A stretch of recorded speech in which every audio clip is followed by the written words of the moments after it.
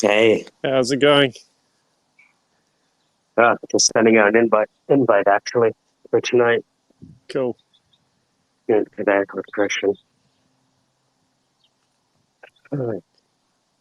How's your Python course coming along? Good. I actually met with teachers yesterday because I'm teaching music on the first. So I'm also solidifying the music course. I find the best way for me to get kids involved is to play the songs they like. And when I have them attention, I have them engaged, then I can introduce other things. But like music is kind of the white hat Trojan horse, so to speak. You know, who doesn't love songs they already love, right? Yeah, I see you've got two courses on the go at the moment. I have a few. I'm managing a bunch of curriculum right now. Oh, cool. Yeah, we're doing animations, we're doing technical courses, trades courses. Hey, so the music one is that gonna be? So the Python one will be for Udemy. Music one will be also Udemy or something else. I haven't thought about that. Not the the primary way that the primary people I'm designing it for are the kids. So we'll see what happens. Take it one step at a time. Yeah, if it's for kids, I guess that might be like your own. Could even host it on like your own website, like or one of those platforms Hmm. like Teachable.com or something. Yes, I've looked at Teachable and Thinkific. I like the way Circle Yes. looks, Yeah. right? Circle. I haven't heard of that one. Actually, no, it's kind of like a interactive community um, that teachers are facilitating with. Thinkific. I think because I when I was gonna do like a Twitter course with Keith Keller and We Ruth. have a section. Go ahead. Yeah, I was going to do a Twitter course with them. We did make some videos and stuff, and I don't know, the project sort of petered out, and yeah. Anyway, it was like I don't think in the end, I don't think Keith was keen to like make a course after we put in the effort. But I was looking at different platforms at the time, and there was like Thinkific had a pretty good one where it was like they enabled Yes, you to have profit sharing. So gorgeous. yeah, so what you could do is let's say you and someone else You know, co-created a course. We're using Thinkific right now. Oh, cool. Uh, yeah, it's the interface is great. It has a lot of add-ons. I did not know about that profit sharing, so I really want to look into that. Yeah. I want to show you the post at the top. This guy posted his whole tech stack. I thought it was pretty interesting. Oh, wow. Yeah, it all adds up, eh? Like, that's a lot to pay per month for all of that. But I guess he's running $1 million business, so only 7,000 when in the big scheme of things. But for like someone just starting out, that's quite a lot of money.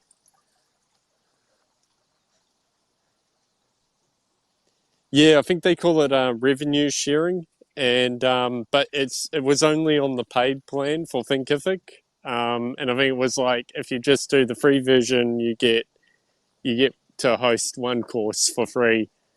I remember saying to Keith at the time, it's like, can we just put it on Gumroad? Because apparently that's what other people were doing.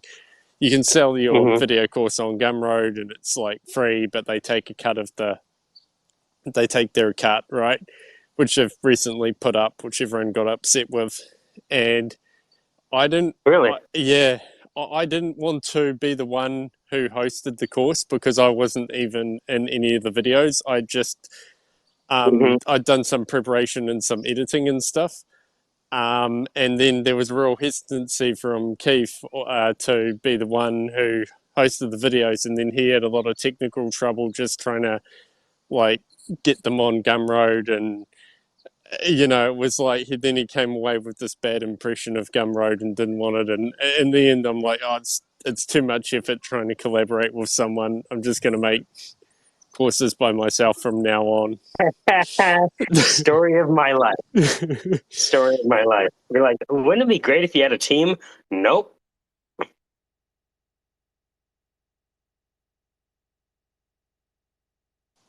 Hey, Rich, how's it going?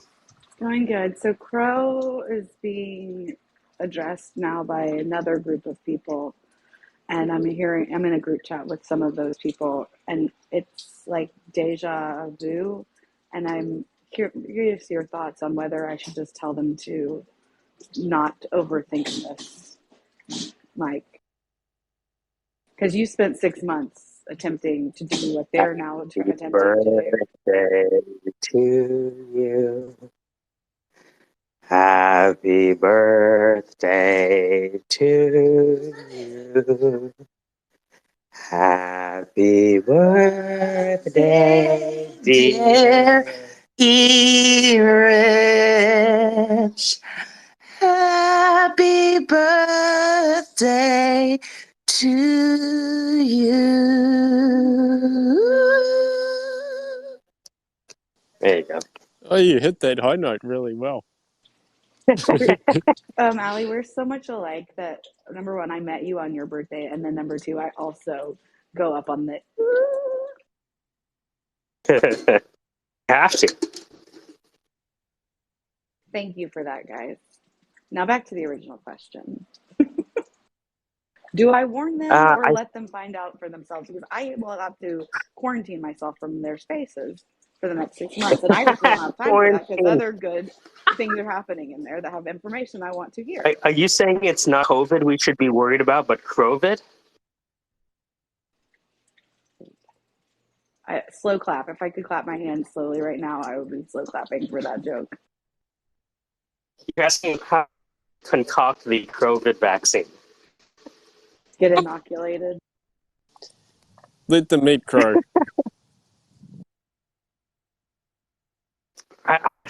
Here's the thing. Like, I don't want to taint anyone's experience with them, right? For all I know, my experience is right. My experience is only my experience. And ours, because we were there too, just so you know. But we're all having different experiences, right? Yeah, like no, 5 fair. people I'm just crossing. saying, Yeah. I'm saying we were in the trenches with you, Mike. Yeah. Not in the same way, but yeah, and I'm sure we would all describe our interactions slightly differently with Crow. It's I mean, I think opposition can be instructive. They were making a Crow segment. Nice. I think that's actually not we a bad thought about idea, doing that. where this is when he's a speaker and then he's listener. Right now he's drunk.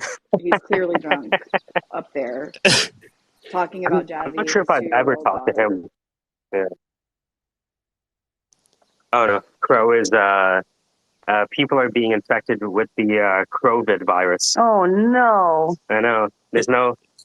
I wish we weren't mocking a human being because I feel like icky about that. But that's a funny turn of phrase. So it's like, what do I do here? Where's my moral compass lying?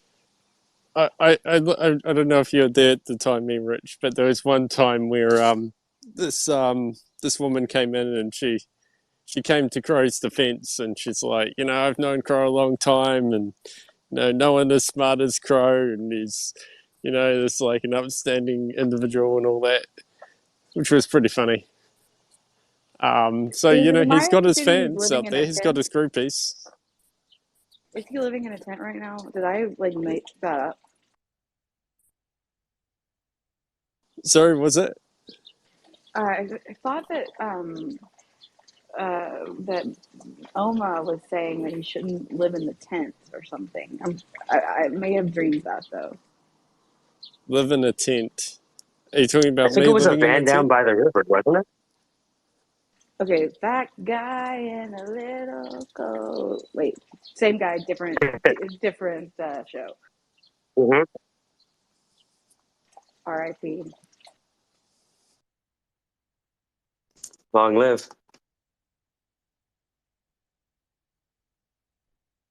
Anyway, I really wanted to hear what other people had to say, and I don't want to listen to people do the same thing that we've been doing because I've already been there, done that, and still doing it. It seems.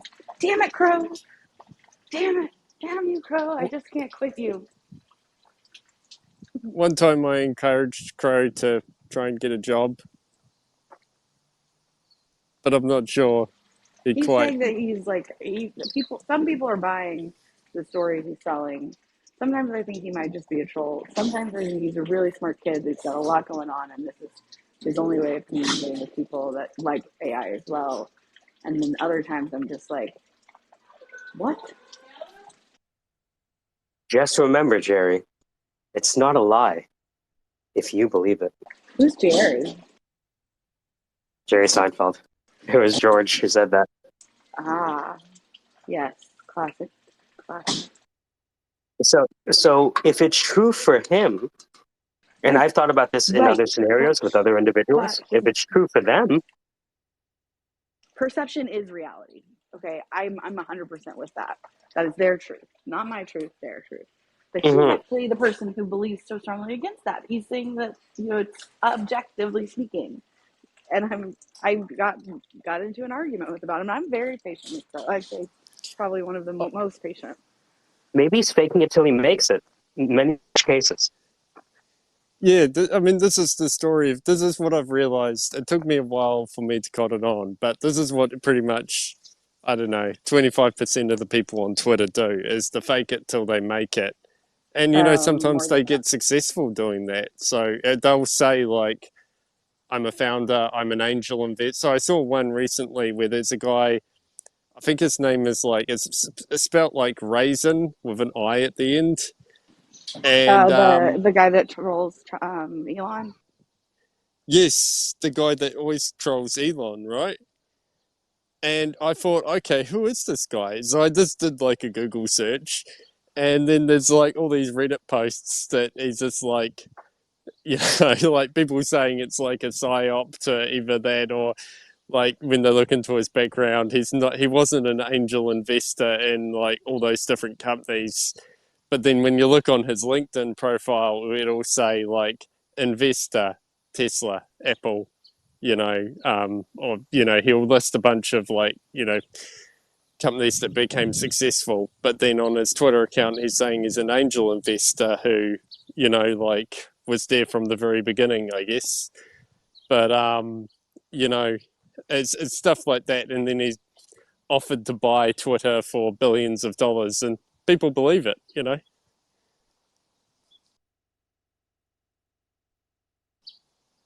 But from that, he's managed to build a huge Twitter following just by basically telling lies.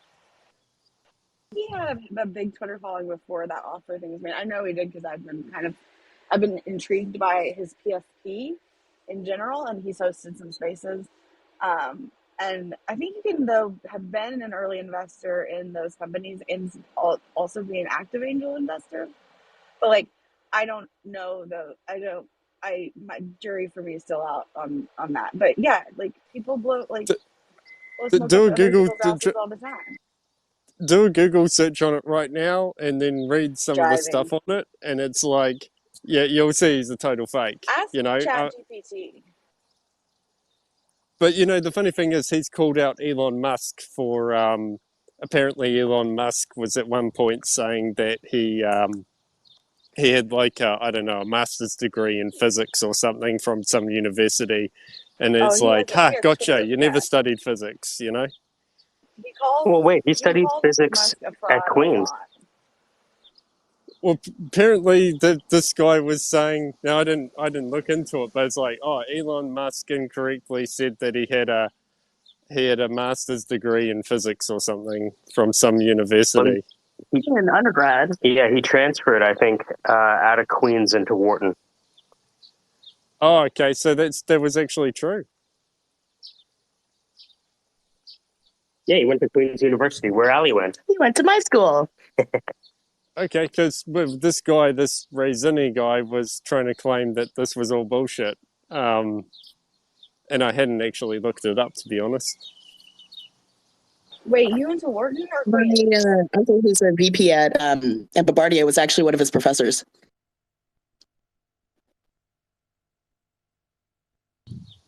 Interesting.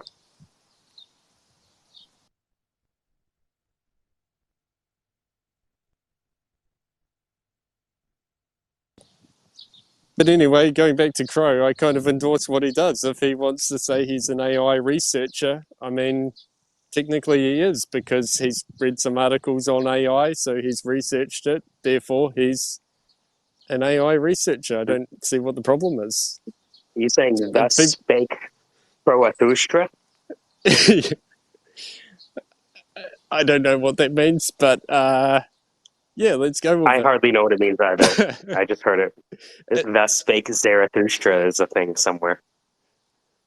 Sounds Latin. Yeah, I mean, yep. I mean, fake it till you make it, I guess. I mean, I don't like to do that, but that's just, a lot of people. Well, I mean, what about as above, so be crow? Right? There's a lot of people faking it. Right? They used to live in the Bahamas. Yeah, a lot of people are doing it way worse than Crow. And a real common one, and this is one that really, I don't know why it irritates me, but I guess it's because it works so well and people use it to make money. Interesting. That people. So, no, go ahead. I'll just finish the sentence. I'll just say, people will do this on Twitter all the time. I made 50,000 in the last month by, doing X, like on Instagram. Here's my top tips, and then at the end of the thread, there'll be like, buy my course. And, how do we know if they made 50,000 or not? They never post a screenshot or anything. Or if they do, it's like probably manipulated. But that works like every time, That's not profit, that's revenue. Yeah, things like that. Yeah, exactly, yeah. So tricking the audience, but millions of dollars in sales and millions of dollars in debts, that kind of thing. Yeah, maybe they spent more on ads than they actually got in revenue, But I think I'm kind of, what you're saying is making me turn a corner, in that if the core upsetness with regards to Crow, at least for myself, is that it seems like a LARP, what makes that all so much different than everyone else? Because outcomes determine adjectives, right? If one day we woke up and Crow's now, VP of mysticism at OpenAI, right? Then he's no longer a liar in anyone's eyes. So it takes that one, arbitrary flip. Yeah. It's kind of like with self-promotion. People use hyperbole, and as long as you don't take it too far, you're okay. Mm-hmm. But that works. It becomes almost like a self-fulfilling prophecy for many people. Hyperbole is kind of like a slippery slope, right? Because you don't start with hyperbole. You start with an exaggeration. Yes, yeah. So introducing your voice is money. Take 4 classes and you too will be like The Rock. That's right, The Rock. Do you want to be in Marvel movies? That's right, your voice is money. Arbitrarily connecting things that don't actually touch.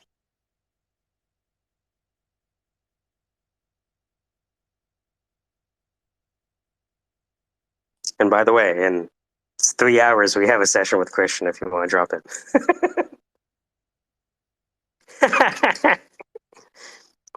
That's it. Manish messaged me today and he says, hey, I know a peer of mine who wants to sign up for the course. So I was like, all right, we're now in Bangalore.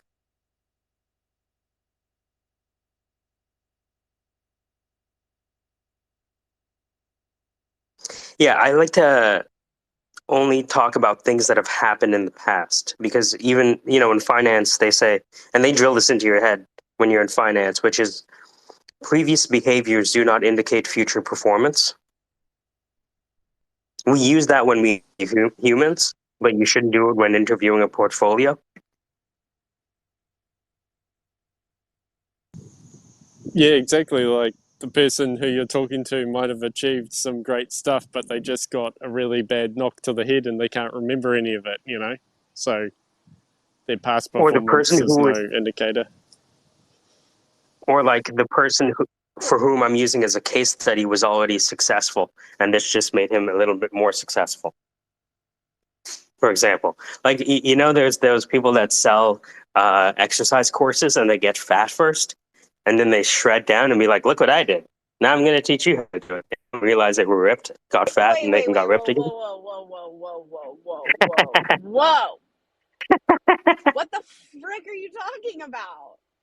Oh yeah, they do that in most like diet whatever programs. They hire a bunch of like sexy I people to gain some weight. fucking hate it here. I'm so sorry. It's okay. I was being the last part was me just like it's my thing. But I didn't know that. Isn't that complete bull duty? But like, It yeah, is that's bull what they duty, but do. that's also what I've been doing. I gained weight so that I can now start a weight loss program and get shredded. So that's why I gained weight, not because I fell into a deep I, depression. Ate I've a lot of always food. wondered. I've always wondered that because you see the infomercials for the latest weight loss product or what machine, right? And then it's like, okay, I've used this elliptical, and they'll have a man or a woman. It's like, okay, I've lost here's the before and after, and I lost 20 kgs. And I'm thinking, well, how do they set this up? Do they find someone who like has a weight which sort of goes up and down, and then they sort of say, okay, well, we're going to put you on a rigorous fitness program, but also use this machine for at least 1 minute a day, so you can say you've used it, and we'll catch up with you in 1 year's time, but we'll say it's 10 weeks. Or what do they do? I'd love to know.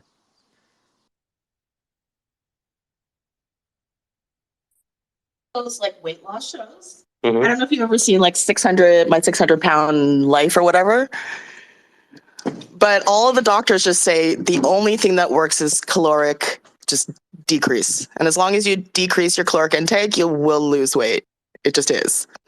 And if you use less than your body needs for the day, then you have to lose weight. I'm like, oh, that's it. They're like, yeah, it doesn't matter what exercise program or what diet. Math is hard, Allie. Math is hard. Don't come at me with math will solve this problem. Math is freaking hard. Hey, you speak English, so I have a full confidence that you could learn complicated math. It was just not presented to you in a nice way. Math.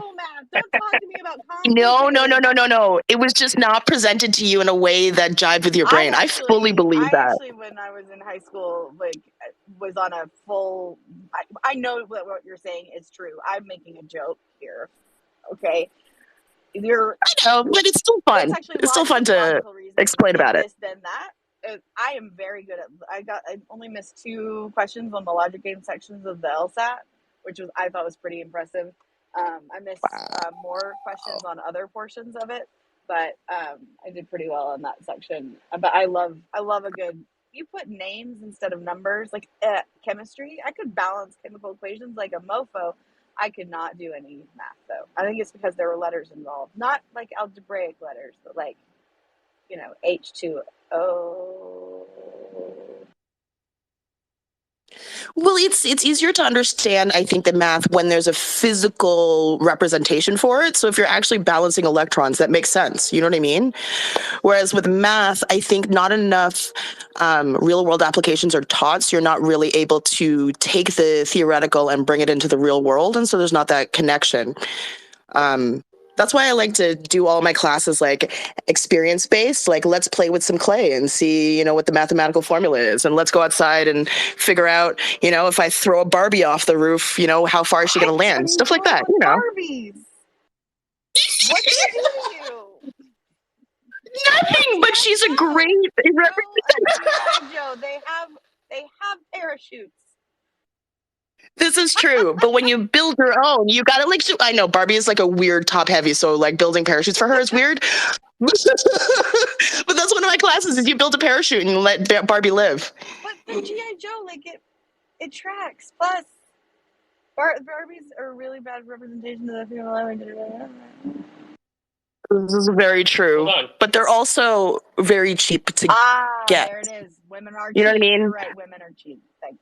It's so tough, right? Like if I wanted to buy a bunch of GI Joes, they're so expensive. But like everybody's got a Barbie that they want to give away, so I've got a bucket full of Barbies. That's funny.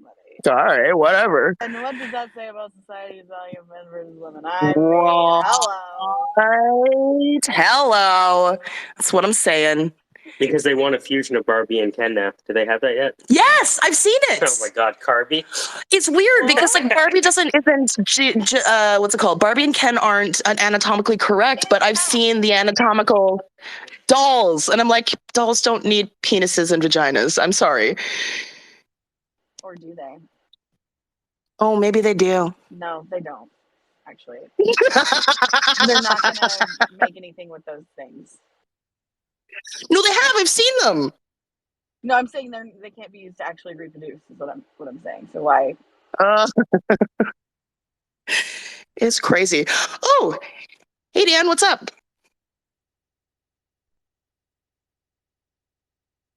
Wait, how do I make him a talker? Invite I'm not good at this. I got to go get it. Click the people icon, and then you should be able to. Oh no, wait! Click Dan's profile, and then wait till the invite to speak kind of shows up. Oh, there we go. Oh, I learned something. Okay, so that's called throwing him the mic. Now, don't throw him the mic too many times. If he actually wants it, he'll accept. He accepted. The invite to speak get really confused as Twitter Spaces.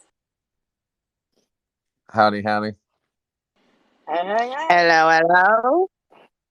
Hello, Holly. Dan, we've got to quit meeting like this. I know, Elizabeth. I feel like you're kind of stalking me. Okay, it's you stalking me because you joined my Spaces, but that's like reverse stalking, maybe? Perhaps.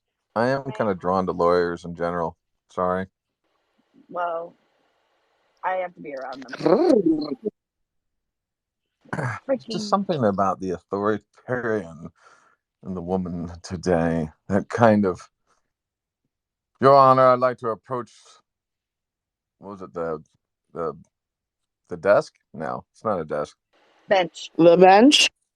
The bench. That was it. Thank you May so I approach much. the wench? Your Honor, may I approach the wench? You may. Your Honor, I find the wench rather pleasing. Your Honor, may I present my likes and kinks for discovery? You may. Thank you. Here on chart 5, obviously I'm into X, Y, and Z. And of course here, I believe she is into Q. Is that correct? No. All right. Let the record show that we agree on what we have. We do not. All right then. Justice prevailed. You know? I'm kind of in a good mood.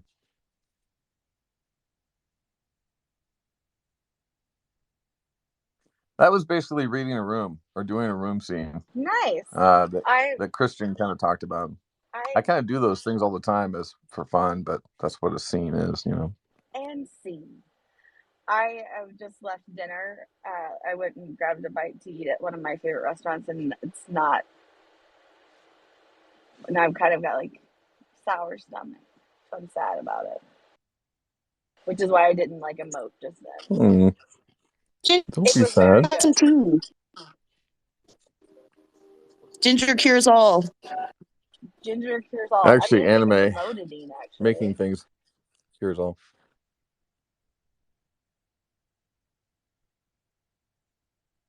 I thought Windex cured all.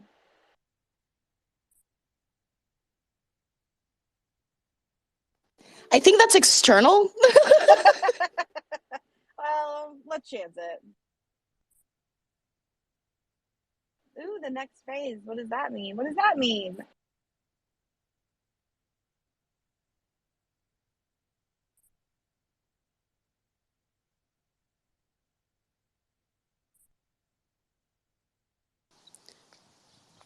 So my foray into Because we're now in Bangalore, Mike says. Oh, sorry, Dan. Go ahead. Oh no, don't. I was just saying, my foray into creating AI generated art didn't go so well on Midjourney. Really? Yeah, I like, because I thought, okay, I had a course on Midjourney, and I'm like, all right, ready to get started. Sign up to the website, um, downloaded Discord, and then I don't know what was going on. It was like, and then I started up a space to try and get some help from Peter or someone. Actually, Peter was quite helpful. It's like, okay, you've got to actually message the Midjourney bot. So I did that, but for some reason it wasn't working. Like I'd do the / or backslash, can't remember which it is, imagine, I, and then it wasn't I think coming we up need with the to do prompts the box. I think we need to do the D squared podcast where Dan shares screen and walks you through how to use it. Because Dan showed me Midjourney before a lot of folks. Oh, that'd be real helpful. Yeah, Dan and Dan. Yes, I been called. What do you seek, thy Dan of great wisdom and voice, unlike mine, yet also beautiful? What do you seek? Yeah, well, okay, just trying to like getting started with Midjourney. I'm not a paid member, so would you recommend I have to be a paid member first? Are you paying for the Midjourney? Yes, I'm not just a paid member. I'm probably in the top, probably 1,000 paid members on the planet, given the amount of money I can burn. Like Ooh. last night, I burned exactly $80 in Midjourney over the course of, say, 9 hours. But that really covered dinner and a happy hour and was really worth it if you think about it. Because I made like a I basically made like an anime last night. And it was a blast.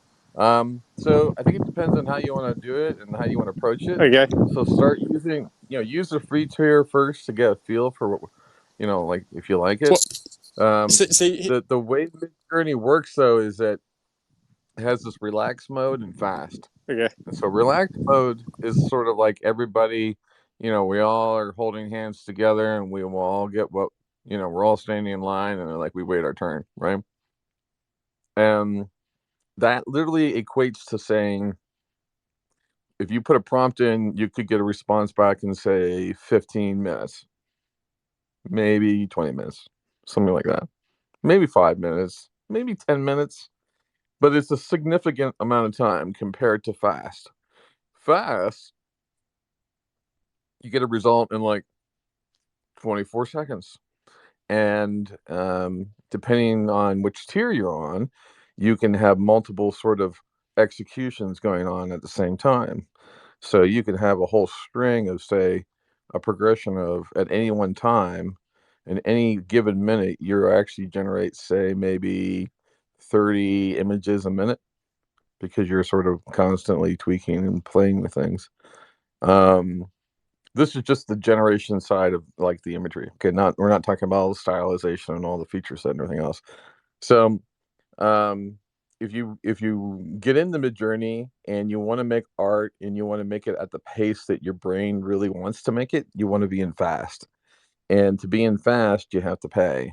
And so what happens is that you get a certain amount of fast hours that you can burn a month, based on which tier you kind of set it for. I'm in the pro tier right now.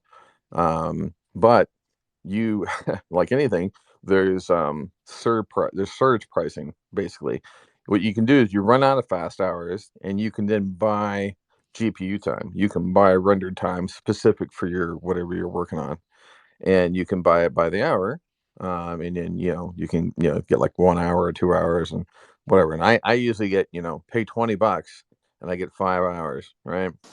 And it literally feels like you've been given like 10,000 rounds of ammo, and you're like, right? You know what I mean? It's like literally the A10 bullet gun, like what? You're just chain gun right out of anime, and you're mowing down everything, right? And they're saying, "Get back to the chopper!" Right? And it's like this, intense, and you can manifest, man. And you know what's cool is that it's not AI art, is actually the AI actually makes a world for you. And then they give you a freaking cartographer who's like, all right, well, from the view I've got here, I have the alien in view and the perspective and all that kind of stuff. So it's really powerful, man. I've got some questions, Yeah, some real basic sure. stuff. Okay, so Yeah. here's what I was. This was driving me crazy because I went to midjourney.com and then there's like two options. It was like join the beta and then sign in. And so I'd gone through the join the beta thing, and then when I click on sign in, it redirects me to Discord, and I downloaded the Discord app, a desktop app. So it was redirecting me to that, and I couldn't see anywhere. I'm like, I want to give you my money. Where do I go to get like the paid plan and Yeah, stuff? You know, I was getting quite confused because it was like there were no options on the website that I could see. And then I think what happened was right. I uninstalled the desktop app. I went back to Midjourney, and then for some reason I was able to actually get in. But at that time I didn't I didn't pay for it. But yeah, I don't know if they have a video. I'm sort of walking you through it, but basically, it's a Discord app, right? So you have this Discord app that is connected. You basically you talk to the Midjourney bot direct, and you basically are sitting in a chat room, just you and the Midjourney bot going back and forth. That's kind of eventually how you end up using it, or you can eventually put the you can actually put the Midjourney bot on your own Discord server. So like I have a Discord server, and I just have Midjourney on there, like in a room, which is kind of fun, so people can play with it or whatever. But for the most part, it's just me just talking directly to the Midjourney bot. How it works, I forgot. It was weird, honestly, man. I don't. I did it. You got the invite. You went in to the. It starts on the Discord server. It really starts there, and then you're prompted to create your account, and then you're sort of then you're pushed to the web page where you see the Midjourney, you see yourself logged in, and then you can select a plan and connect your Discord sort of essence to the website version of it and so forth. okay, it's that That's last part the I'm missing there because I'm sort of like I'm at the Discord, right? And I can right click, talk to the message, the Midjourney bot. So that's as far as I've got. But it's like from Discord, how do I get to my like account where I can like pay for a plan? You know what I mean? Well, I mean, that's just it. You still have to go to midjourney.com/app, and you should be able to see your profile of images and stuff there. Um, I don't Yeah, know, because man. it I was think like the startup guide was saying like go to midjourney.com/account, and I was like trying to go there, and then I think it did work when I actually um uninstalled the desktop app, and then I think I was able to log in. But I don't know, maybe there was just I should give it another go because I just sort of tried for a couple of hours, and then I was like, oh, I need to do some other stuff. I'll come back to this. yeah, I mean, it's worth figuring out. I don't know how to explain it because I hated the UX initially. Like I was like, I really don't want to use this tool because this UX is the most fucked up thing I've ever seen in my life. And yeah, I was not happy with it. But that that changed once I understood how they were using Discord to sort of that was in their prototype. It worked for their flow, and then it it kind of makes it fast, but it's still very messy. It's just a weird UX. And then the website, they are working on a web version of this thing, so that's coming out, I'm sure, here probably by spring, if not by summer. I'd expect to see their web version of their software running. That'd Um, be cool. Yeah, I've had and then yeah, then it'll be a lot more. Then they're gonna get into all the other aspects of video and motion and that kind of stuff. And they're launching a companion company in Japanese Korean market called Niji, which is basically the same Midjourney platform but specific for anime and the sort of the Asian market. And then I'm sure they're going to get into the animation side, but maybe I'll develop something before them. Yeah, who knows? I've had more success so far with DALL-E 2. So I got that working yesterday in a Google Colab. So just to open AI, real simple command. Once you got your API key, create image, something like that. You pass in your prompt, you pass in how many Yeah, images you want back, and then it just opens up a URL for each yeah, image, and away you go. yeah. I've been actually learning Runway ML, so that's what I was sort of playing with last night. learning. It's basically a video editor slash magic tool system, which I think a lot of these platforms are going to end up doing. Runway ML is sort of it started out as a machine learning kind of platform where you could teach it models and whatnot, but now it's sort of incorporating everything you see in the whole AI generation space, everything from voice generation, text generation, to subtitle generation, noise elimination on audio, everything you can sort of tweak and do. And they're making sort of one composite sort of suite, so to speak. It doesn't have the um, probably 20% of the power of any sort of full-on video editor, although you can see they're playing around, you know what I mean? And I haven't really used it to that extent either, but it does have a lot of cool little widgets that allow you to do things like frame interpolation between, two frames, so you can sort of play around with the video side of things. It's got a really great slow motion tool that makes things like stop and look really cool. Really cool. That's what I want to see more of, is some of those tools. You can also make your own model on there. So, for example, I'm doing this gig with the West Point folks, helping them build um, a model generator that actually helps their people all look like different generals from different time periods and stuff like that. And that's just like a fun, weird project. But I can do that with Runway, and now I can feed it a whole string of images. So one of the things I'm trying to do is sort of build an aesthetic in Midjourney, and then sort of experiment it with some of the other image tools to sort of create new composite AI sort of images that have never existed, but sort of perspectives. Like, you know what I mean? That's really cool. And Midjourney has some cool tools too. It has this blend function, which allows you to take, two or up to 5 images, and it sort of takes their actual style and crams them all together. That's a really amazing tool for taking things that you've done traditionally by hand, like sketched, mixed with digital stuff. Oh my god, mind-blowing, really cool effects there. Oh, hold on. What um was that one? You pass in an so that this image. no that's still Midjourney. Yep. So that's in Midjourney, but it's a render ability. You can imagine a scene, or you can blend a scene. And so if you pick blend a scene, you can pick between 1 and 5 images, and they can be any images you have. So for example, I took doodles, hand drawn doodles that I did of just poorly drawn weird stuff, but it's the aesthetic of how it looks. And then I smashed that with a couple other images I rendered, and then I create a whole new aesthetic that's sort of a merge between the two styles, and it's just fucking beautiful.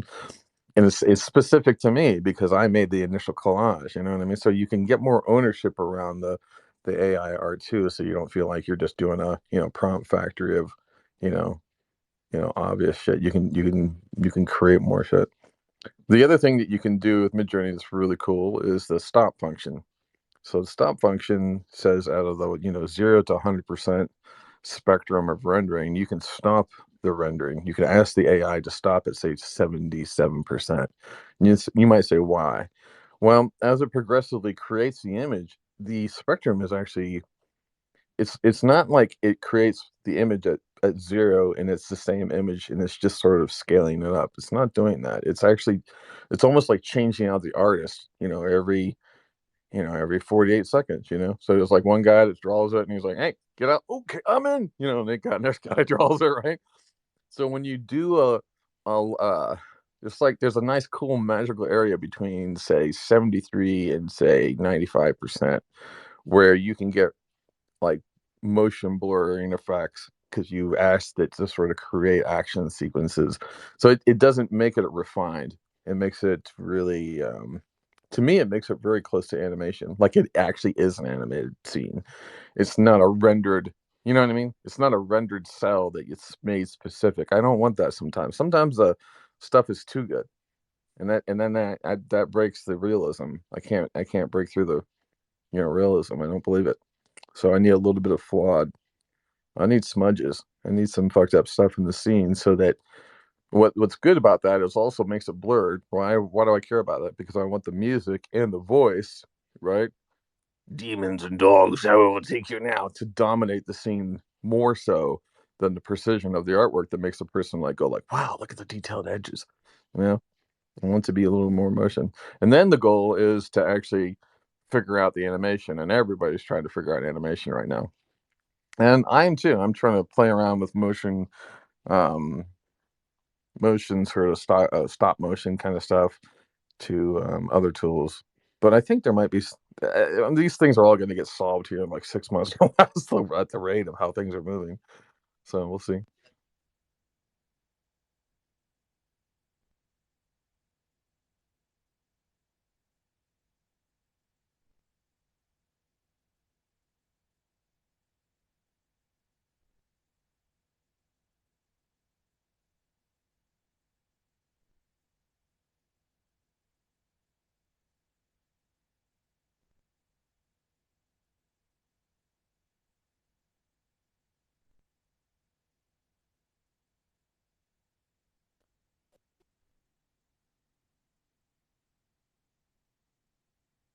Did Dan leave? Did he go to try Mid Journey? Maybe. I hope so. It was confusing at first, but it was worth the pain. Totally. It's also kind of like it helps for me to sort of pick maybe one tool to try to really get it going. At least, even starting in Wombo. Wombo is the tricycle of AI art. It is. They're getting better. And It's kind of beneath you now. they're doing cool things, but Midjourney just really went after that nerdy kind of, we want this, we expect this, and it Mid started. Journey is what I wished Wombo was. Yeah. Should I be doing Mid Journey? Huh? Oh man, if you got onto Mid Journey, you'd be fucked. You have the Discord? Mhm. Yeah. Do you still have that link? Yeah. Oh You man, were the I one think. that sent it to me back in the day. Well, she should be able to go right to just Midjourney. I could probably figure out how to invite. Oh yeah, wait a minute. Wait a second here. Let me do invite. Give somebody Midjourney. Yes, there it is. Nice. Here we go. It's funny because I don't think You want me KC to has send been that on to Mid Allie? Journey. Yes. Thank you. Yeah. I think KC is being intimidated by Mid Journey. Well, he should be really. I'm just kidding. I don't know. I don't know. It's Yeah, like, that's great. He should be. I mean, it's a really cool tool. I mean, he should be using it. Just They because I use it think. in New Hampshire. Oh, you're talking Yeah. about me. Mhm. Oh, yeah, Midjourney, yeah. Because you've been refusing the hero's journey call of Mid Journey for a long time now. Yes, I have. You've been refusing the call. The call of Midjourney. You really should, Peter Casey. is very frustrated that that I refuse to take the leap. Yes. Well, sometimes that's kind of cool, though. I've done that before, where you kind of close yourself off to technique, just kind of to work on other I'm techniques. working, yeah. You should explore the runway ML. Is kind of cool. You might have fun with that, just because it has a lot of widgets. I like It has photo moshing. Yeah. And Motion Leap just came out with another platform for that as well. I've got a lot on my plate. I want to finish what I started first, and then we'll dive back into Fine. mastering more Be tools. dedicated to your supposed cause. Fine, whatever. I understand you, oh Sinji. Surely you know that the Dan only knows so much. He's been offline for hours. We've recently rebooted him with this new Ubuntu thing and supposedly got an Indian version of him called Manish. Oh my gosh. The operating system is hardly doable. It always starts off with hello, like in a low, distinct tone. Oh, I miss those days. We're changing the course name to Voices Manish. Manish. Oh, there's Langath in the background.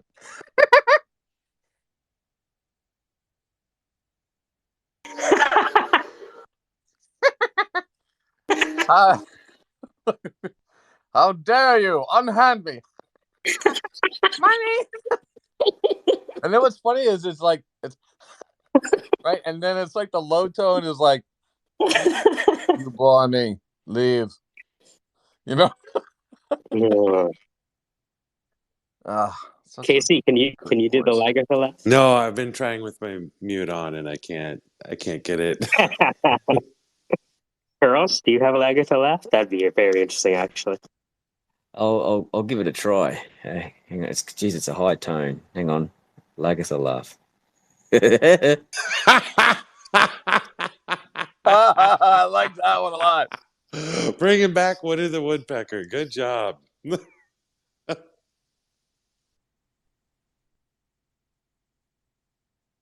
No, that came out wrong. That came out wrong. I'll give it a go. I'm gonna have to work on that one.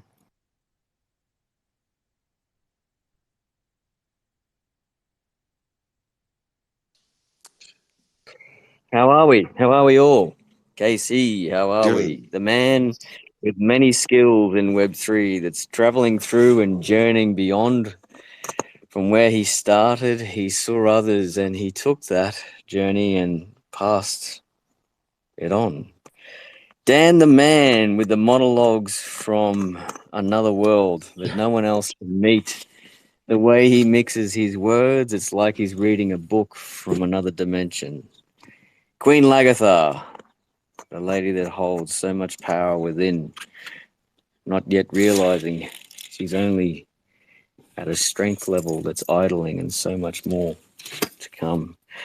Richie, our brave knight, the Joan of Arc, who will bring a fight to the stage. She comes sometimes with strength, and others she rests and relaxes in a jittery state. Then there's the horned horse, the man of many, a rapid man, a creative man, a fast-paced, moving, thinking man. How are we all? It's good to see you. He's got the horned horse here. He doesn't speak that much. He might talk later. Hello, Hells. It's good to see you. Thanks for coming out of your village to visit us today. Yep, I'm back home for a bit, reconfiguring the camper van, throwing some tools in it, going out to visit some prospects, check on the block, mix with some natives, and continue the journey to wherever the energy, to wherever I flow more freely.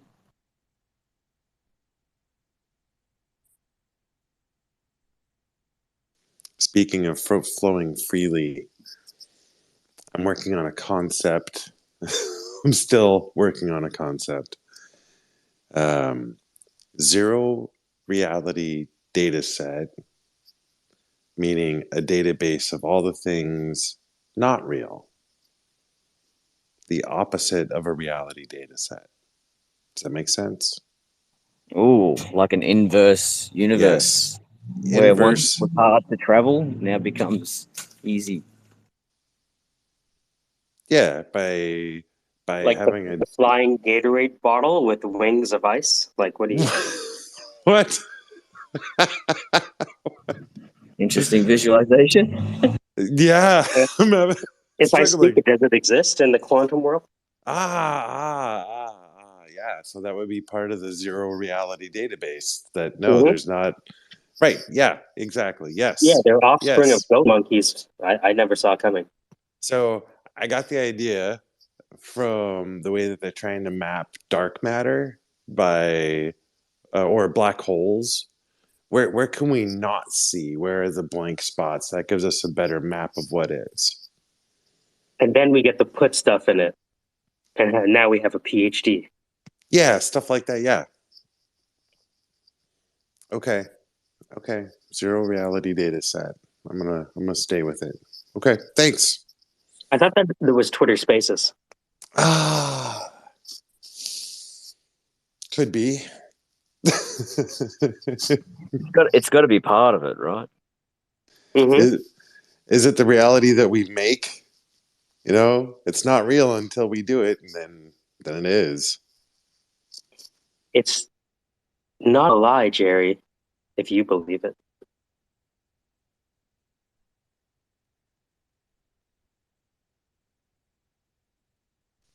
All right.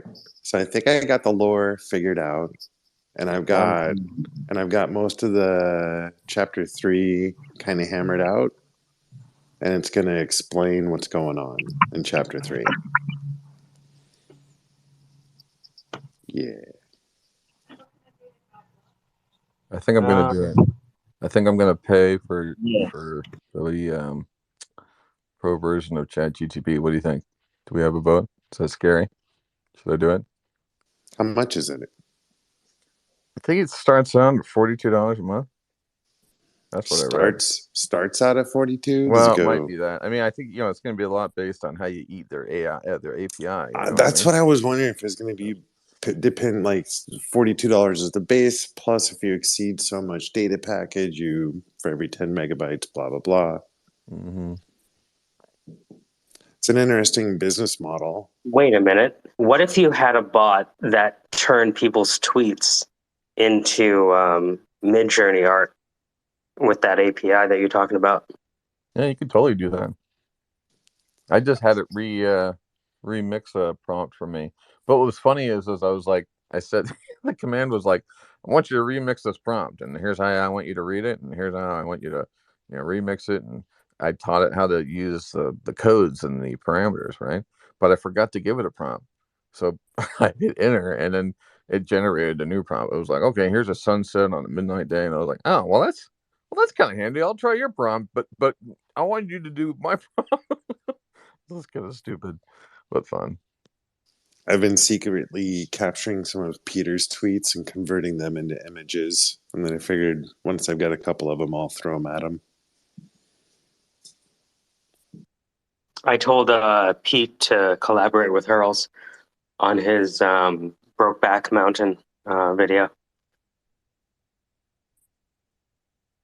Ooh, Yeah, I like that. it's interesting you said that because I did want to catch up with him. He always seems so busy in other projects, so I didn't want to really put any more pressure on him. But what did he say? What was his feedback? Was he Well, the interested? thing is, like, it started off because he was like, yo, I'm thinking about minting this NFT, and it's an NFT of some randomness. You know how it is with these NFT guys, right? And so I was like, well, what you're missing is a narrative, right? I told him that for months. And so if you already have a narrative, then, you guys are only going to have more good footage, right? Yeah, well, I've been feeling that I want him to hurry up and finish his fucking apprenticeship and get that kid over here. Get him out of his environment and get him into one where he will.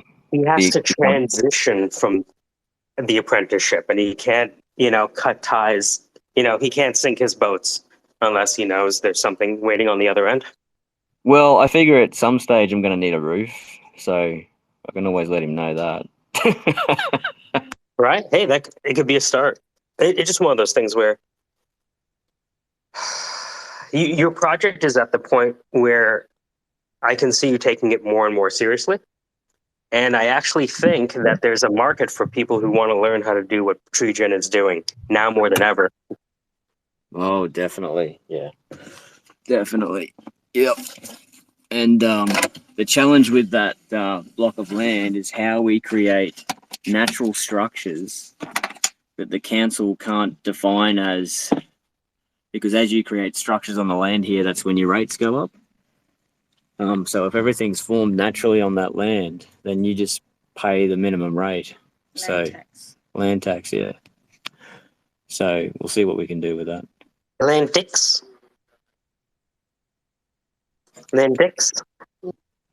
What's that? I was trying to do the New Zealand land tax. Land tax.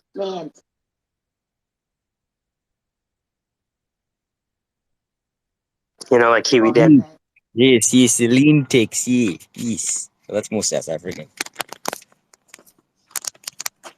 All right, guys, I'm going to be listening in the background. I'm rigging this thing up so I can fit my mics and tooling. And Carlos, you free in a couple of hours? We're doing our Saturday session with Christian. I sent you an invite. Oh, yes, I will definitely be part of that.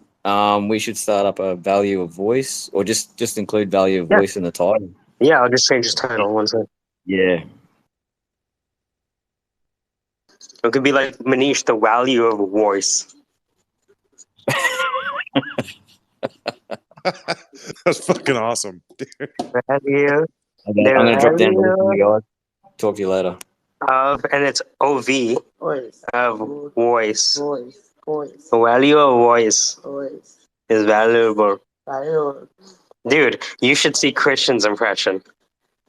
I sent it to Manish. I'll ask him to do it today. Hey, I've asked this before, but I'm going to ask it again in a slightly different way. If I was incorporating a method of paying for people to take the voice acting lesson, do you think Christian would be up for working with me on a different cost structure? Or Yeah, no, the cost structure, the way it is now, is because I know you and you know me. If it was anyone else, like for example, we're now in Bangalore, so we published the first episode, and there's an individual through Manish who wants to take the course, right? Everyone else is everyone else, and as long as you can figure out a way to make money with Christian, then we're good to go, right? The same course that Christian is doing with you guys is easily $25,000 to $10,000 for the right, for example, software sales team.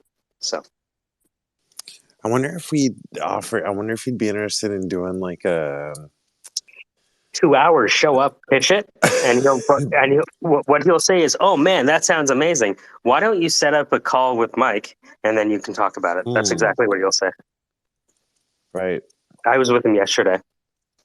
Because it occurred to me, like, what if it was like a 10 or 15-minute pop-in for short cash? And there was a group of people that just wanted to listen to him spiel. It could be that. It's one of those things where as long as you're okay with the scheduling nightmare of it all, right? Right. Yep. Mm-hmm. Because that can become a nightmare very quickly. I'm speaking from personal experience. It's not fun I managing hate. people's calendars. Dude, I fucking hate Oh, it's the scheduling, worst. dude. Oh, it's the worst. Is. Even with Calendly, it's a fucking nightmare. Oh yeah. And again, Christian's a busy guy too. Sure. Like we're doing a Sure. session tonight at 9 because he's building a studio in someone's house, I think, and so he's coming back at 9.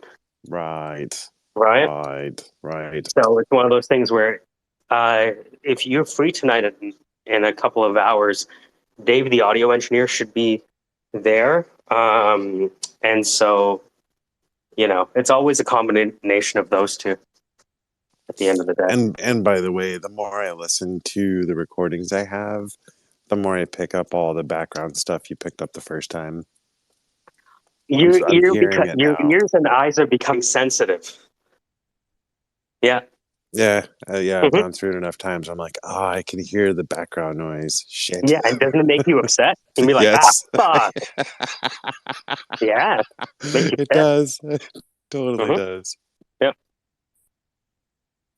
That's the other thing with Dave too, right? Like he will jump into your computer and configure Reaper and all that kind of stuff, and to make sure that you have the default settings saved so that from that point on moving forward, your setup is good.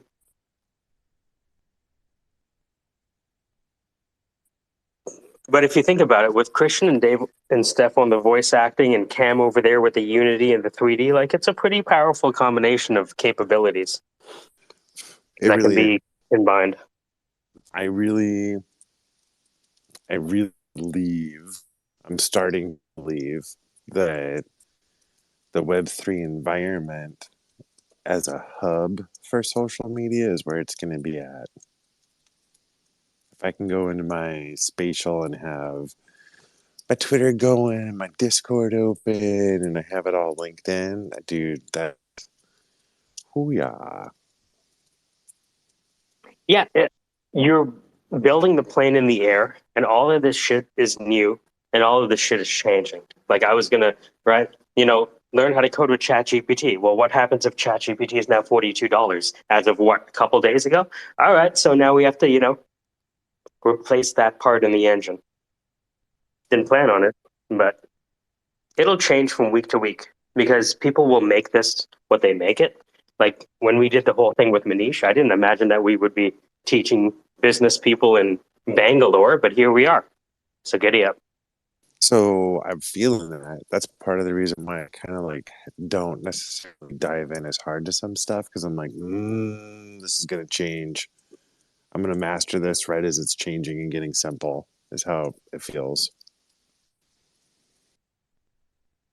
Yeah. The reason that I work with Christian is because I know it's a great jumping off point for a lot of other things. Right? Hurls is doing his thing now with Trejan, and now they're publishing. God knows where that goes. Right? Now with Manish, like if you go to wortham.com/myvoice, you'll see the page he created. You know, and because he knows like he's a software guy, he configured the whole fucking lead gen chain from like, okay, they see the video, go to the website, they read through the website, they sign in with an appointment, and all of a sudden the email automatically happens. Like he's configured the whole flow of lead generation. So now that he has 41 videos, he just has to monitor the traffic and adjust his sales. But I mean, if he's already made the first sale, then there's not, you know what I mean? Like, I didn't know that was going to happen, but since it did, giddy up. It's only going to happen more. So as long as Christian and Manish can make money, I know I'll see a bit of it. I don't have to make much. I'd rather have a percentage of something than 100% of zero. So, likewise, that makes me think. I was looking at the testnet structure, how to test smart contracts and how to build them. Mm-hmm. For what Yeah, I'm doing, you just have to I find don't an think auditor. it's Hey, easy. NFTs are worthless. Hey, can I pay you $50 for 5 minutes? Just 5 Dude, minutes. It's for 8 lines of code. for what I'm doing, I think it's one line of code. Beautiful. And when you speak to NFTs are worthless, it'll change. Your first prototype will not survive contact with the end user because Sure. NFTs are worthless is going to be like, okay, so this is how I'm going to hack into that and leverage that one greater than sign to, you know what I mean? Like that's how all these hacks happened, eh? It was like a greater than sign where it should have been greater than or equal to, shit like that. Really? That's Dude, scary have shit. you ever seen okay, look up the Polygon hack. If you see like it was a simple hack, dude. Polygon hack.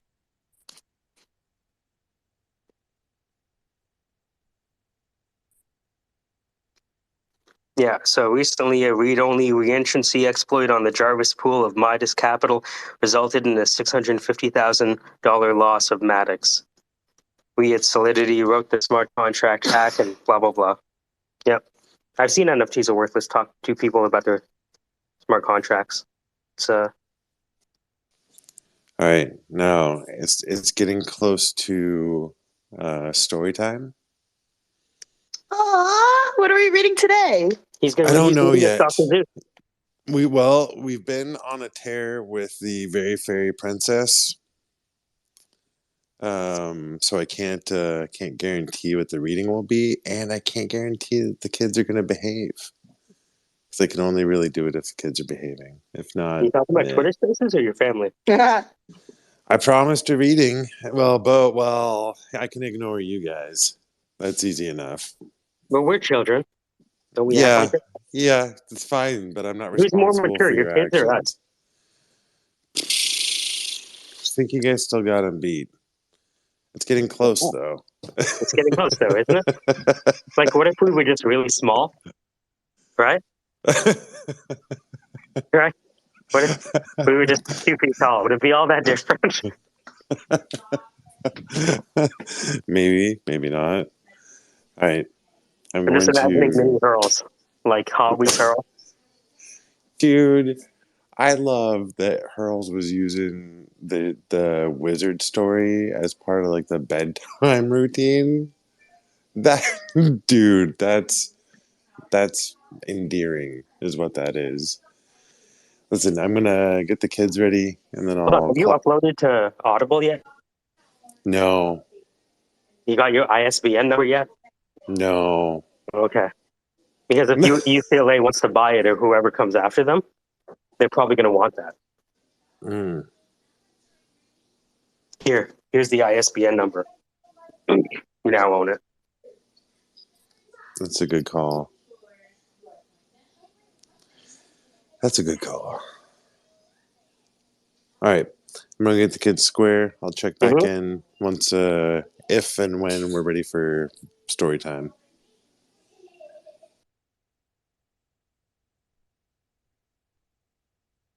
Bye-bye, Awawe.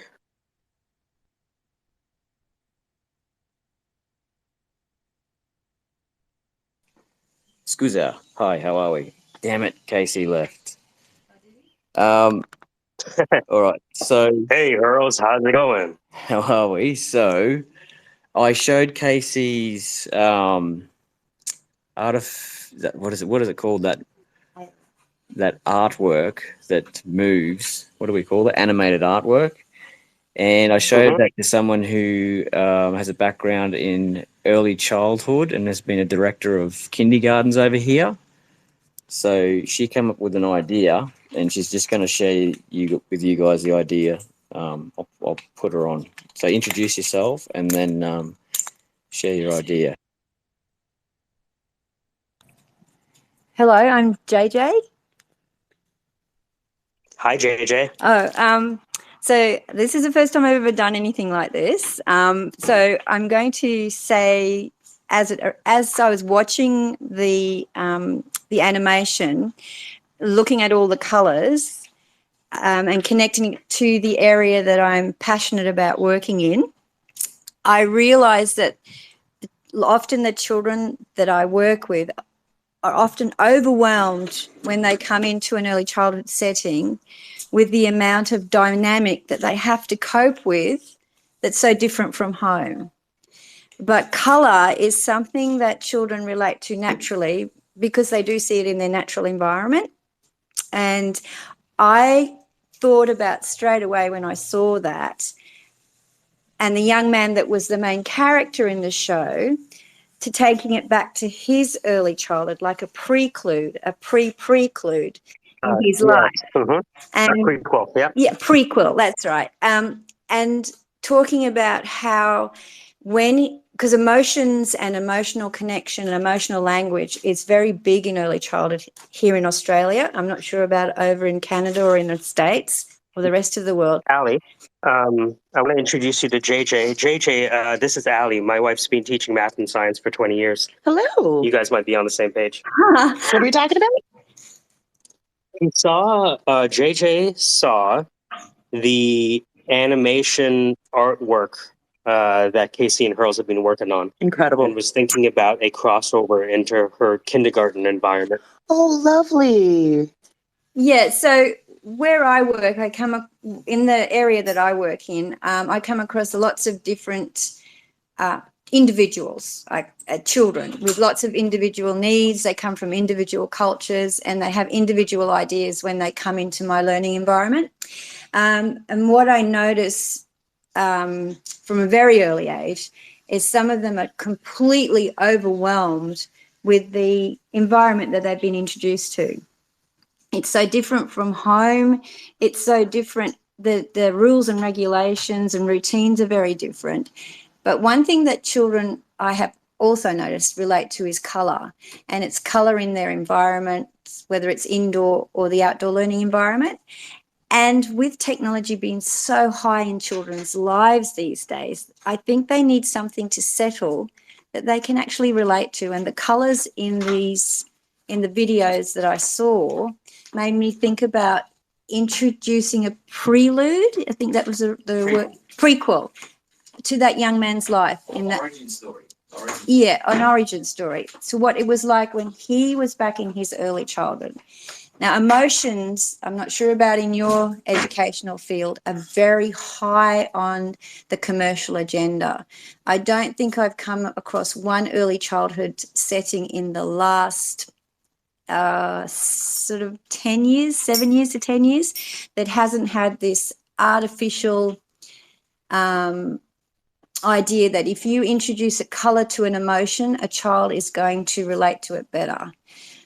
what I found is that if a child loves the color red, all of a sudden red becomes a bad choice.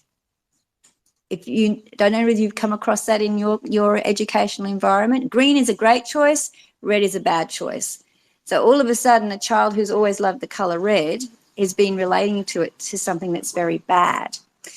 So I thought this massive color that was going on in this beautiful display of artwork, how could we actually relate that to childhood emotions in a more global, holistic sense, rather than relating it to something that's individual? You're feeling angry, so you're in a red zone. You're feeling happy, you're in a green zone. Why can't we sort of blend it to a story that relates all colors, have good feelings? I don't know. That was just where I thought about it. And the animation where they revolve and move all the time, it allows children to actually relax and be in the zone of wherever they want to be, but just relaxed. And I thought the prequel might be an idea of what it was like when this young man came into an early childhood setting as a very young child and being overwhelmed by these new rules and regulations without actually being asked how he felt about it.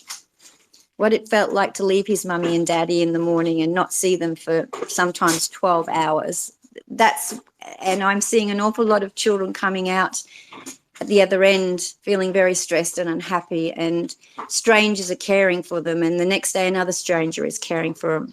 Whereas if they had this lovely connection to home through colour, I thought that might be a way that we could help children to self-settle in an environment that has become very foreign. So that's me. I love everything that you're saying. I actually did notice that with one of my nephews. His favorite color is green because green means go and green is good. And I was like, that's the reason you chose it? You don't like the color? He's like, but the meaning is go. So that's why it's good. That's why it's my favorite. Oh, so I like the idea of introducing, different things to the colors, and also like talking about like anger is not a bad thing. We get angry for a reason. So I don't know. I like everything you're saying, and it's swirled up a bunch of ideas inside my head. But you're right. Color is such an important thing, and it brings us together. And I think because of the developmental stage, color is so striking. So it really, because the visual cortex is developing, it's such a strong link to memory and everything. So I can see it being a wonderful way to lead children through school. I try to incorporate a lot of color in my teaching as well, to try to link the kids in. And I do math at the high school level, so that's like 14 to 18. So I can see the links. Yes, I recently worked in a mentor program for high school students. So that was kind of unique for me. As much as I trained in that area, I hadn't really worked in the area of high school students, but these students were training to be early childhood teachers. That was what they were wanting to become. And I was surprised to see that not many of them actually associated colour as being something that they felt had an emotion about. I was surprised about that because, children naturally feel joy when they see a rainbow, or they feel surprised, or they feel anticipation, or, but for when they get to the high school level, these students that I was working with had seemed to have lost all that, the joy of colour.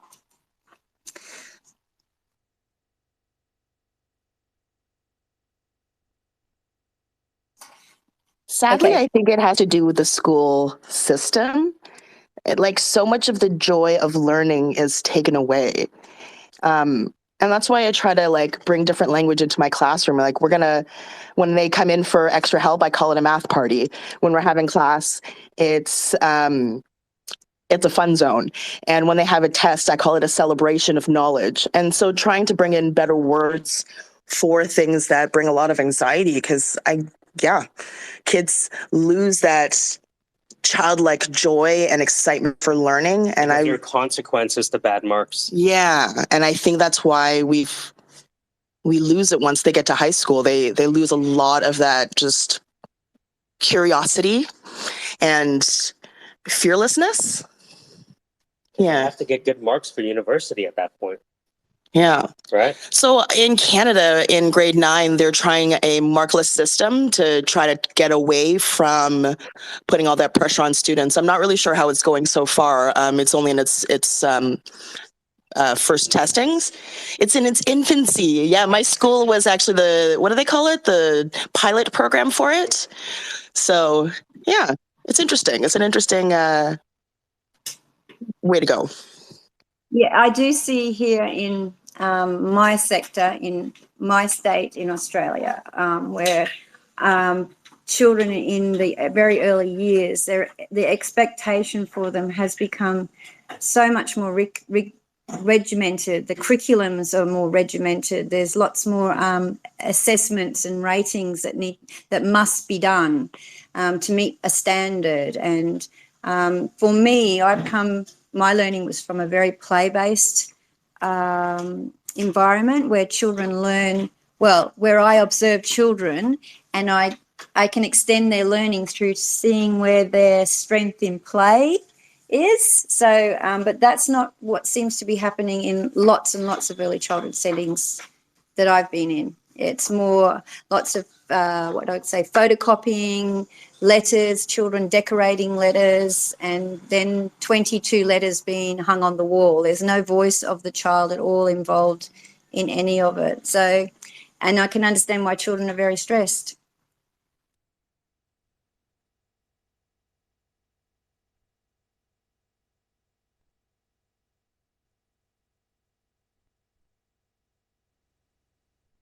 So maybe if you can let the artist know that I would be interested to see what his point of view is on that idea of an origin story.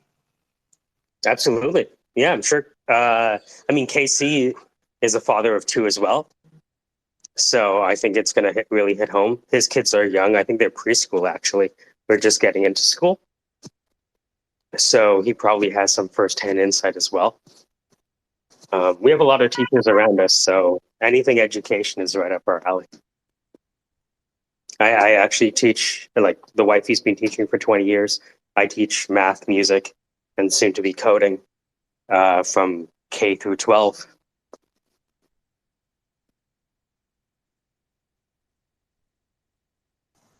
Yeah, so she's ducked off. But yeah, I'll keep in touch. We'll chase Casey up about that one. That's good. It's all good stuff. Even if she wants to, if she's free, we're gonna meet up in a couple of hours, right, with Christian. So if she wants to pop in. Casey, I hope Casey's gonna be there. I think he's gonna try to make it as long as. Oh yeah, cool. All right. Yeah, what times we're about? Are we 2 hours or 1 hour away from that? 2 hours. Would have sent you an invite to your Gmail. So Okay, cool. yeah, Right I on. just Thanks, went, man. yeah, no worries. I forgot about that. What's that, love? Um, You're the meeting. I forgot about the every Sunday they're trying to do a show. All right. So yeah, we'll see if we can squeeze that in because it's pretty important.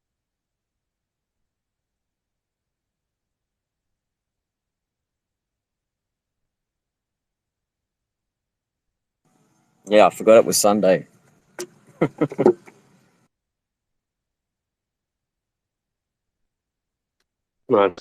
Manisha's gonna go out with all those videos, so I think everything is about to kind of pick up all at the same time.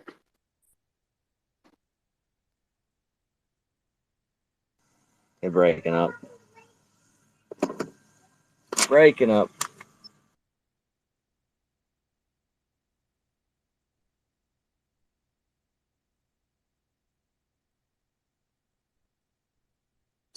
You're listening to the value of voice.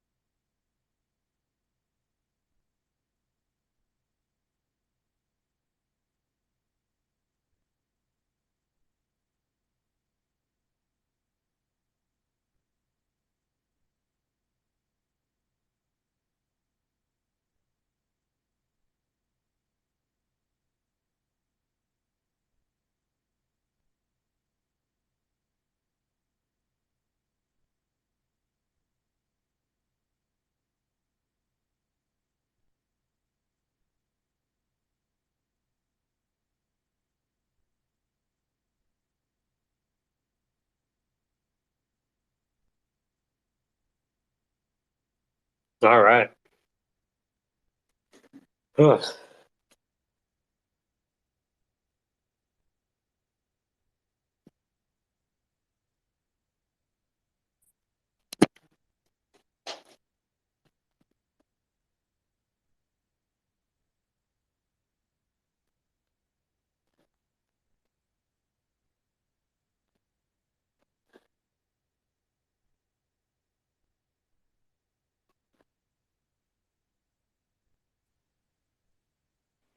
Hey, did you see what's pinned to the nest?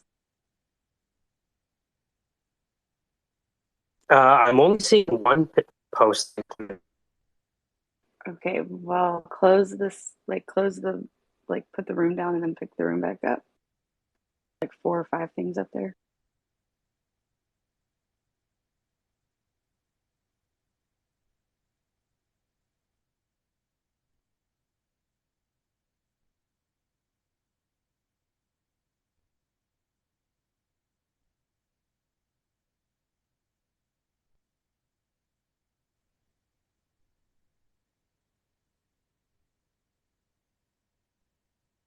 Yeah, nothing from me yet. Maybe a DM. Oh, I thought I just read it to you. Sorry. I'm counting the times crows start speaking politely versus interrupting someone else's interrupting someone else's sentence. Let's see how he does over the space. This was 2 hours ago, and it's 4 times he spoke politely and 9 times he interrupted people. And I think he's still a speaker.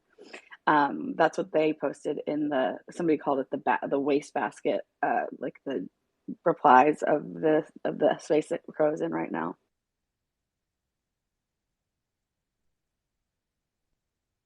And he's slurring his words just so bad.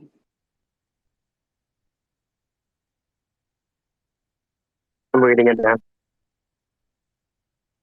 It just feels like something we would do but not post about.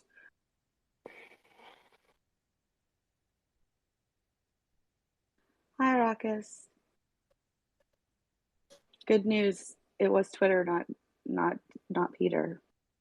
I think this all kind of started with Ruckus. Ruckus started moving right because of our interaction with Crow. Do you remember that? Like, talk about a Genesis story. That is excellent news. That's good. How's your birthday going? Well, you haven't sang happy birthday yet. I Let's hear it. First of all, yeah, it is good news. Birthday is, other than like the fact that I maybe ate something that is not have a little stomach ache right now from dinner. It's going swimmingly. I shouldn't even complain about that because that means if I have a stomach ache, it means have the ability to eat food and dinner at my leisure, and that I should be grateful for. Thank you for asking. You're welcome. Mike's just being a shit starter. So I'm I waiting came for in the and happy asked a birthday. question, and he, instead of answering the question, saying happy birthday. He is the first and only person today to sing happy birthday. Actually, you know what? They may have done that earlier today in a group of them. Dan might have been part of that. I either dreamed that or it happened. I don't know. Can you But sing? I will say it's been a really good birthday. Can you sing the Black Happy Birthday song you were been telling me about? I can sing the Kappa Kappa Gamma happy birthday song. Does that count? The Stevie Wonder. I think I think if you do the step, the step stomp clap thingy, I think that would make it. What is wrong with you? He's been really like this a lot in the last week.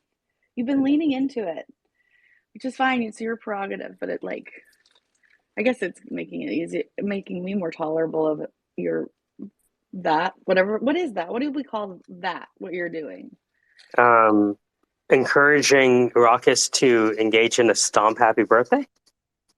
No, just the general amount of racial things that you say, like whatever. I don't know what to call what that is. It's called milking being on base.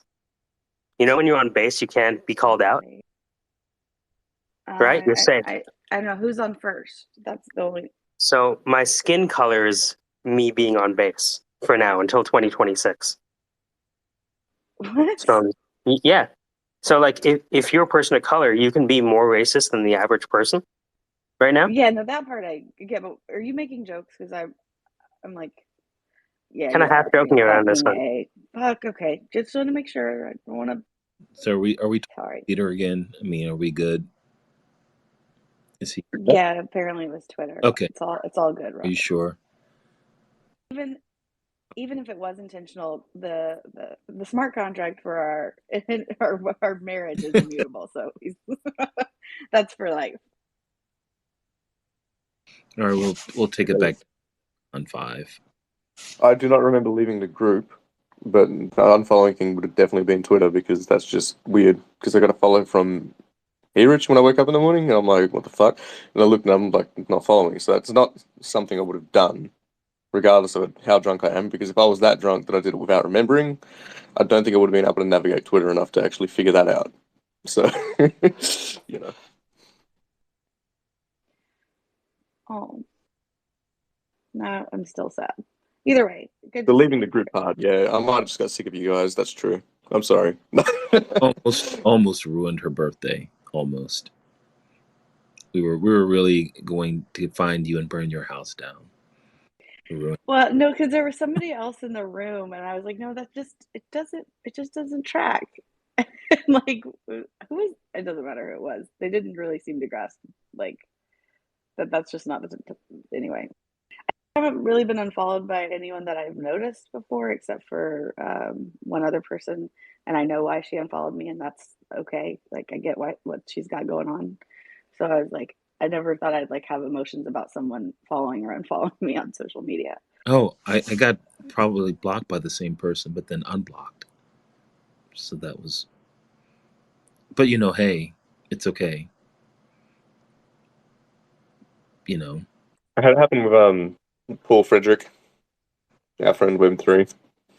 The other day as well, it just like I got a follow from him, and I'm like, hang on, wasn't he already following me? What's going on here, you know?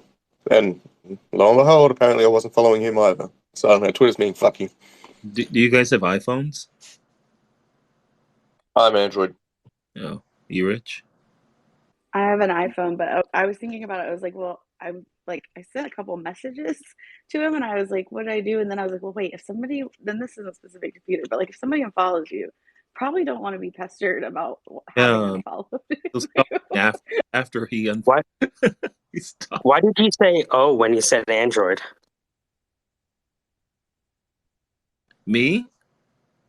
Well, the reason is that early on, or a few days ago, there were problems with Apple users because Elon was, I don't know, beefing with Apple. Because the Twitter CEO was beefing with Apple. Yeah, and so Apple folks couldn't get into Spaces for a while. And Yes, we were very upset about that. Bill, you know how there's storage wars? You can have like billionaire wars.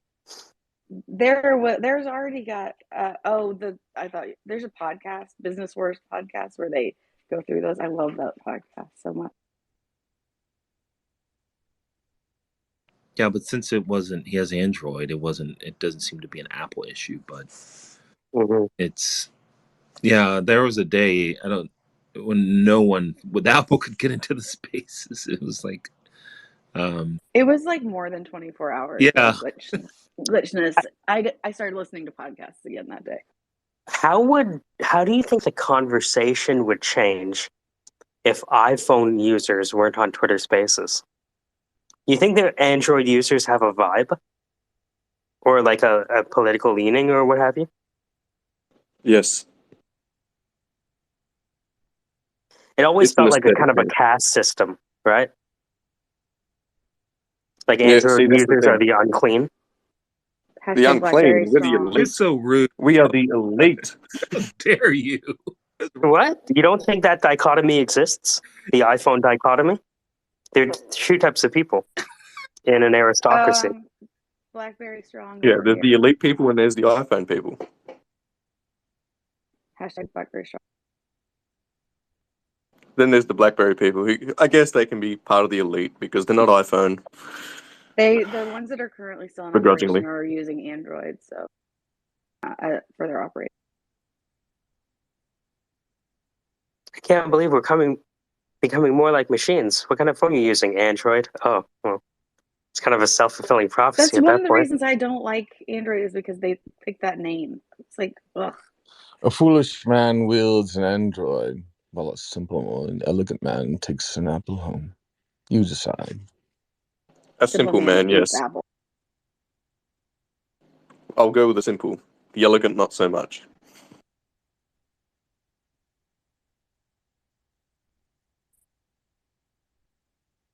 I say this with love. I do not judge you for your phone use choice. There's strengths and weaknesses to both. And the biggest strength of Android is that it makes you elite. I mean, it just is what it is. Yes, let us do that.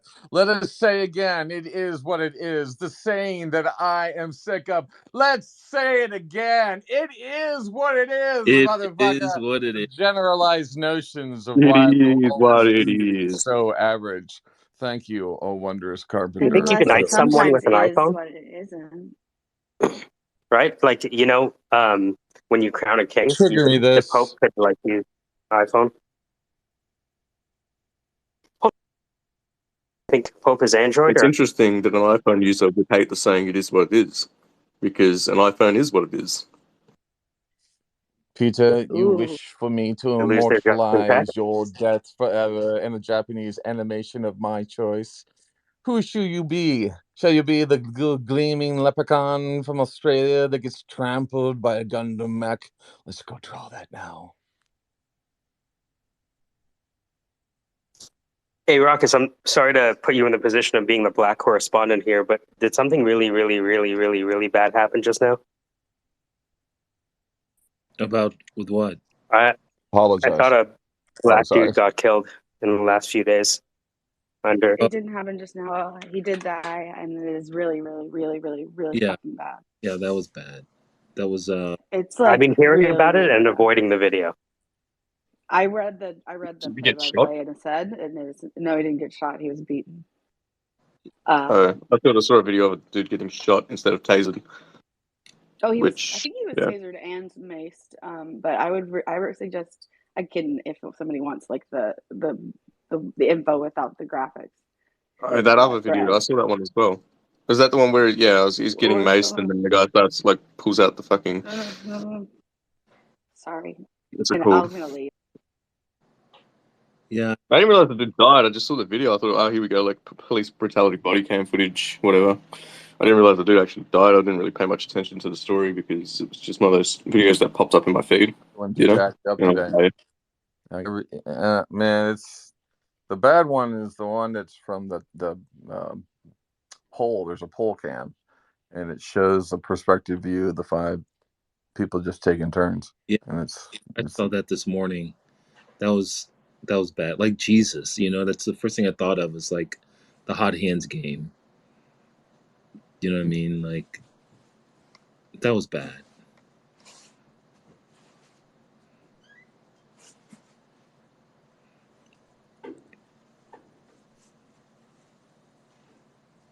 yeah, I haven't seen that one. I don't think I want to.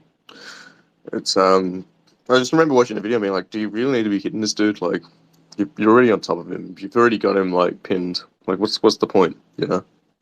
And it just seemed like they're doing it for the fun of it, which is fucked up. But Yeah, I mean it's like it's an old way of policing. It's not. It's just gotten out of hand. You know. Where did it happen? It happened January 7th, actually my birthday. And but the video was released yesterday, I believe. Oh, It was, and so you knew it was going to be bad when they fired them. Like you knew it was going to be, yeah, yeah, yeah. Wow, it was enough to fire them? Because usually they just yeah. You should, oh, fuck. yeah. When they fire them, it was like, oh, yeah. I I've also don't like almost, how the press kind of reported as like 5 alleged Tennessee, police officers. No, motherfucker, they were police officers at the time of death. Rephrase that fucking sentence. You know what I mean? I hate it when they do that. They go like, "This is terrible. Did you see what these former employees of mine did to you? Check this video out." I know. I totally hired him. We were trying to collect tickets that night, and you know, hate and death is not necessarily racially exclusive. So they, you know, well, what the fuck? I think We that had the same thing. Sorry, Rich, but you know that kid that died on my street because some dude like bashed him over the head with a pole. This happened a little while ago. I saw this thing happen. Recently, there was a news article. They've like arrested the other people involved. Sweet. I think the dude basically gave them up in court because he had a court date, and then after that, suddenly these other three people get arrested. But like the article says, after alleged bashing, it's like, dude, it literally fucking happened. The kid died. Like you can't just say alleged in that context, but they do it for the legal reasons. I'm assuming. It's just it feels disrespectful, especially when like, you know, family's already going through the trauma and everything. It's like alleged. Okay, well, there's fucking video of it in this case, right? Like, how is that alleged? It is like proof. innocent until Come on. proven guilty in a court of law. I think that's why they do it. I really don't know, but this hits really not like. In this case, you've been indicted by the cops. Oh, that's what is that called? Accused, tried, and executed without due process of law for sure. But like, come on, you guys, this is like, it's hard. Not. This falls under prima facie. This falls under what dispatch justice is trying to prevent. Mm-hmm.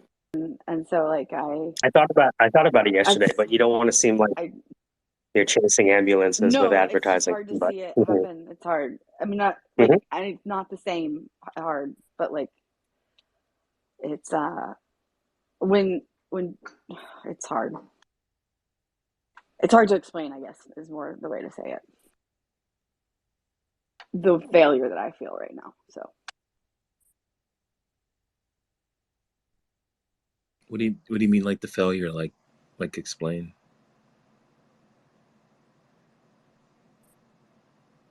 Maybe later. Like the system, or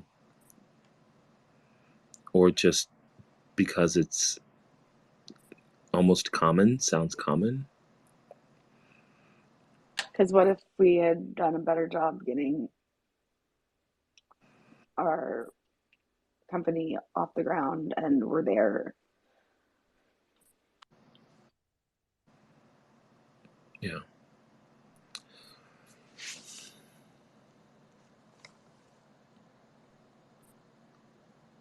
Because that's our use case, right? Like that's the use case, is that instead of running because you're going to be scared from the cops, you push a button and you don't run. Oh yeah, I see what you're saying. He was 3 blocks from his parents' house. Three fucking blocks. He was running to his parents' house.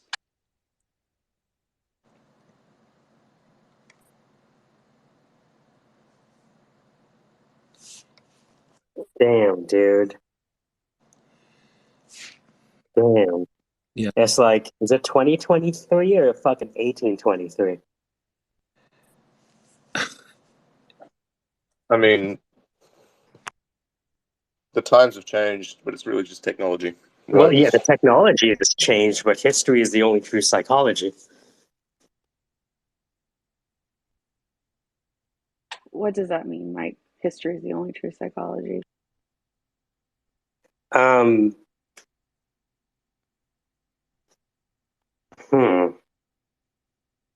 you think? Go ahead. I was just going to quickly throw it out there. Do you think that the police, as a system, is essentially just a gang? Yes. An organized gang? I mean, it's a bit of a challenging situation because how much do you pay police officers, and what type of people are willing to do that work? Because I'm not. How many people here are willing to be a police officer? I'm not. I feel like I would be somewhat inclined to give it a go in my lifetime, but not with the process that they have involved and not with the reputation they have. I could see you as a gumshoe, you know what I mean? because you're good at nailing things to the wall. Nailing roofs together. Damn. But no, like, okay, so the detective thing, right? That used to kind of interest me. The idea of, you know, being responsible for figuring out these, like, major crimes that, you know, go on and, like, you know, whatever, blah, blah, blah, that kind of thing. I feel like that kind of role would be nice, right? Because we need people like that in society to work certain things out that can, like, actually bring about fucking justice. But then you see what police do, like how many cops are just traffic officers that fucking, pull people over and give them a hard time because they got a broken tail light or whatever it is, like just bullshit, right? Like it needs to be policed, yeah, sure, but it's just bullshit work. It's that like mundane stuff, right? And I would not want to be a cop doing that sort of work at all. I reckon I'd just fucking start hating life very fast. Yeah, it's like training day, right? Yeah. Yeah, it's like I want to be. I don't mind being part of the military as long as I don't have to work out or be infantry. Yeah, pretty much. Like I'd Yeah, work for the military. yeah. Give me all the nice parts of enforcement. I'll go build their, like bunkers You or end up like whatever. Sure, end up like Brad Pitt in fucking Seven, with Morgan Freeman. Just don't make me shoot another person. You know what I mean? Like, if that's your job to literally go and shoot someone, I think it takes a very specific type of individual to want to go and kill people. If you know what I mean? Like, if that's why you're in the military, you're kind of fucked up. Like, I don't think any of them really want to go and kill people if they're like in it for the right reasons. They want to protect people, right? But there's going to be those that are just there for the sake of like, you know what? I want to go shoot some motherfucker, and that's like their whole purpose in life. Yeah, in a way, it's a bit like expecting referees not to bet on basketball games. I shouldn't laugh, but yeah, it's It's okay. You're a white cisgender male. It's natural. I think there's a job for everyone, right? If you know what I mean. And so like maybe that is the place to put them. Like what do you do with like murderers? Fucking put them in the military, right? Like if that's their purpose in life, make them soldiers and fucking set them loose on your like battles or whatever. But like that's fucked up. We shouldn't be doing that sort of shit, right? Like that shouldn't be humanity. But it is what it is. And sorry, Dan, but and those people should not be police officers. Like they. I mean, I don't know, again, there's all the should implies there's a Garden of Eden solution, right? If we just acted differently, if we just had different leaders, right? But there's nothing to say that having different leadership is necessarily going to move things in any direction. That's just the history we tell ourselves in the rearview mirror. Oh, absolutely. And that's sort of what I was getting at with like, do you think the police sort of system is just an organized gang thing? Because, humans, we're still very tribal. What is not an organized gang thing? You think OPEC isn't an organized gang thing? You think the diamond industry is not an organized gang thing? No, but that's what I'm getting at.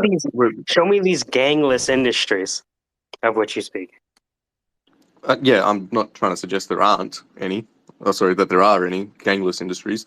I'm saying that like because of our tribal and sort of nature, our greed, our individual desires, our ability to fuck each other over for no seemingly good reason. Like people will steal and rob from each other. People will steal from their businesses. That's people being people. Bring it back to the history is the only true psychology. All we can know about the psychology of human beings is the history that we have before us and the honesty with which we're willing to confront what we are potentially all capable of. If you look at, the experiment must continue.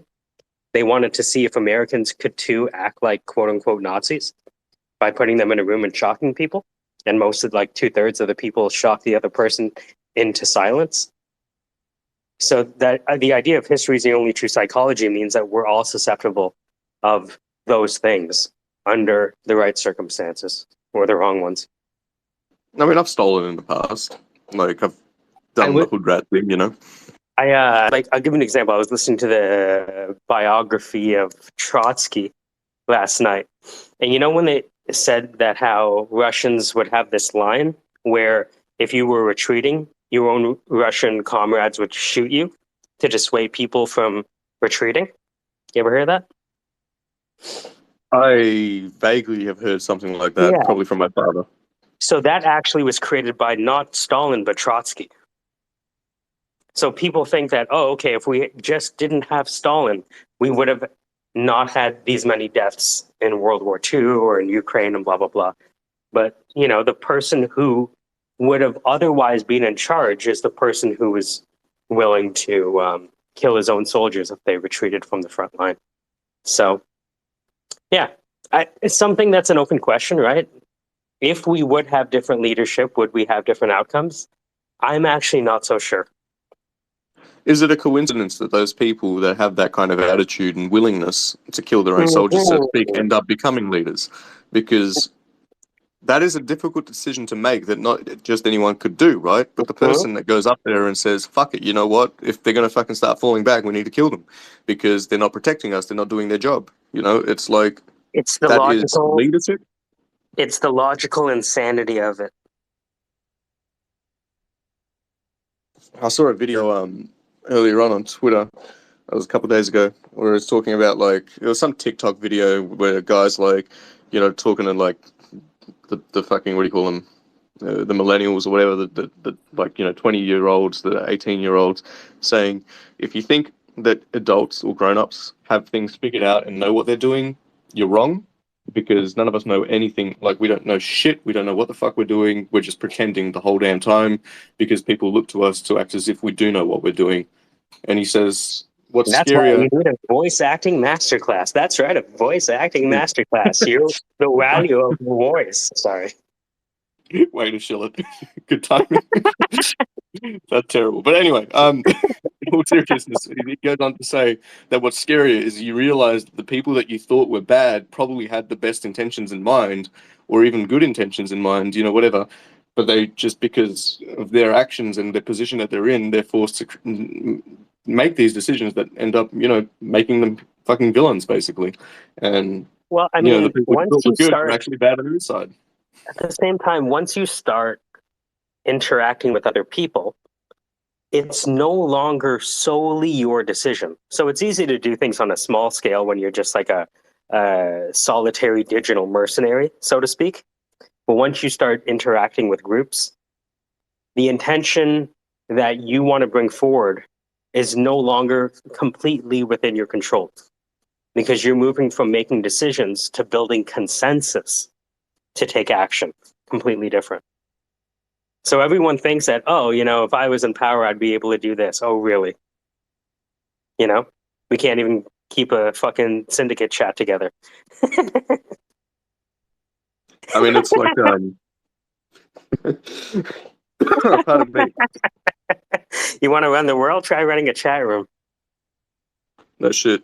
It's what's that fucking thing? With the United States presidents, like they always promise change, they always promise this and that, but then like how much actually gets enacted on once they're in position of hold on. power? Why do you say American presidents and not just leaders in general? Right? Isn't every Because leader the elected? show that the Americans put on with their, No, you wait a know, minute. The show. I mean, politics.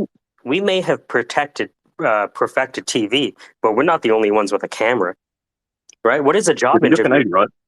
A job interview is no different, right? Yeah, but you're Canadian, right? We're both part of the Commonwealth. We are.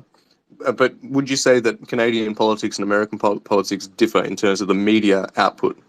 I think culture makes them seem different, but if you remove the culture, you'll see the same nervous responses, nerveful responses. Okay, well, maybe I should put it more like this. I see more of American politics than I do of Australian politics on TV, on media, on whatever. It just is the way that it is. And why is It that? seems to, you know. Is it because you don't speak other languages that you don't watch Japanese politics or Caribbean politics? Maybe. I mean, I'm not going to go and watch, you know, But you things I can't understand, understand, right?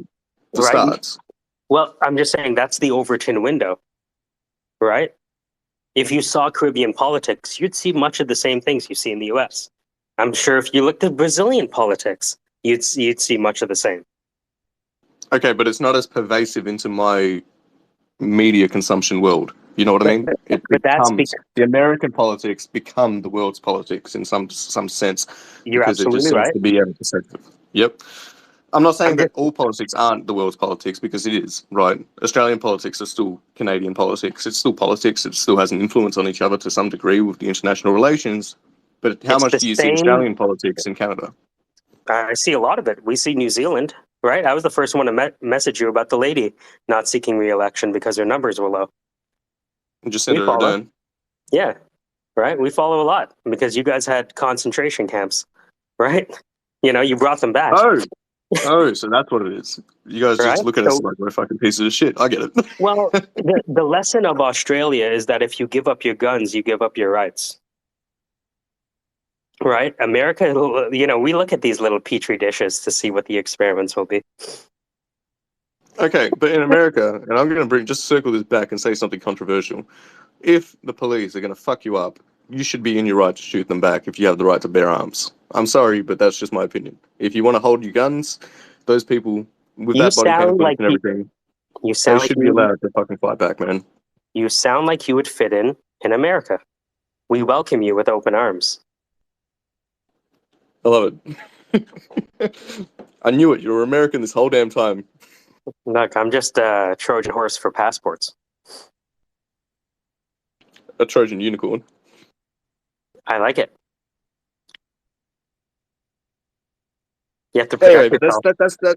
that is my argument. Like, if they can't even use the guns to defend themselves when they're literally being fucking attacked by an organized gang or whatever, it might be a fucking like. Isn't that the whole point for the right to bear arms? To be able to fight back against your government if they ever like turn against you. Well, if we zoom out, I mean, a lot of people are taking lessons from what's happened over the past few years. People will, like, you've ever heard of Black Wall Street? I have not. No? All right, look at Black Wall Street. You see the last time people like Ruckus tried to have their own shit. Tulsa. Oklahoma. Yeah, Tulsa, Oklahoma. I'm gonna have a quick read of this. I think for me, just to quip in real quick, I think I've always known we had a gun issue, but it wasn't really like when Barack was elected and the Tea Party was Former President Obama. You for mean? that. Remember they had the guns, like that was. That was the lid is off. We're out now. We're what we've always thought or feared is here. Here it is. This is America, and this is a piece of America. Okay. That's why I think this era is the Reformation. The Reformation was started when Martin Luther translated the Bible. I feel like we're in this massive translating of the Bible scenario where people can no longer lie about what's inside the Bible or what's really happening because we have this era of omnivalence where we're all surveilling each other with our phones. So it's like, you could pretend that this stuff wasn't happening for a long time, but now it's hard to say that video is being doctored. Yeah, like Will Smith said, it's just being video. I mean, it's always been there, but it's just being videoed. But great. Are you saying individuals are entangled with the state? I'm sorry, they're entangled with the state. The state. The state. Oh, I don't know. Yeah. Are individuals in an entanglement with the state? Yeah. And we're just crying like Will Smith. Yeah, I mean, no. I mean, I guess what I'm saying is that it's always been there. It's just now. Yes. Yes. You know what I mean? Like everyone's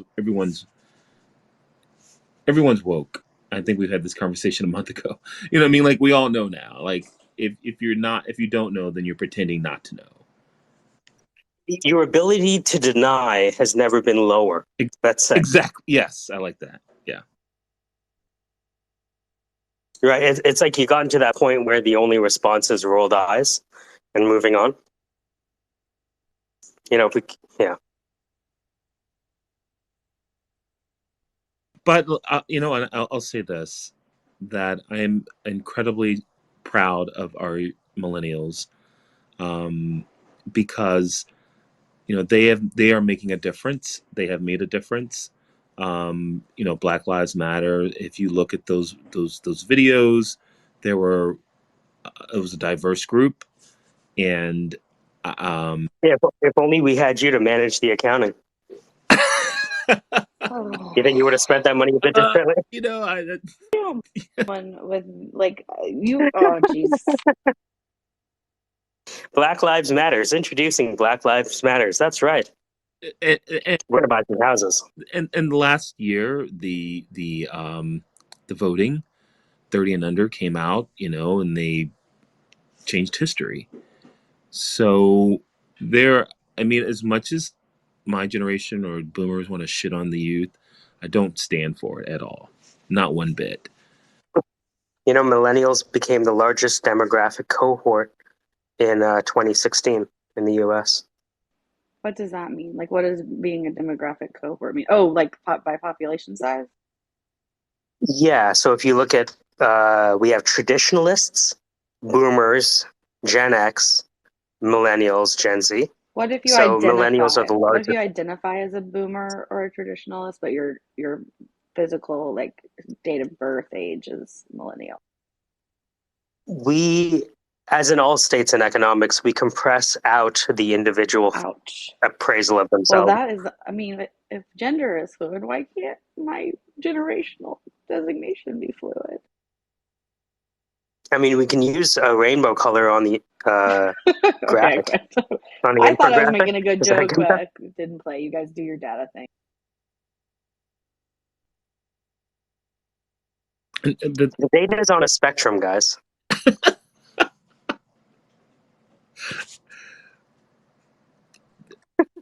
It's on the normal distribution. That's the spectrum. The normal distribution is the actual spectrum. I think that's more or less correct, right? I think that in all that is coming out, and that we're seeing, the deniability bar is low. I really believe that the youth will make a harder, powerful more stand and bring about more change than any generation that we've ever seen. And Sounds like you're washing your hands of the whole thing and be like, all right, millennials, you have a Twitter account. well, Get on it. I'm not washing my hands. I'm seeing that they're stepping up to the plate as a solution. I mean, if you look at the events in the last just few years, with Barack up till now, millennials have made a huge stand, and they've made a huge impact, culturally, and they're just tired of it. They're more willing to put their hand to the plow, where the rest, As long as that plow is a keyboard. yeah, or in the shape of a phone. I don't. No, no, I'm not. No, I no, I have a lot of faith. Sorry. I'm just imagining if the modern farmer is someone with a keyboard. I have a lot of faith and confidence in the millennials. I do. Millennials and Gen X or Gen Z, and some of Gen X. Hold on. Are you a boomer or Gen X? You're Gen X, I'm I Gen. guess, right? Yeah, but Gen X is always, it's split. I'm on the cusp. I'm 39. So you're a millennial, but Gen X is known to be the boomer echo. So that's the problem. We're kind of called the boomer echoes. So, but I lean towards millennial because I'm in my work. So if it hadn't been for millennials, I'd still be wearing business casual in the office, or not having the things that I have, in tech, thanks to the Facebooks, the Googles. So Well, you're welcome. yeah, absolutely. Yeah, 100%. I lean, I'll be on the hill with the millennials. I wore a t-shirt so you could wear a hoodie. Thank you. Is that what happened? Right? I mean, like, look, I'm just coming to this meeting with a t-shirt. You know what's so funny? The more senior I go, the more casual I see the people dressed. To be honest with you, Yeah. like I've had meetings with CEOs and they're still in their bathrobe. How old are they? Like boomers, or like CEOs? Like, are you saying like in tech, like 50? Like, no, I've seen like again, because I deal with different executives because I deal with like black people, right? So they just a bit different when they have the ability to, because essentially, when people where I come from get money, they basically buy all the clothes that they couldn't afford when they were kids. All that shit that your parents never had money for, whether it's shoes or fucking velour Sean John, that's what you wear. because you finally can buy that shit for yourself. I talked to my friend yesterday. I'm like, hey, what'd you do this month? "Oh, I spent 10 grand on clothes." I'm like, congratulations. You worked hard for it. Enjoy it. Yeah, I could see that. That was kind of a piece of me, but the pandemic changed that. It's like, what do you know? There's no reason to buy Ralph Lauren anymore. Oh no, he's buying like Bape and shit. Oh no, no, You know what I mean? no, no. Yeah. Yeah, I wouldn't. I can't pay. I'll be out mowing. I'll be mowing the grass in that. That's the only. You know what's interesting? Like, he told me this story about how he bought these. This is 20 years ago. 10. He bought these $85 t-shirts. 10 years ago that really meant something, right? And so he buys these shirts, and his girlfriend's like yelling at him, like, I can't believe you spend almost $100 a shirt. And then he wore that shirt to an audition, and he landed a Budweiser commercial, and the commercial paid him like 18 grand. And so he's always had that be like, you know what? This $100 shirt got me almost a 20 grand gig. Is he he's single, right? I guess no kids. Mm-hmm. Yeah. Yeah, I mean I could see doing that. But, as you go through different phases. Let me ask you this: how would you spend your money if you didn't have a family? If I didn't and what's the first thing that you would buy? I'd probably have a vehicle, the vehicle that I want, What would you have? You look like an Aston Martin kind of guy. No. I'd probably have a Corvette or something convertible. Mm-hmm. Okay. Yeah, something. Yeah, you're still from America, right? Yeah. Well, and I hate vets up until now. I mean, the new. They look pretty good, dude. Especially if you get like a crazy ass Batman body kit on that shit. Looks amazing. The newer ones are amazing, but I definitely probably have like a Lexus or a Porsche, probably, if I were single. That Lexus, you're so black. I know you grew up with 90s hip hop. You want a Lexus? That's amazing. You just want to be Jay-Z in Reasonable Doubt. Yeah, but Lexus is shitted on like in luxury car circles. Like no one. It's just a Toyota.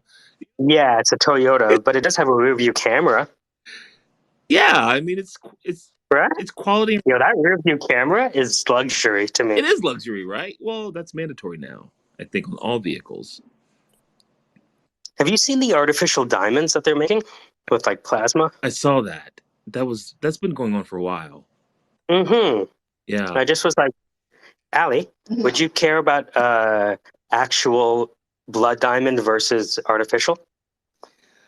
If you loved me, you'd know that I would never wear a diamond. Oh, that's right. There it is. You wear jade because you're Asian? No, not because I'm Asian, just because I think it's pretty. How do you know they're not connected? I don't. But my name is Jade, so I don't know if that like draws me to it. My Chinese name. Mm. I don't know. I like the green color. I like the green. My family's car people, so I've always loved car. My mom's a car person. I'm a car person. So that would be my wave. But you grow up and you phase out of certain things, right? You're supposed to. Like when you became a man, you put away childish things and you think different, right? Like, did you? Sorry. Was that Solomon that said that? Yeah, when I became a man, I put away Solomon. Well, here's the thing, though. Solomon was a solo man. He was not. He had 1,000 ladies. Yeah, but if you have 1,000, don't you have none? Oh. Touche. I was going to say, I suppose I put away certain childish things as I grew up. Like I used to have this toy monkey that I used to beat up and like play wrestling with or whatever when I was like 4 or 5 years old. That was a fun time. Wait, I don't know when where you the were 5 years old, now. you used to play with your monkey? Yeah, yes. I thought that happened during puberty. I was probably about 7 years old for that one. Anyway, It happened, but I put the monkey away, you know. But You're kind of an I play with a exception different monkey now. because You know what I mean? Like, you're doing a Nas. You're experiencing your second childhood with art. I think it's more like my childhood never really ended, in Oh, some way, shape, oh, or form, right? so you mean Michael Jackson? Not kind of to that degree, no. Why is that?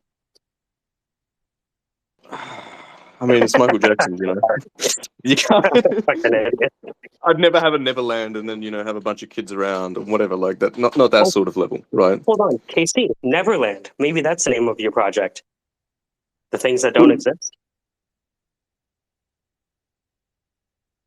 You'd be the Michael Jackson of NFTs. Just watch out for the Trinity doctors.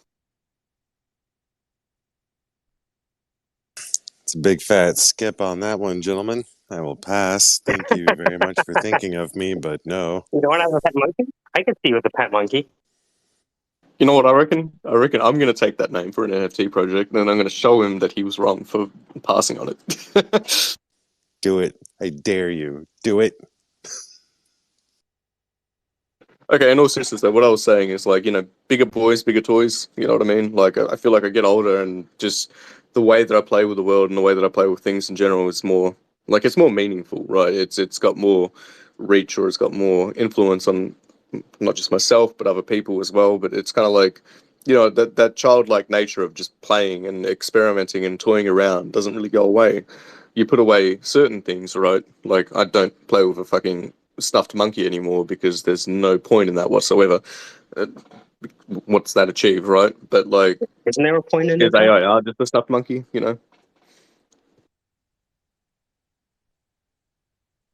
Sorry, what was that, Michael? I forgot already. But I mean, like the music stuff, right? Even that, like when you're playing with your steel pan thing, it's like it doesn't necessarily achieve anything, but you're just having fun, right? And you're just playing, and that's the thing Well, about the music stuff. It's the it's like, you know, the experience is its own end. exactly right. It's not about achieving something; it's just about doing it and having fun and playing, right? Happiness is an inside-out experience, guys. So yeah, I don't know. Like, I don't know if I necessarily agree that, like, you put away childish things, because that in itself is a childish thing, but that doesn't mean it makes you a child. You know what I mean? But also, fuck you, Michael, for judging my childish choice of food that I enjoy that other day. I want to hear more stories about you playing with your monkey. You can be like, did you call it Curious George? Nah, I can't. I don't think I had a name for it. I think I just used to have this like thing that it was basically like a rag doll. So I used to just, like, jump on the bed and then like I punched this monkey in the head. It was great times. Yeah. Wrestling. Uh-huh. I could see you guys redoing Curious George, but Hurls is the man in the yellow hat and you're the monkey.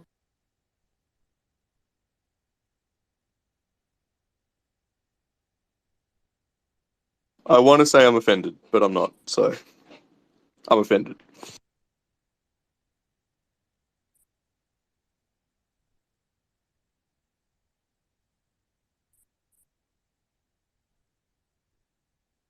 I mean, you're a millennial, right? So your default setting is offended. No, come on. When am I ever offended? When people call AI art bullshit Okay, yeah, a little bit. and derivative. Derivative is fine in my mind. I'm fine with it being called derivative because I think all art is derivative. Yeah, but there's a spectrum of derivation, right? No, You don't think copy I and think paste that is it's more derivative than sketching a sunset? copy and pasting isn't derivative. It's just straight up copy and pasting. That's a But difference. that's like 100% derivative, right? No, that's copy and pasting. What's the difference? Isn't a facsimile a one-to-one derivative? I think if you're straight up copy and pasting, it's not a derivative, it's copy and pasting. I think if you recreate something identically by tracing, for example, or, you know, in that kind of process, then it's derivative. And that's where you get that 100% derivative. Yeah, There's a difference between, the copy the and difference paste is is an purely, ultimate trace, right? the The copy difference and here paste is is the ultimate trace. purely, yeah. It's like photocopying something isn't derivative, that's just photocopying. Copy and pasting isn't derivative, it's just copy and pasting. Hold If on. you copy and paste and then change it, right? If you use parts of an image and then copy and paste part of an image and then, you know, use another part of a different image and that kind of thing, that's derivative again. I'm making a very clear distinction here about one-to-one recreation and the process and the process used, right? So are you saying that the difference between derivative and a facsimile is a small change? Why you got to get me started on this, Michael? Yeah, see, we were just talking about offending you, so I just wanted to go down I'm that rabbit offended hole now. for a bit.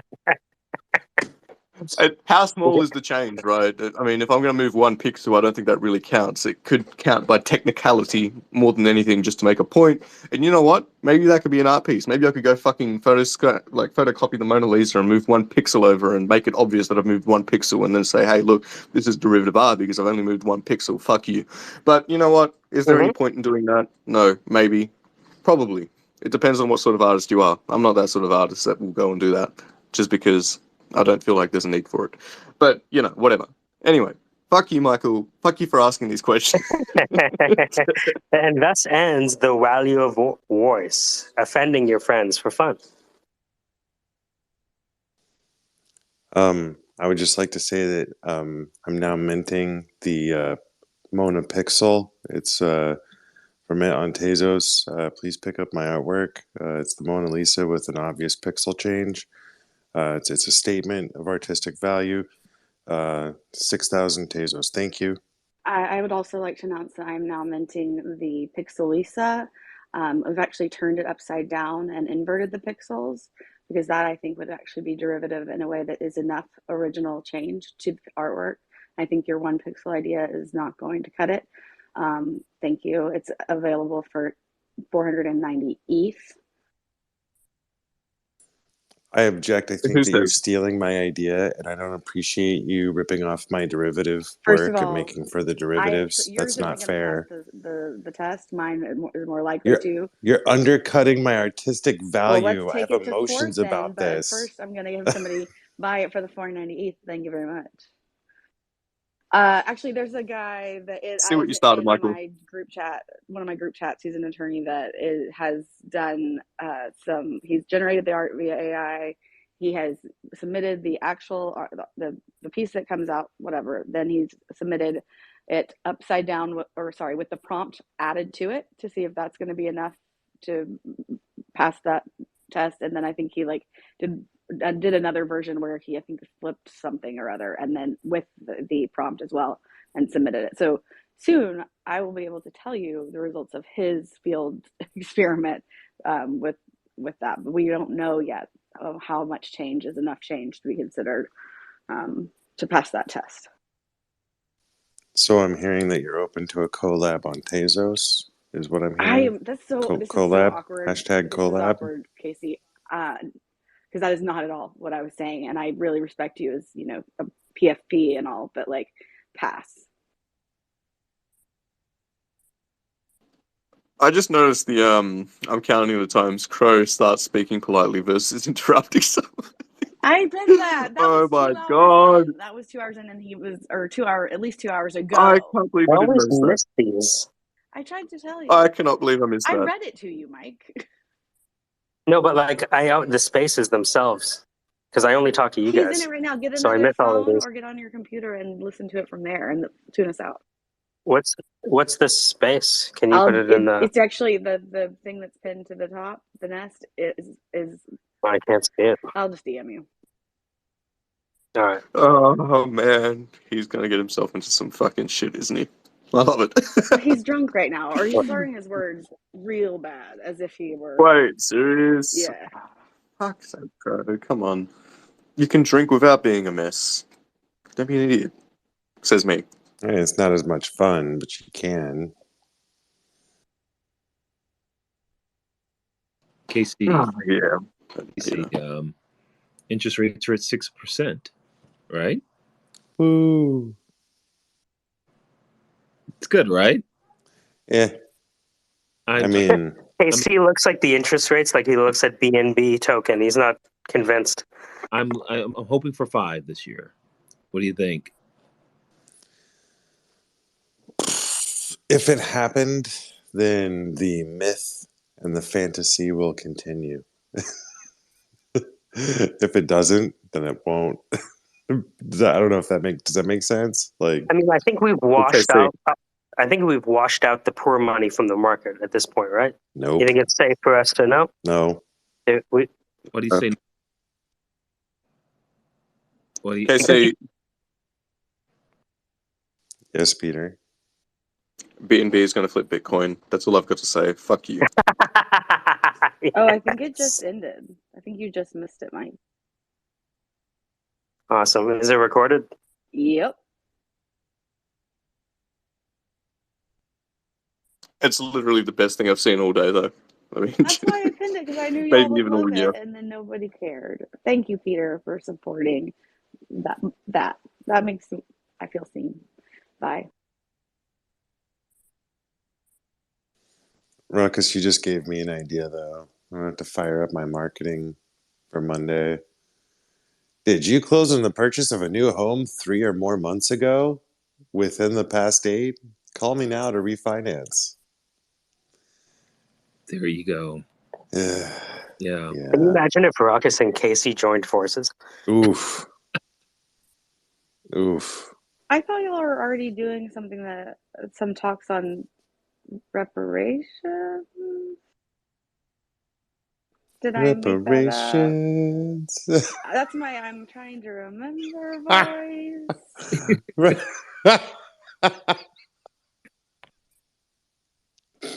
But we don't offend in this space voice. No, Is that right? that's a different voice altogether. That trails off into nothingness. I can say it. What happened to Reparations Capital, Ruckus? Reparations Capital? That's what I call the business. Yeah. Oh my God. See. I thought we decided that. That's a no. That wouldn't fly very well. Yeah, no, that's a no. But I did do some research on what our discussion and what you said, Casey. Kind of what I found is sound advice is pretty much some things that you said. So things I wasn't thinking about. So you're going balls deep on Safe Moon. Yeah, welcome to the family, kid. Yeah. E and B. You know what? E and B. I fucking lost what SafeMoon I had left because they changed their thing over, right? And I would love to know what it's valued at now if I still had it. Fuck them and fuck myself for not like updating it and keeping up with it because I had like a good few billion there or whatever it was. All you like, have to do is migrate. You can still migrate. I couldn't not fucking closed. pull it up on my account. I loaded up my Trust wallet, right, and it didn't show at all. Like there was none. Nothing. That is the funniest sentence I've ever heard. I loaded up my Trust wallet, nothing was there. This is pure Web3 1984. The Ministry of Trust wallet. The other stuff was still there, like my BNB and stuff, but it just like there was no safety. I think I tried pulling up the SafeMoon thing properly. You got to use like, the SafeMoon wallet. Yeah, change your chain over, and it's still there. It's still there. It might be like $20, but I don't give a fuck at this point, man. Are you saying you don't believe in the mission of SafeMoon anymore? Look, when I started talking about doing shit in Africa, that's kind of where I was like, all right, this is probably a fucking scam. I don't know why, but did you hear that, Ruckus? When he heard that they were doing something with Africa, he was like, "Oh, now this is a scam." God, you said I had the evil laugh. Mike just unleashed Mr. Evil, dude. That was awesome. Here's the thing about SafeMoon, right? I thought it was a scam right at the start when everyone was jumping on it and people, like, oh shit, we're making money, blah, blah, blah, because it's always the way it goes with these rug pulls and pump and dumps and whatever.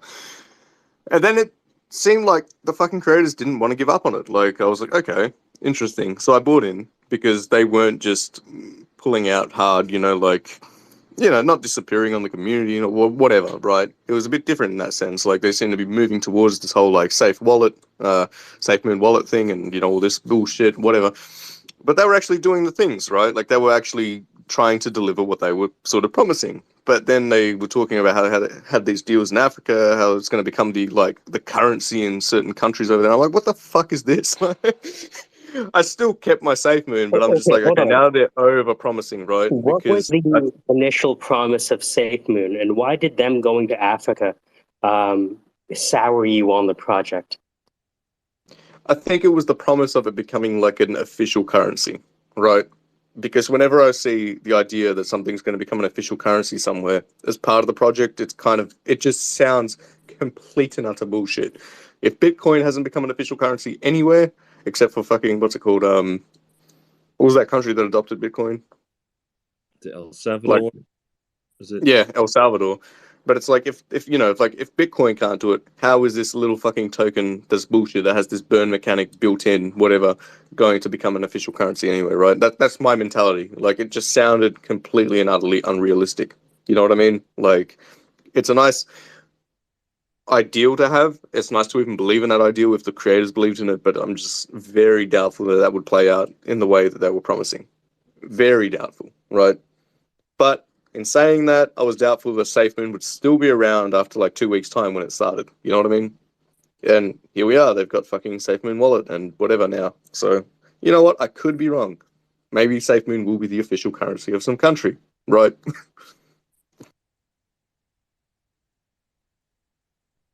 But will it? That was Go ahead, fantastic. Casey. I yield the floor to E-Rich, who's had her hand up before me. I just raised. Oh, hi, Lucas. I didn't see you there, but hi, Lucas. Nice to see you. I was just gonna say Peter Stevens says hi. He wanted me to pass that note on to you, so mission accomplished. Also, hi, Lucas. Please come up if you want to say hi to some really weird people. That was really just press your boobs up against the phone. Seriously, like a little gasm there. Little Okay, egasm. don't make me That's what blush. I call just that. That was I an wasn't looking at my phone. I don't know what I was. I was like, who Can we do impersonations of it? ass up here, Lucas? Jeez, I got excited. Lucas, This is Egasm. kind of a That's big great. deal, you guys. Like, seriously. I'm feeling the fervor here. Lucas, get up Jesus. here. Yeah. And his gift game is very strong. I believe he worked for Atari, if that's correct. Can I name drop here? I mean, because they're bonking me, but like. Jeez, Pete, I'm sorry. Looks like you, Pete. It's Sorry, okay. dude. Hey, listen. It's immutable. Oh. The marriage note has been canceled. Jeez. No, it's that didn't immutable. Take long. Immutable. Jesus, Pete, you want to launch some art for Atari? Maybe you can win her back. I'm working on it. Okay. Don't you worry. All right. Wait, hold on. Let's check out Lucas. Side piece. Oh, dude, Pete, you got no shot against Lucas, man. I'm sorry. You're fucked. You're all done, kid. I'm sorry. You gotta no, Atari, Sony, Experian, dude, Lucas. I would love to talk to you about Experian. Did I say? Did I? Jeez, let's all give Lucas a reach around. I'm ready. Actually, you guys, he runs a really good room. And I don't know. I think it's like 10:30 Central Time. But like, of all the morning shows that you see with the NFT bros and the yelling and like the in us, like he has a good positive show that he has been running. What do you call these? A Twitter Space, rather. I think he started back up recently, and I jump around listening to my sister who like frequents another one, and I don't really like the morning hours Twitter Space like thing. So anyway, good guy. I approve. Come on, guys. You're probably making him feel awkward. You just, No, you walk into the room and you start jerking him off. I am stroking his ego on purpose because I want him to come up here and say hi. Fawning over Lucas. He's a human being. You can't just jerk him off like that without consent. Come on. He's a vessel of knowledge that I will suck upon until satiated. Okay, yes. Peter, just because you're jealous doesn't mean you need to take it out on Lucas. Oh no, but he doesn't know fine. that Peter's my blockchain husband. So that just for reference. Wait. Hold on. Lucas, can I get a thumbs up or thumbs down if by Experian you mean the credit bureau Experian? Is that why that's in your tagline? Give me a thumbs down so I feel stupid, but give me a thumbs up if you mean So, yeah. and Casey is a mortgage Looking forward to person. that talk when it happens. Financial literacy is his game. FinLit. He likes to keep it FinLit. I'm just a degen lawyer. Degen lawyer. I always just think of that Futurama thing, but I can't. I won't say it. Yeah.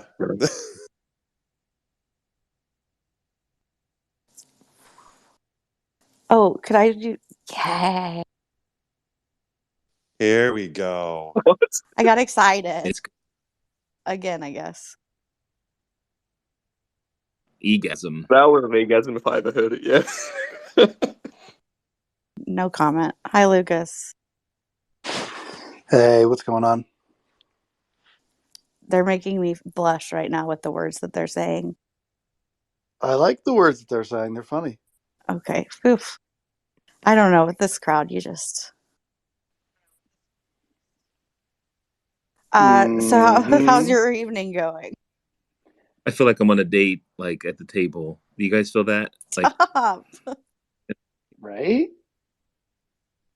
So what do you like to do? My husband Twirling of is the on the hair, panel. you know. This is inappropriate. I Everybody like knows it. long walks on the beach. I like windsurfing.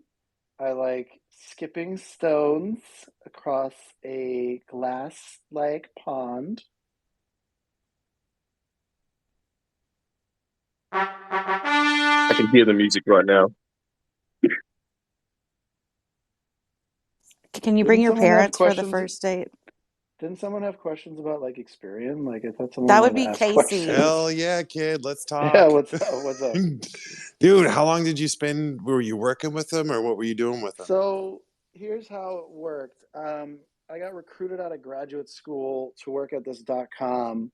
It was a fintech.com that was basically producing consumer lending leads. And basically we would sell them 5 different ways, depending on obviously what type of lead it was that came in. It was like if it was home purchase, we would sell it like 3 or 4 times to, our shtick was basically just like Lending Tree, except for we made most of our revenue from subprime versus prime lending, of course. So we were basically the reason why one of the reasons why the entire market crashed, because we were just selling leads like crazy to subprime leads to subprime mortgage brokers. And, I guess it depends on what kind of leads, but, our main core lead was a refi lead back then. And then our second most profitable channel was home equity, and then home purchase and like debt leads, all that kind of stuff. So I was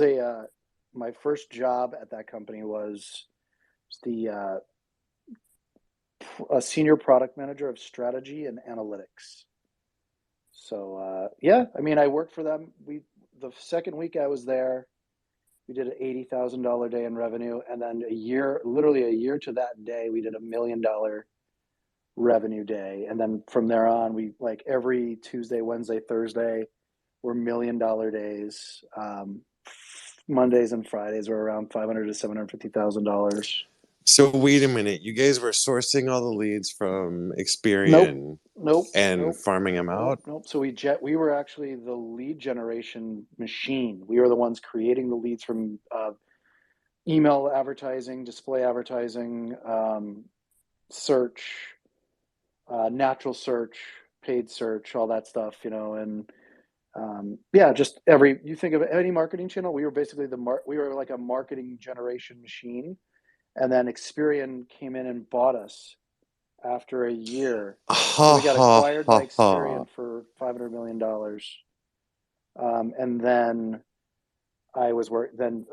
by default, I worked at Experian, and then I had access to all their databases and information about everybody. And I was like, wow, they have a lot of data. And by the way, wow, it's a lot. It's very inaccurate. It's crazy how inaccurate the data at Experian is on people. It's like Do you 60-40 inaccurate to accurate. do you I have ill tidings about the recent changes where they're going to allow rental history to impact your credit standing. Wait, when did that happen?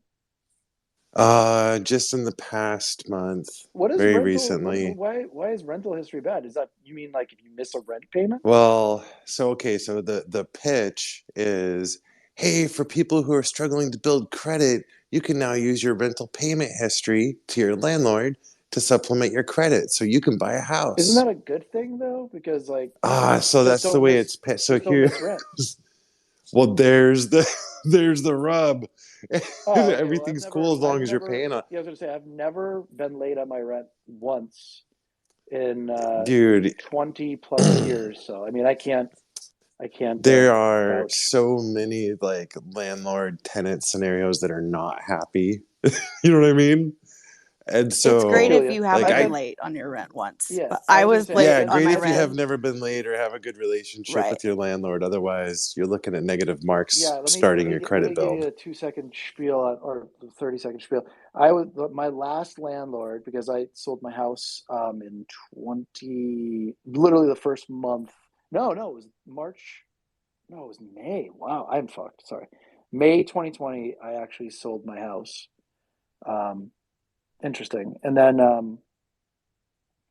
yeah, I've been renting ever since, and I can tell you the last landlord I had recently, before the one I have now, um, like my dishwasher broke, like everything was broken in my place, and she wouldn't fix it. So I was just like, okay, I'm just gonna leave. So I eventually just like, the lease was up, and I just left. So the best thing you could do is just like put on like a smile and like let them do what they want until you can just find. It's like having a bad job, right? Like you have a bad job, it's super toxic.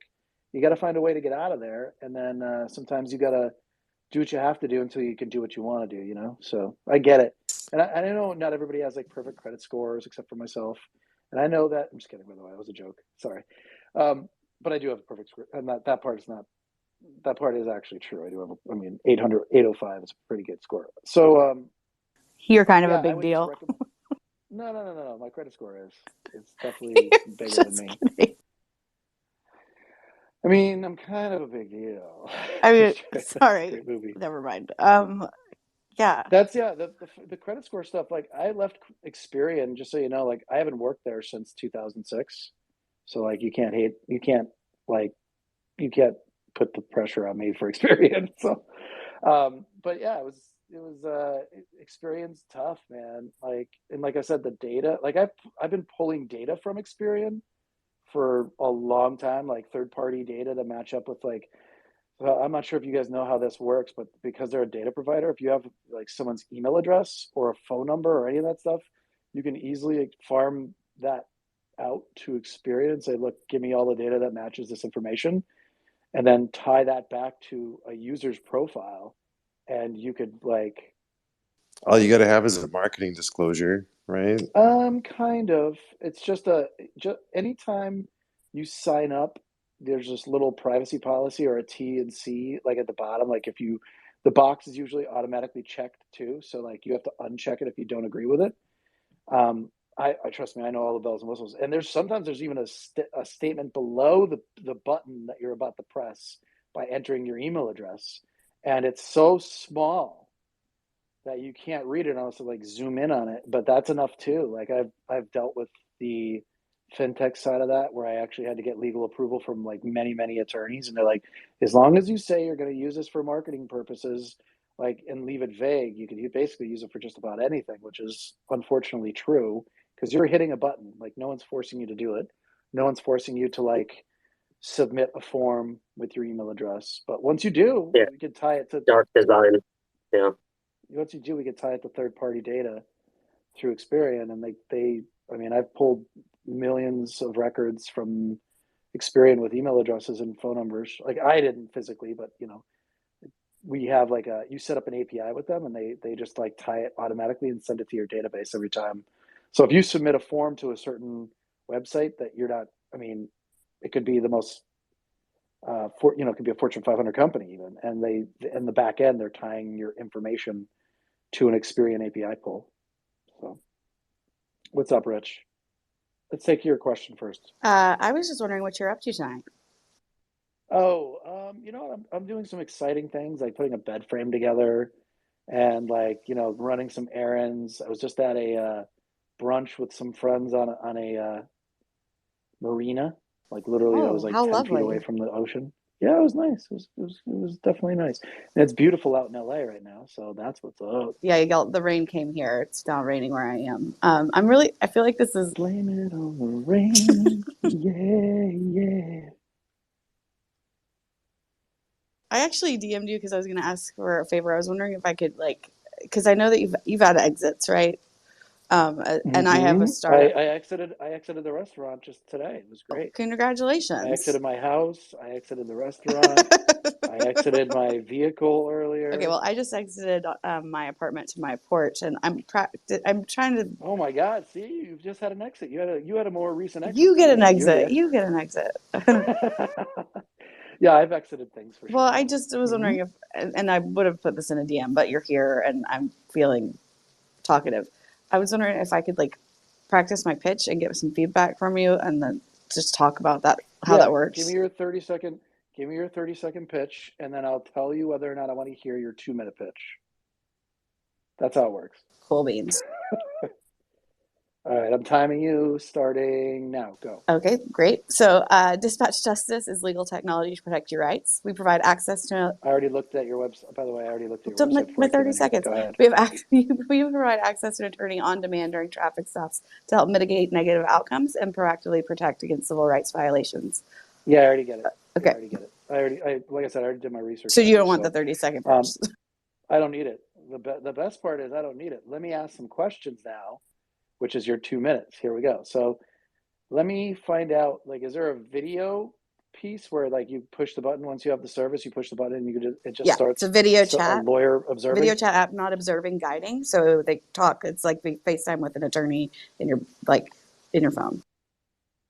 Okay, so my question is, why not make it so that you can put your phone in a holder right on your dashboard and face the phone towards the window of where you're being traffic stopped or whatever the case may be, and just make sure that it keeps the police on their best behavior without the attorney and with an attorney out the window. Like I said, point the thing out the window. So oh, okay. Then what do you mean? You said you weren't. Okay. Sorry if I misspoke.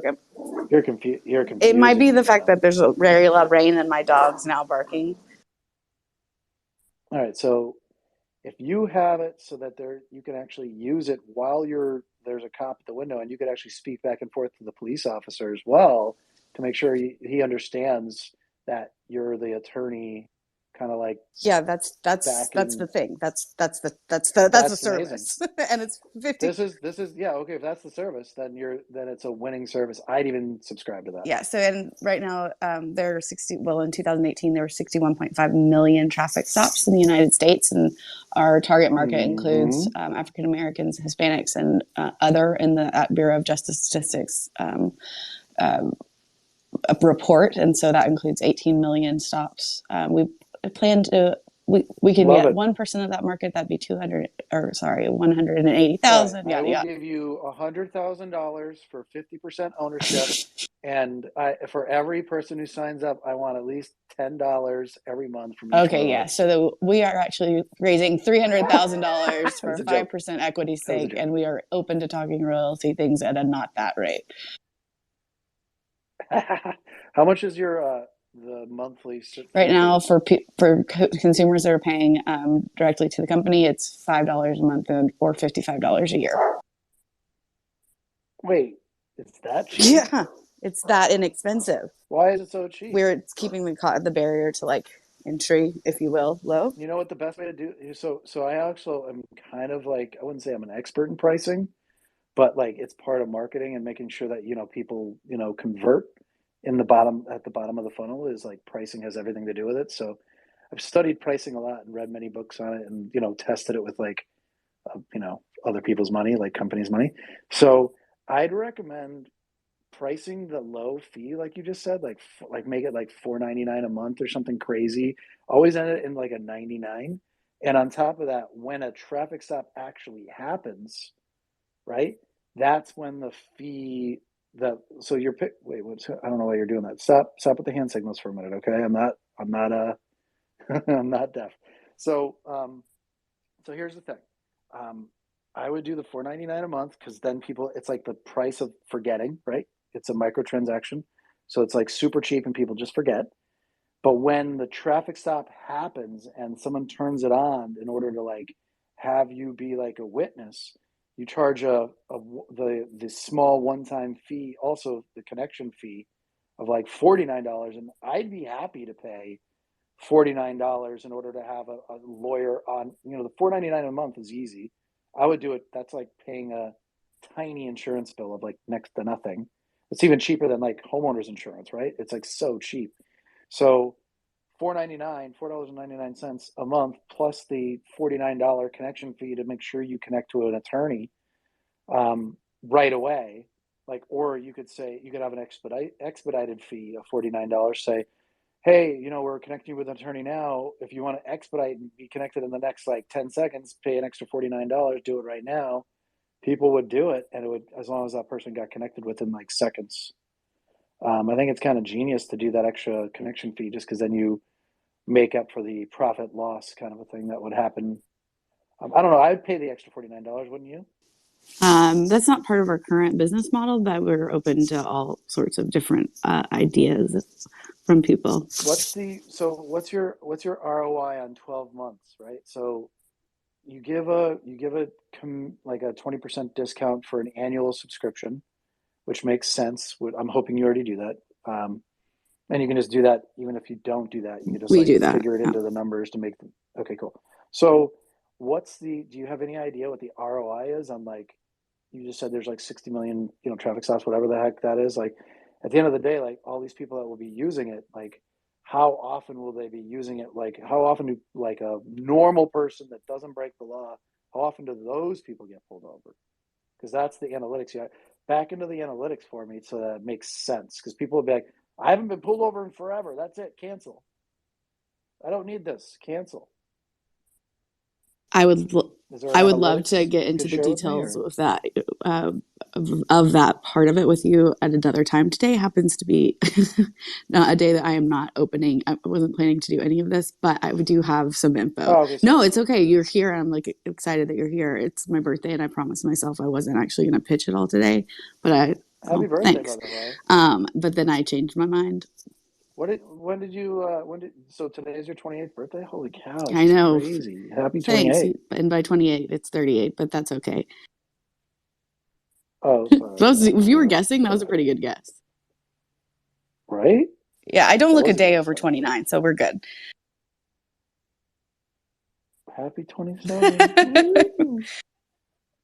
So, yeah, if you could back it up with analytics, right? I always look at like, what's the lifetime value of a customer? And then like, what's the real value to them, where if they get pulled over like once every 3 years, the ROI is great because all it has to do is save you once from the bullshit, right? Of being pulled over, illegally pulled over. And all I know is I've been pulled over many times illegally. Like, I got pulled over one time. I was flashing, other cars because there was, I was basically letting them know cops were there. And I did my research before I did it. I knew that was not illegal. The Supreme Court ruled on that. It was like a Michigan, I believe it was a Michigan case where or an Illinois case, I can't remember. It was one of those states where the Supreme Court said that it was not illegal to flash lights and get when you get pulled over and stuff, or right, warning people of cops. Yeah, and I told that to the cop who pulled me over. I'm like, yeah, FYI, the Supreme Court already settled this. You can, and I knew the case law from that example because I had just looked it up like 12 months earlier because I'm a nerd. And I was like, yeah, that's not true. It's not illegal. And he's like, oh, thanks for letting me know. I'm going to give you a speeding ticket instead. Then I'm like, but I wasn't speeding. He's like, tell it to the judge. And I was like, you asshole. Like, cops are liars. Oh, they're absolutely allowed to lie. Like, awful, horrible, horrible fucking So individuals. we like to think of I ourselves mean, as the bad apple detector because sorry. not all officers are terrible, horrible, awful people. But I like my uncle pretty I well. like this guy. He's was chief of police of Pasadena for 13 years and was just retired as interim chief of Santa Barbara, and I'm his favorite niece. But he was also appointed to the President's Commission on Community Policing in 2009 as director. I don't know what his title was.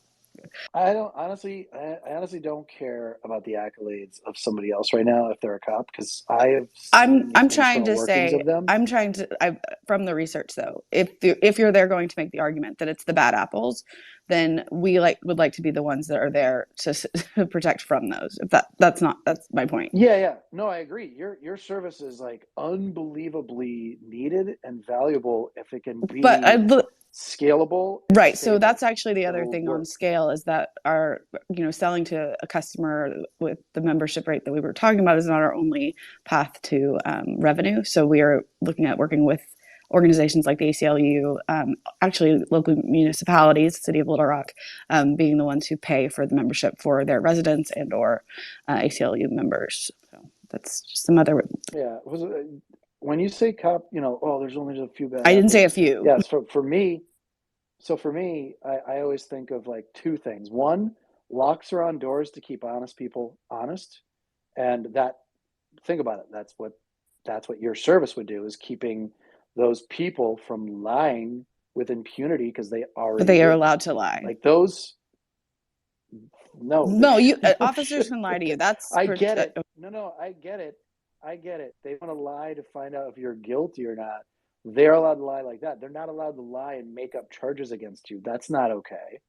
Like giving me a speeding ticket when he pulled me over because I was flashing the lights to warn other people, just because he could. Right. Yeah, like, that's not that's okay. different. You're That's right. I'm illegal. sorry, I misunderstood your. Yeah. If I was recording that, you think that ticket would have held up? And by the way, I have literally a traffic attorney on speed dial. So like I, basically hired him to fight that ticket that he lied about, and I won. So it's You're bullshit. overpaying him. You should have dispatch justice for $55 a month, $5 a year. So you have your own video attorney on speed dial. So every time I ever got pulled over in LA, I always paid my and you're right, my attorney was like $1,600 per ticket. So there's no doubt about it. I definitely overpaid, but I mean, he won every single one of them that I got. So that's great. I got more tickets in a Prius than I did in like an M3 or a Porsche. Isn't that crazy? Like I never got tickets in my other cars, but my Prius, like they pulled me over like crazy, like a while That's ago. so weird. I was like, why do they keep pulling me over? Yeah, and I think it's like a target. And I was never speeding in the Prius, yet they pulled me over for speeding. And I was always like, guys, maybe your dashboard stuff was not calibrated right. Your speed. I cannot think. I'm sorry. Your speed. Yeah, I'm going to go ahead and disagree with you. It was So and when people go and then people go, oh, Catholic priests, everything's great with them. It's just a few bad apples. Well, they did the analytics on that. It's like 60% of Catholic priests were like guilty of doing shady stuff with and since kids. this is a recorded space, I want to say that I don't believe there are just a few bad apples. I'm just trying to, from the perspective of like, I think that our company can be mutually beneficial for both parties, actually, to help traffic stops become more efficient for law enforcement. Yeah, I agree with you, by the way. Yeah, I 100%. They're beneficial for both, but mainly for the driver, which is great, and the passenger. And I think the service is needed. I mean, there's no question about it. It's a really cool service to have, and I think everybody would subscribe, all the way from billionaires all the way down to, you know what I mean, like regular Joes working at like 7-Eleven, making minimum wage because it's so cheap, and they can't afford to have be on the wrong end of like some shady law enforcement person, and I'm not hating on cops, by the way. I'm not hating on jobs. I'm not hating on any of this stuff. It just attracts the wrong people, and there's like no training. They offer no training to these people, and somehow the worst people in society are signing up to be cops. Like they just want to like boss people around and like walk around like they're, I don't know. It's just not good. Like we need to, I think, firing everybody, literally firing them all, and having a new vetting period of getting more people involved. I don't know. I don't know what the real answer is. I can tell you it's definitely not. It's what we have funding now, though. services. Real answer is funding services. I think not funding more cops and more training. That there has been a lot of money put into training, and it's clearly not working. I think the people that, well, I have a lot of thoughts, but I know that Mike is so you. It's our horned horse, our lovely host. He records these spaces, and I don't know what he's planning to do with them, but I do feel like I'm going to be embarrassed in the future when they hit a podcast channel one day from the. Hopefully he deletes this one. We can erase. We can go ahead and erase, Hold on. Lucas. Go ahead, Mike. You Let want to me do start the it? erase Thank you. Yeah. All right, it's been You erased. always forget the beep boop. I've told you time and time again. Anyway, he does that so that I feel better about it sometimes. After the space, there's those 3 buttons that say delete recording. You could actually delete. He's not going to do that, Lucas. He just says he erases portions to help me feel better about when I say dumb things in a recorded space. But it's good knowledge to have for other people that will delete these. Anyway, they've got a voice. Your voice is, what is it, Mike? You do the commercial. Well, so I'm going to mess it up, and I would love for you to. We'll make it. No, I like the messed up commercials Yeah, that's better. a really good. So you you need an iPhone, not an Android. That Android sounds horrible, bro. Yeah, right? If you didn't tell me you were from California, I know now. No, I'm not. All right, I'm going to bring this right back to what we were talking about when I first jumped in. I'm sorry, but Android is the elite. I'm not hating on Android, the phone. I'm hating on the audio quality in spaces. That's all, not the phone itself. He's right. Lucas, how's my audio quality? This is a dangerous 2-tier system we're envisioning. Everyone's audio quality is pretty good to me. I was hearing something about defund the police. Is that right? Is that what people were No one said that, for? Dan. No one said that, actually. Yes. I'm dropping down the listener. You guys have a really good time. Lucas, it was so good to see you. These degenerates, I have nothing to do with them. I've never met them except Casey. He's awesome if you ever run into him again. Peter's pretty cool, but that's because we're married on the blockchain. And then Mike is also pretty entertaining. Whoa! How does does E-Rich, Mike? How does Casey get a free pass? E-Rich. Have you been drinking a lot of coffee today? I have had some coffee today. Yes, sir. You sound very. I'm very tired right now. You sound like, hey, how's it going? Yeah, I'm super nervous. So. Yeah, it's been a weird day. So. What are you nervous about? Oh, we really don't have time to go through the number of things I'm nervous about today. I'm busy looking at your website right now. Do you have when's your? Oh, okay. You have a test flight. Is your app in test flight right now? That's a great conversation. I'd love to have with you a different time. We had our entire tech stack audited and what is the other word? Audited and analyzed. No, document. I can't talk about it. I'm going to sound really dumb and lose all credibility. So. Have you been, tipping back? I don't drink, Lucas. But if I did drink, I would be tipping them back right now. Me neither. I haven't. I quit drinking in like December just because I was like, it's awesome. Yeah, last February I quit drinking. So. Does it feel good? How's it feel? Meh. I could take it or leave it. Meh. Would you? There's some people like that are like, yo, I quit drinking, and I'm like, oh yeah, why? And they're like, oh, just because I felt like. I'm like, maybe you should start drinking again. You were way cooler when you were drinking. It's easier nightcaps. I miss nightcaps because I've got some like sleeping problems, and so. Well, booze is the worst sleeping. Booze is literally one of the worst things you could drink before. But you go to sleep, makes my head. I disagree. Says the Aussie. That's right. Makes perfect sense. Man. Makes perfect sense. Yeah, look, man, I suffer with sleeping issues as well if I don't drink, and I've tried like sleeping pills or whatever from the doctor, and that didn't do shit for me. It just like literally nothing. And then I was like, all right, well, I'm just gonna keep drinking before I go to bed.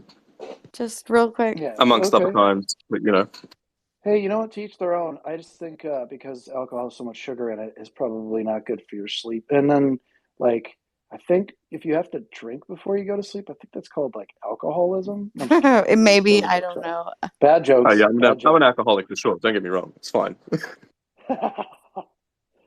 Sorry, I was kidding. Yeah, I've never had a drink to go to sleep before in my life. Like I never even thought to do that, and then I found out like a long time ago. I watched I was dating a girl. Her father was crashing over my place, and or both her family, basically her mom and dad were. And then he's like, "Do you guys have any vodka?" And I'm like, "That's a weird request." Like, what do you need? What do you need? Of course, I was like going to ask, but then she's like, "Just give him some vodka." I'm like, "Okay," but we normally didn't have vodka. Like we just happened to have it in our freezer, and I'm like, "Yeah, here you go." He took a pint glass and filled it all the way up with vodka, and I'm like, does he know he's filling a pint glass full of vodka? He drank it like it was water, and he's like, "All right, guys, I'm going to sleep." And I'm like, "That's a problem." Okay, yeah, that's excessive even for me. You know, Yeah, like that's I excessive enjoy for my anybody. Yeah, it's I excessive for enjoy my everybody. drinks after work. I enjoy like a few glasses or whatever, depending what I'm drinking like before bed. But fucking a pint glass of I vodka, know. I was that's shocked intense, still. man. I know. I can't even, he's got to be not alive anymore because this guy like was drinking pint glasses to go to sleep. It's like, that's your normal dose, brother. Okay. Yeah, you strike me more as a whiskey kind of a guy. Is that true, Peter? Yes, Like a brown colored alcohol, yes. I try to avoid it because I enjoy it too much. If you know what I mean. So at the moment I'm on the Okay. wines or the beers, but like occasionally, yeah, whiskey is my preferred sort of thing. I like the I knew it. I knew it. what's the word for it? Fucking what's it called? Wild turkey. I enjoy the wild turkey. I know over there that's kind of like a cheap drink, but you know what? I don't mind the wild turkey. That's a good one for me. Like with Coke is usually the way, but I can't do it because I just get carried away. You know, whiskey whisks me away, so to speak. You know.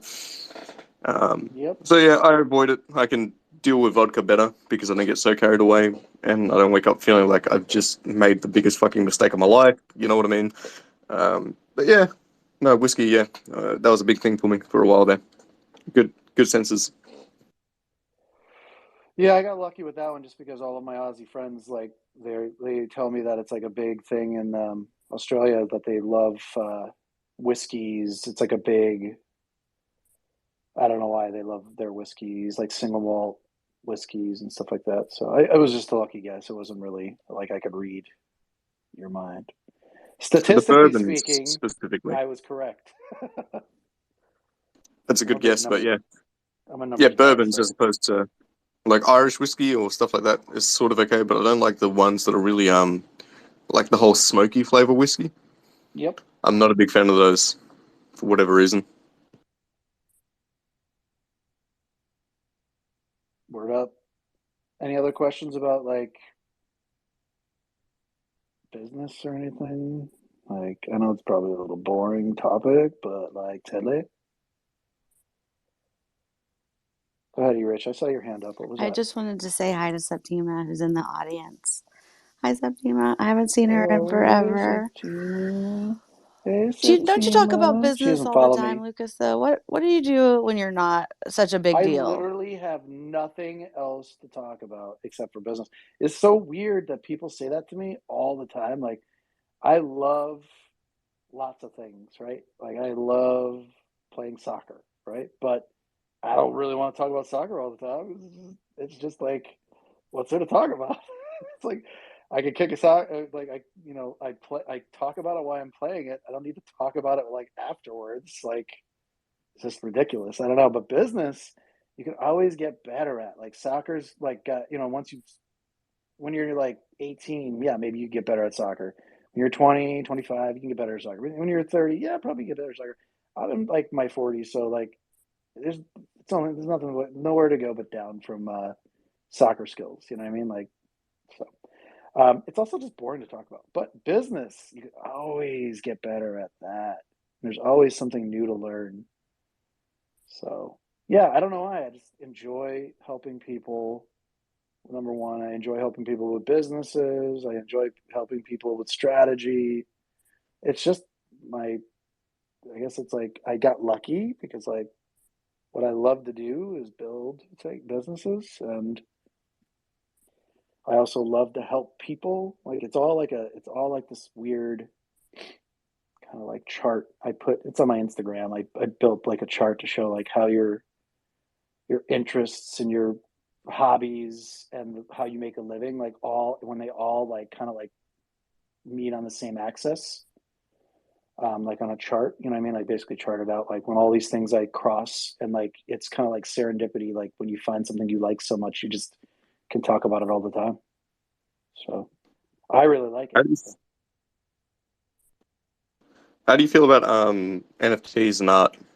That's my next question. It's sort of related to business, but you know, well, it depends. Are you talking about fine art, or are you talking about, because I mean, art is super subjective. So I would get like, I always get that people telling me, oh, it's art subjective.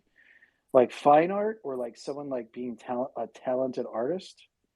I love art. I've always loved art. Like I've always been a person that's, what do you call it? Is it left brain or right brain? I don't remember, but I'm an analytics guy, but I trained myself to love and appreciate analytics and, you know, how to understand business. I always have been its creative side, which I mainly don't tap into except for like strategies of like how to build and like overcome like ceilings of like growth, right? Or like just business problems. And, you know, I'm not really good at business. I'd say I'm just a good problem solver, I guess you could say, right? So yeah, I think art's amazing. I think art is what happens when wealthy people have kids, and those wealthy people made all the money, so like kids could actually now be, you know, an artist or a theorist, you know, or like a philosopher, you know, like, you know, a person of the arts, right? And can't really afford to do that if you don't come from like wealth really, unless you found a niche that you could actually service with your art, which is NFTs. So theoretically there's that, you know, that's what smart contracts promised in the first place with NFTs and art, is that when someone was like, like let's say you're a photographer and you were really good at photography, you could put one of your images or like 10 of your images on like Shutterstock or, you know, somewhere, and over the lifetime of like 3 to 5 years, maybe you can make like a couple grand from selling your photographs through Shutterstock, of like people buying multiple, you know, versions of it because it was so good. But what smart contracts and NFTs have done is that you could take a photograph today and get that value out of that photograph in 24 or 48 hours rather than years. And you don't have to trace down royalties either. So if someone takes, let's just say they buy a 101 from you and you give them access to it, like to use in commercial setting or, you know, private set, whatever the case, whatever it is, like you're selling with that, you know, in terms of rights, you then, anytime that exchanges hands again, I mean, that's the whole idea, is you don't have to chase down royalties. You don't have to worry about a website, you know, like sending you your royalty kind of a thing. Like that was the promise of smart contracts in the first place. And although exchanges now are considering, you know, marketplaces now are considering like not honoring royalties. So it's an interesting dilemma because like I said, it was literally the reason why I started getting into NFTs, because I was helping someone in August of 2020 with, you know, trying to help them, give them like a marketing and promotions plan during that time. And I thought for sure they would need like 3 months to sell their art. And they only need they sold out their art in like 20 minutes. So I was like, yeah, I don't know what the hell is going on right now. Because it was like August of 2020. I was like, this doesn't make any sense to me. So literally there's still parts of it that just don't make sense of like why people buy things.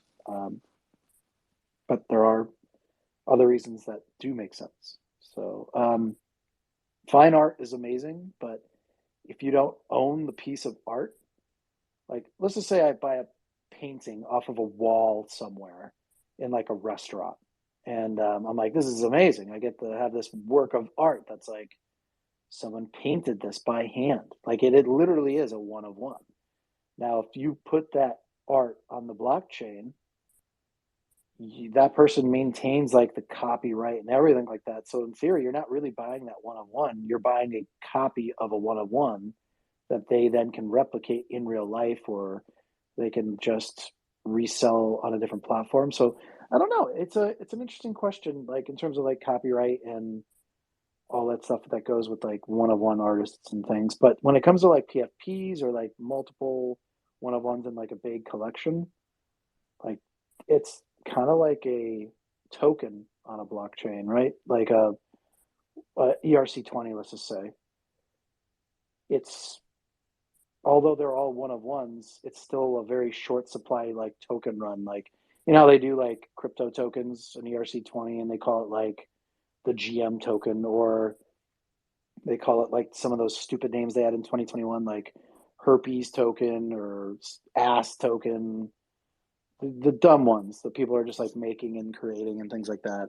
Like it's like that. Like in theory, like big NFT collections are almost exactly like that, because it's a super limited supply, so that people can actually, people. It doesn't take too many people to like change the floor price or the lowest price of one of those tokens of the collection. So in theory, that's kind of like how NFT collection, 10K collections or 7K collections or whatever K collections work. So that's how I feel about that stuff. But when it comes to art, I think art is art. And it's funny, I keep seeing this art on like Instagram channels that are like NFT dot art or NFT this or NFT that. Like, and I'm like, guys, you have an Instagram handle, and these people are just making great 3D, 2D motion graphic art. It doesn't, it does not make it NFTs though, right? Because whatever format they're making it in, that's their art form, which is video, motion graphic, whatever it is. Like I said, 3D art, 2D art, whatever that art style is, they're making it on an iPad, and it's a .png file, right? Or a .jpeg or .jpg, or whatever format that's in. That's the real art. You're just because you're minting it on the blockchain does not make it. It's just funny when I see those posts, because I'm like, in Instagram, it's just like, that's not an NFT, that's just art. And yeah, so it's just a file format. So I was gonna just quickly draw your attention to what Michael has pinned up top. All these posts by Delta Source. Delta Source is an awesome artist working with AI. I've been following him for a long while, like pretty much since I joined Twitter. And he managed to sell out, what was it? Something like 600 editions in 8 hours, and it, netted him the equivalent of about $80,000 or something like that, right? When you convert the Ethereum into cash money, so to speak, that's more than I make in a year doing my day job, right? And it's insane to think that someone can make that kind of money with NFTs literally in 8 hours. I mean, I've been doing AI art as well for a while. I got the attention of Joe Rogan, which I don't like flaunting, but like that's pretty amazing, by the way. A little chip on my shoulder. I'm so on my proud shoulder, of so you to for speak. Like saying that out loud without me bringing it up. And anyway, way to go, no, Peter. please. But yeah, no. So like, I've managed to get that sort of attention at the start, and then I'm looking at the NFT stuff, and I've sold a few NFT art pieces, whatever.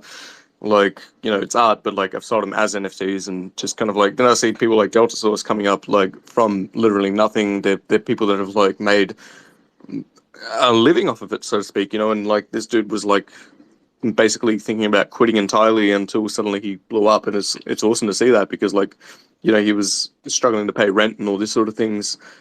It's great to see these rags to riches story emerging from the NFT space in general. And like I can sit here and be jealous about it, or I can sit here and do my own thing about it, whatever. Like, that's irrelevant to the fact that, like, yeah, the technology allows that sort of opportunity for people, right? It gives them a new way to sort of market themselves, and then sell their work and whatever. And that to me is the awesome part. It's not so much that it's like, it's like I don't like looking at these profile picture projects, which like, it'd be nice to own a Bored Ape or whatever, like that'd be cool, because then you're part of this like little community that's really elite and exclusive and whatever. Like, but that's not the point of the projects itself. That's not the point of the technology. That's just kind of like an emerging, like phenomenon, I guess you could say, from what the technology allows, right? Because like you were saying, with these things, they're kind of like tokens that you can like hold and whatever. So obviously, there's going to be these kind of things that emerge, in hindsight, where it's like almost like club membership or something like that, which is kind of cool. but it's also not really like, you know, it's easy to get jaded on the idea of NFTs. When I think about like NFT now, I think about profile pictures and things like that because of it. But then I see people like Delta Source, who, again, like, yeah, came up from nothing and is just doing a lot of one-of-one pieces and art stuff, and then you decided to just put up like a collection on because you got onto super rare or whatever, which is kind of, I still think the super rare thing's a little I'm bit on Super bullshit. Rare too. Are you? Oh yeah, I haven't released my Genesis He's yet. But, kind of a yeah, big I'm on Super Rare. deal. Now y'all know why I squealed when I saw him in the room. No haters. You guys are such haters. But just real quick, Mike. They're not. No, They're I know. fine. I'm giving. So you know what I mean then, right? Like, I'm sorry, Irish, but like super rare, like the idea of super rare is cool because it sort of gives you that market, right? But it's also kind of bullshit because it's like, I don't mean bullshit in like the bad way, but just kind of like, you know, yeah, it's super rare, you know. Like it'd be nice to be on there, and I'm happy for you, man. Like if you're on there and you're doing a Genesis thing, hell yeah, get round it. Yeah, But it's like, I'm a photographer. But you know, here's what I could do is like, if you really want on there, maybe I could pull some strings real quick and bam, this is how these spaces work. NFTs equal access, and guess what? Access. I can't guarantee it, but I can definitely reach out to my people. Super talented, Lucas. Like super talented. Yeah, I already looked at his stuff. I got you. The Dark Side of the Moon thing was like, I was just really impressed.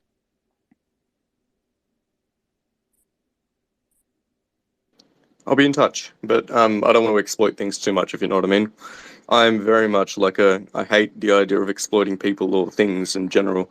Like even bringing up the Joe Rogan thing, as E. Rich was saying, like I don't like bringing that shit up, but it's just kind of like just throwing a bit of that out there into the world, you know, like, yeah, this is a thing that I've done, you know, blah blah blah. It's like I'm happy with my life, right? Like I'm happy with like the sort of successes I'm having with my own sort of art flow and things. It's fine. Yeah, and every time like I do this. Hey, what was it that happened? Didn't you like go viral or something? I'll play dumb so that he ends up saying it. So that's cool. Yeah.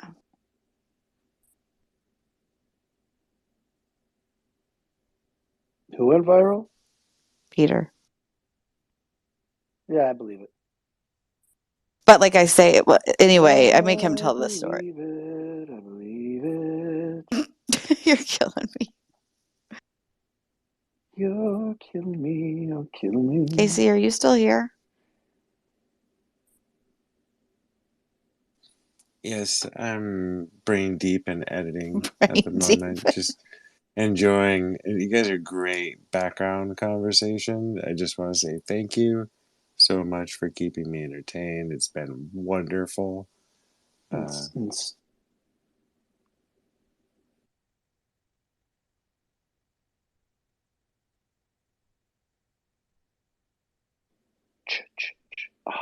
the kids, Casey? Did not go well. They did not go down easy. They fought it to their last breath. Yeah.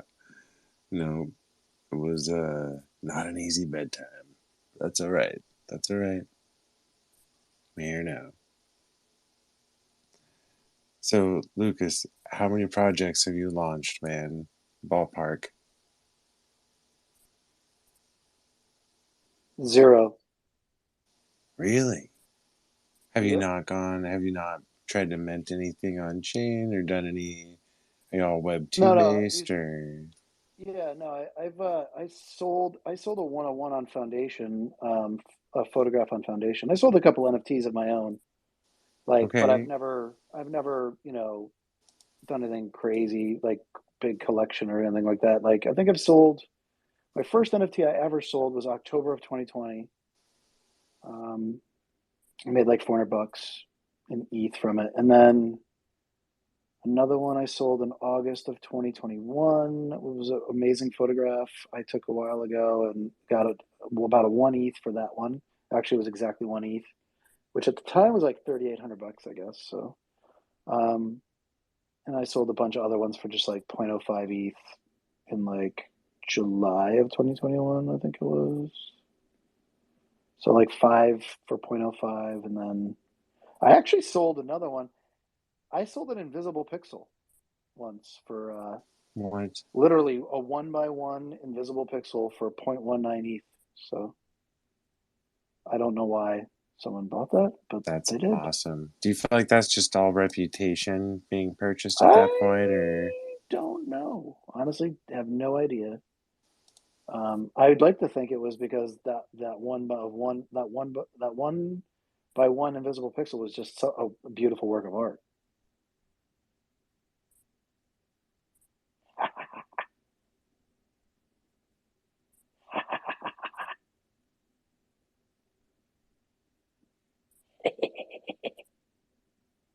Sorry, oh wow, requests. Sorry guys, I'm doing bad co-hosting. Boom, boom. Well, I don't know who you are, but okay. Oh, go ahead, Pen. And welcome to the stage. Pen. Hi. Hey, Lucas. Hi, Rich. Hi, so you want to? Thanks for having me up. Lucas, since you're here, would you mind if I asked you a question about the whole art lane Yeah, we were just in? of Okay, course, Pen. so, well, I want to keep some things in mind before I launch my Genesis project and stuff. I was wondering, so I've heard it called like where, yes, I'm the artist, the art is always going to be mine due to copyright and these types of things, but that the person that buys your NFT owns the digital asset of it. Yep. So mine is more, I mean, it depends on which directions I go with, but some of it is considered maybe more fine art, like flowers and stuff, where they could, maybe get a print or a personally enhanced print where I would add to it. I And like it.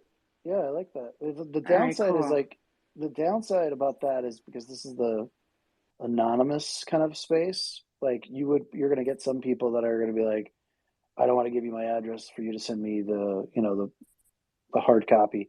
But I love your art. I've seen your art. I've gone through your timeline a bunch. So you're a very good artist. Thank you. I was just wondering, like, or do you give them permission to print it for any size for in their home, but that's it? Whereas, like, because I still want to use the art also, which I think would increase the value for them holding the NFT.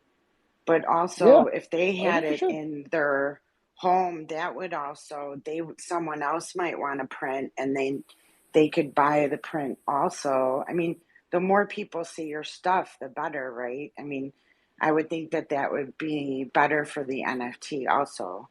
Better. It's Uh, definitely better for people to know your art. So there's no question about it. The key is, this is just my opinion. So again, take it with a grain of salt. But if I was going to buy an NFT to display on my wall as art and then get the original copy of it, like I think the idea is to keep making it in the style of that art.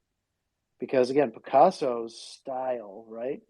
His style changed and morphed over, each decade. It felt like he went through periods, right? Which is like he went through his purple period and his, different periods of like his art when as he aged. And I think his style is easy to recognize, but no two works of art are the same because, again, he was a painter. So like, but you could definitely recognize his style.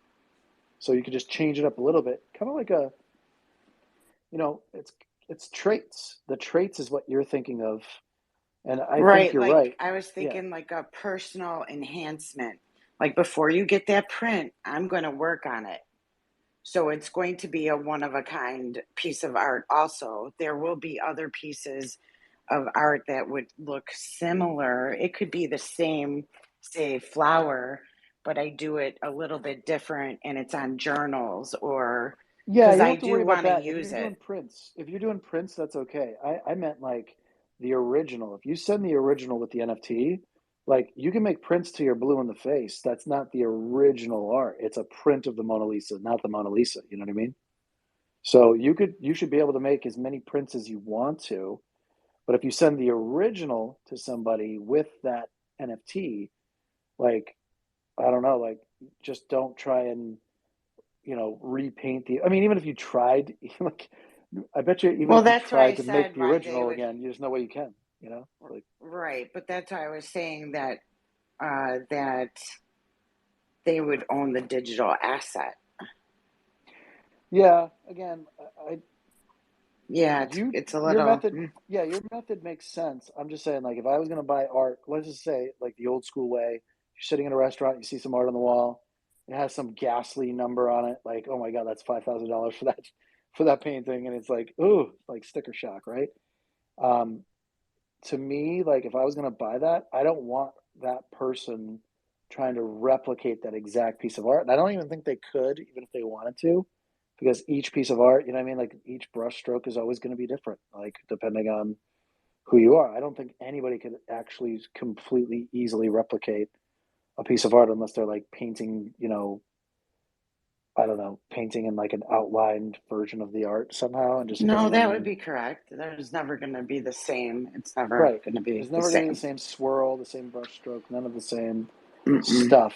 And I think, like I said, style is everything. And of course, you could also make.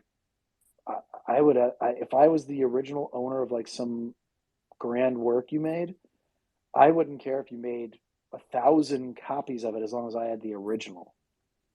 Right. Oh, So okay. Thanks. I appreciate your input about that yeah, because you never know what other, and I think the key is to be very clear in everything, especially in the contract, have it stated that I will use I'll use a copy of that to put on the journals, but you have the original.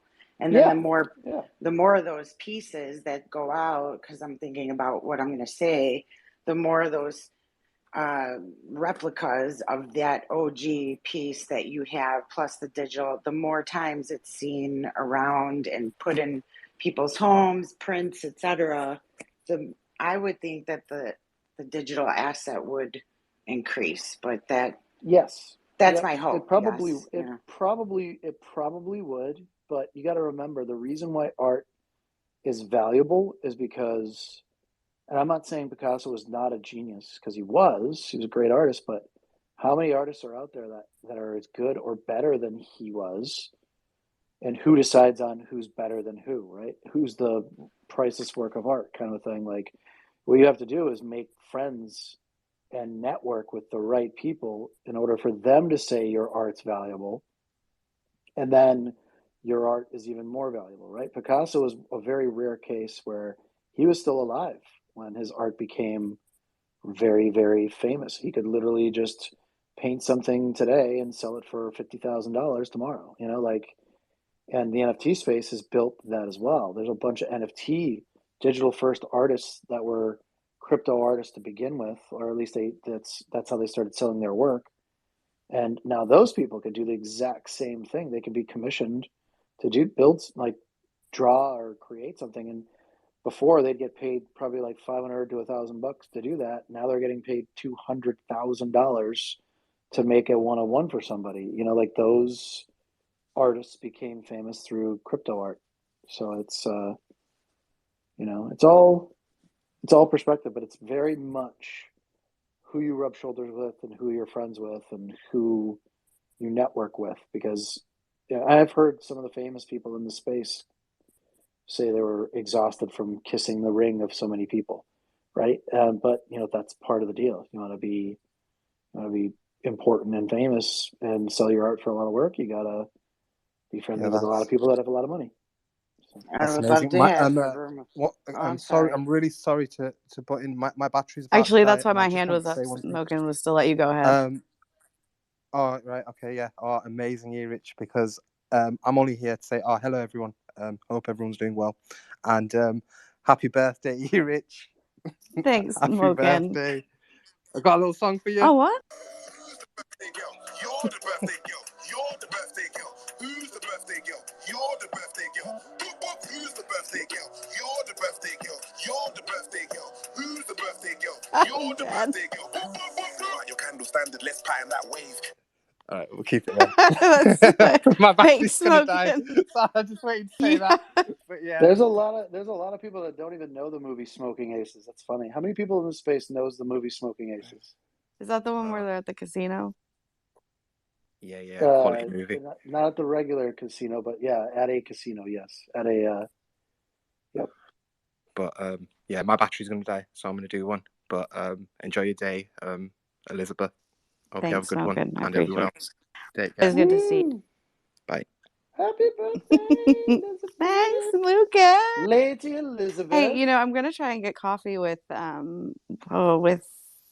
Heather.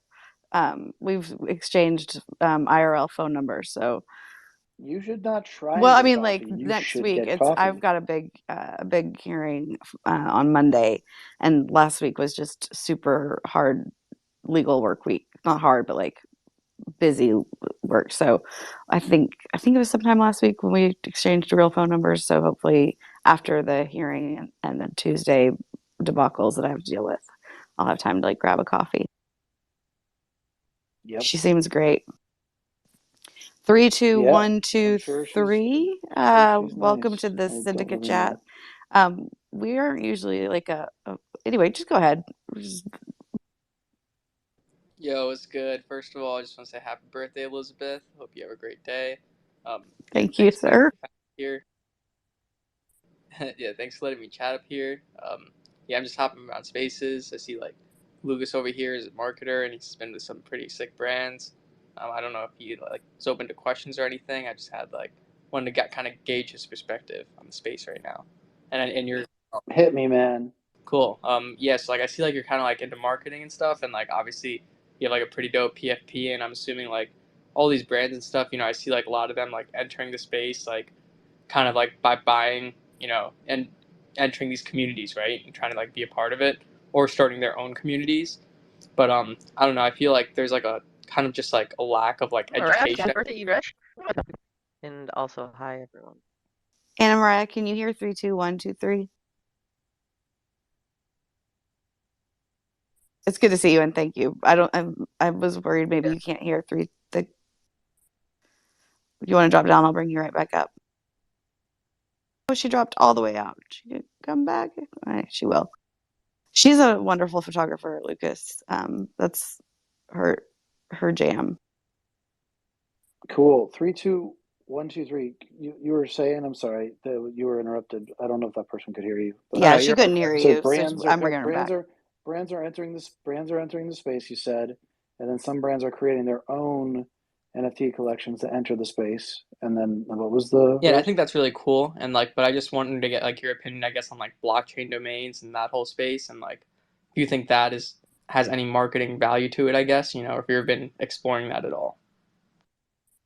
You mean like .eth addresses and stuff? Yeah, like I saw like you've advised for like Atari, so Atari like went with like unstoppable domains, but like .eth in particular is like taken off. You know what I mean? And then there's also like HNS, which is like not talked about as much, but still has like a decent amount of domains and like volume traded in it.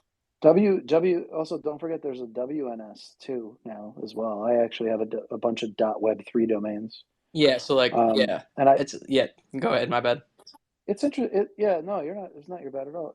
It's interesting, and there was rules put in place back. I don't remember what year it was, but I think it was late '90s, early 2000s, where you can't squat on domains anymore.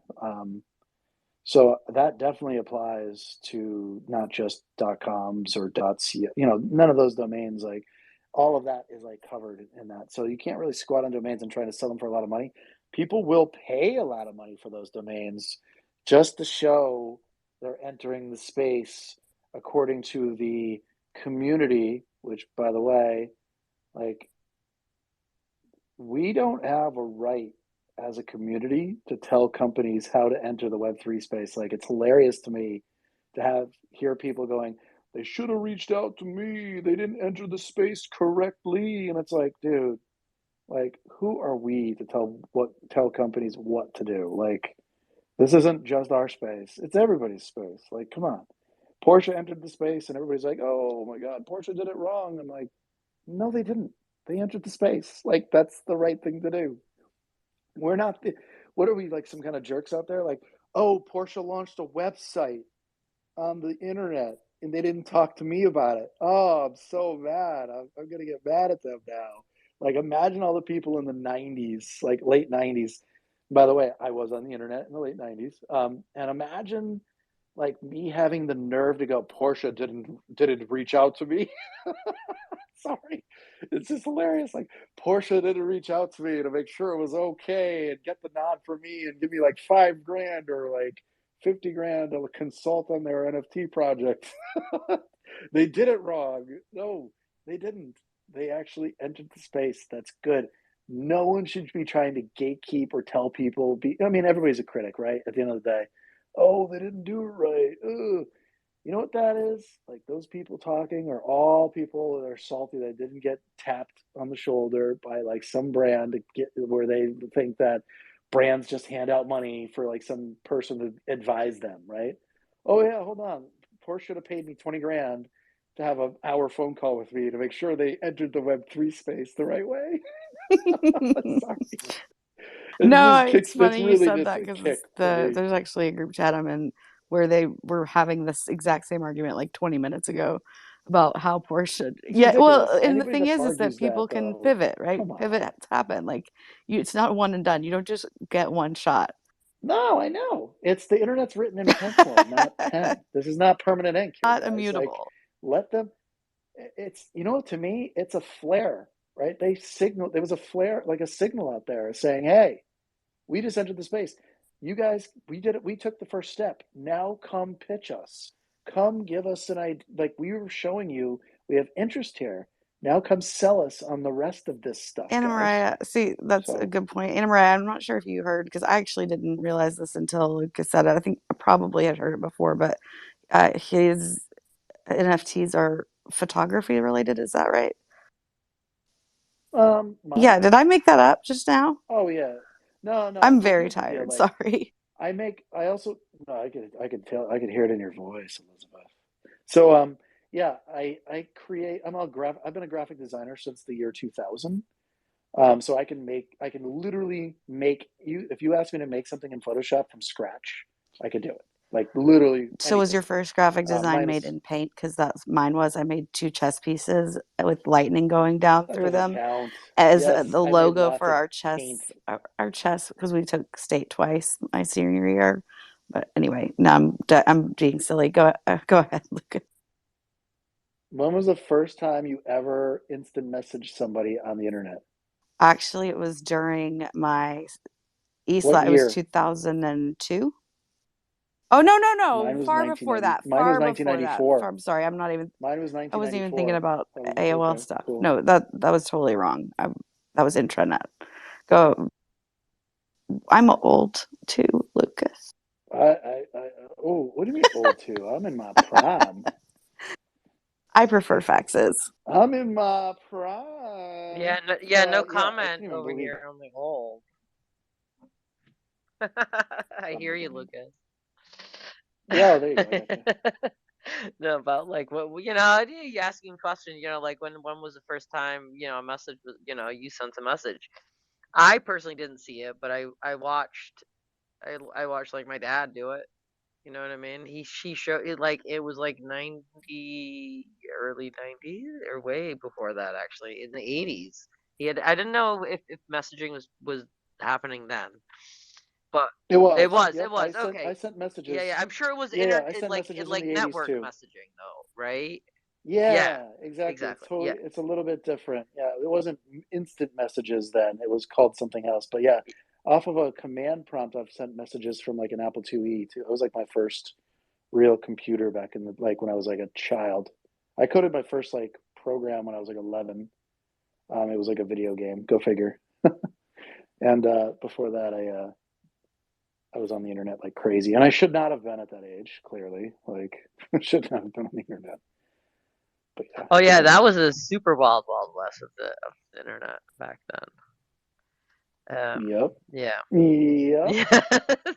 Before regulation. None. Yep. Yeah. Where did 1, 2, 3, 2, 5, 6, 7 go? Oh no. 1, 2, 3, 2, 1.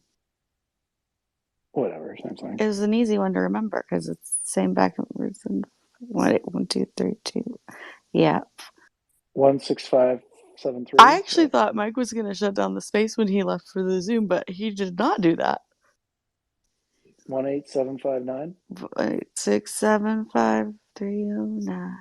8675309. 8675. Right. That's what I said. No, you didn't. You're right. You I'm didn't not. I don't even have the energy to fight for my right to don't worry about it.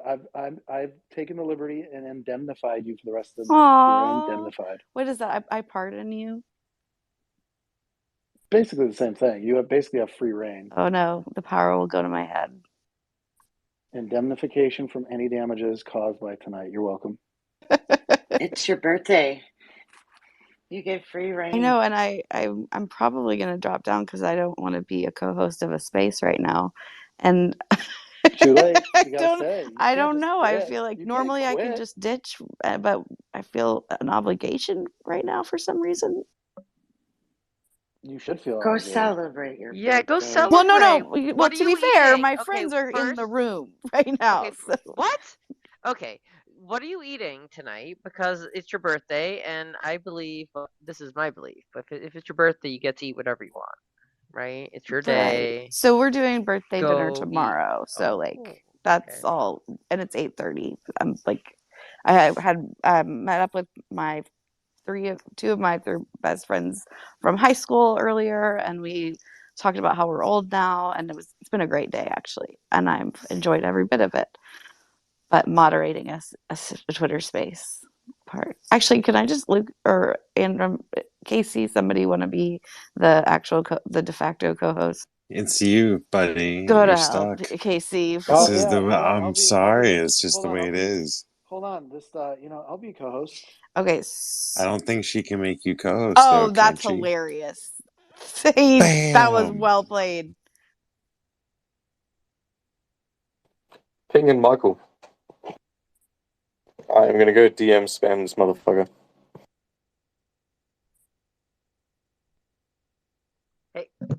Hey, Casey, what are you working on? Yeah. Editing. I'm on number 9. It was Okay, 5, good. 5, Okay. 7, 9, or 11, right? Those are the numbers. Yes. Yeah. Okay. Yeah. Cool.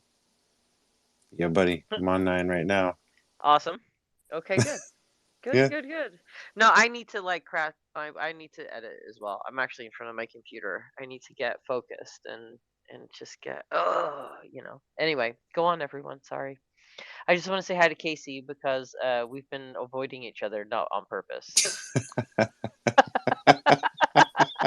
Oh, that laugh. and I literally I saw him in the space and I was like, I'm gonna get you.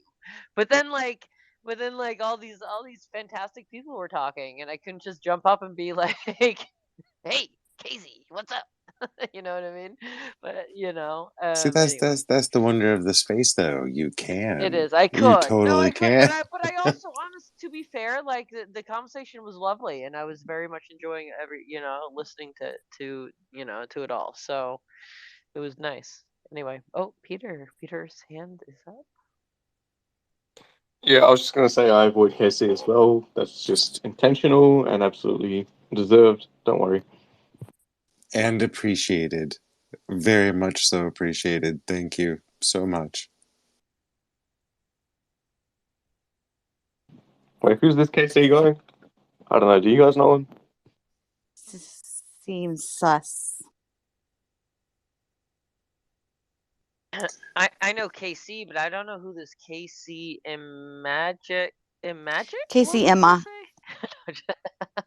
Oh, He's trying to imagine himself with a darker Whoa, skin whoa, color. whoa, whoa, whoa, whoa, whoa, whoa, whoa! Horned horse, what the hell? Came out of How's it going, nowhere. guys?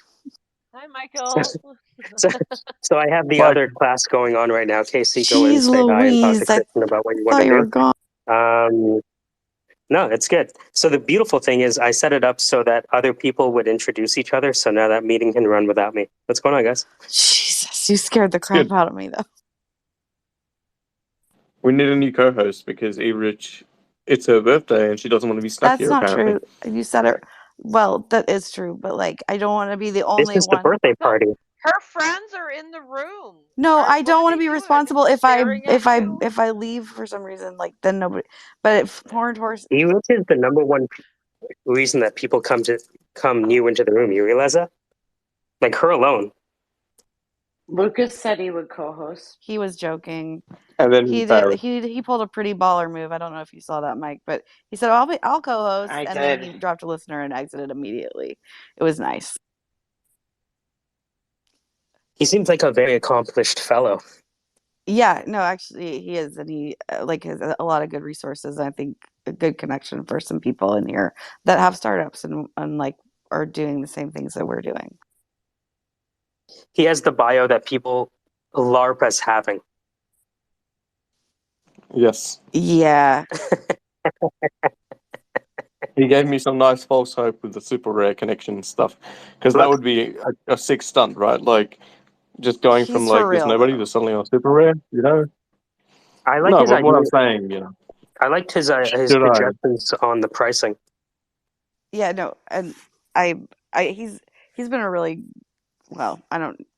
Let's just whatever. I'm gonna. Blah. Can we just say real quick? It's E-Rich's birthday. Happy birthday. He was in Yeah, the yep. space because of you, Have and you so are a sang lot her of happy people. birthday yet? Happy birthday, To E-Rich. you. Happy birthday to you. you. Oh my god. Sorry. Happy Happy birthday, birthday, dear dear E-Rich. E-Rich. Happy Happy Happy birthday birthday birthday to To you. to you. you. you. Yay. That was awful. All right, now we need a new co-host. Michael, I nominate KC just because fuck that piece of shit. Let him get stuck here. Love you, KC.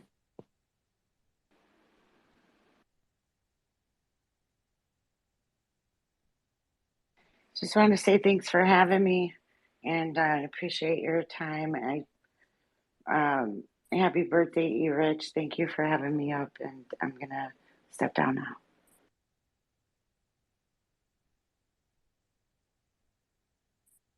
Thanks, Penn. Nice to meet you.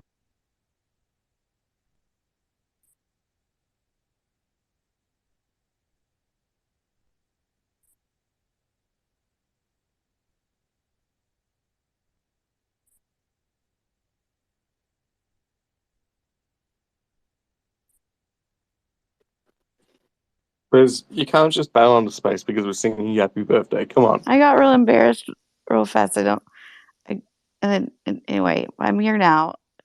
It's not embarrassment, it's butterflies. Butterflies are no. It's like my cheeks got all red. Butterflies are somewhere else. Face butterflies, yeah. Face flies. Face butterface. That was actually kind of funny. Not Butterface. I didn't mean Not I that didn't mean one. to be that funny, but that was funny. Oh, good. Callahan's here. Can somebody please make me co-host immediately? What's good, y'all? Oh, God. Callahan McCaffrey. Nice to see you again, Verified on Callahan. Twitter. Thank you for having me. Where are you guys from? We've met before, sir. How are your darts coming along?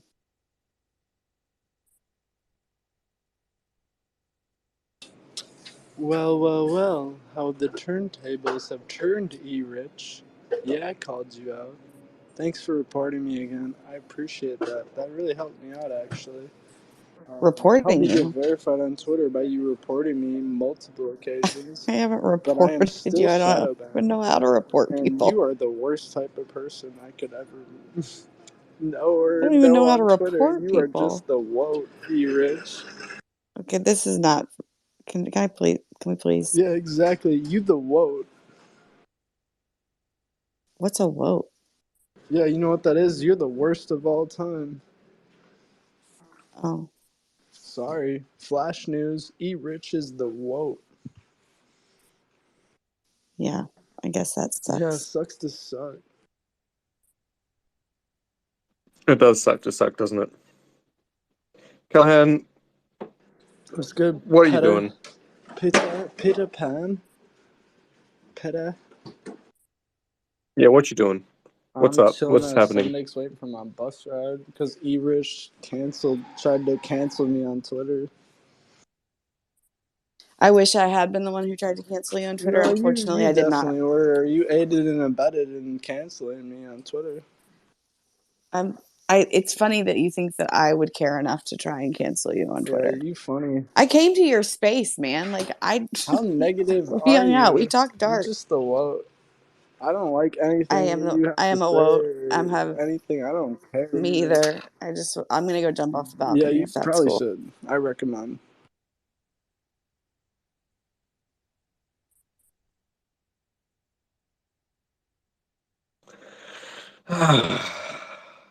People, come on.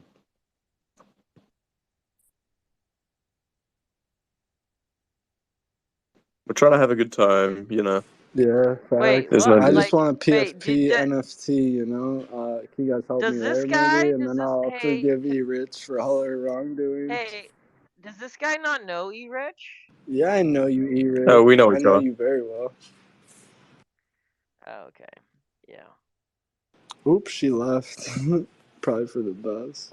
What's good? So you want to attract funding? Not really, but I don't know. Okay. What's good, y'all? Hey, I'm the only one with the blue check in here too. Bet.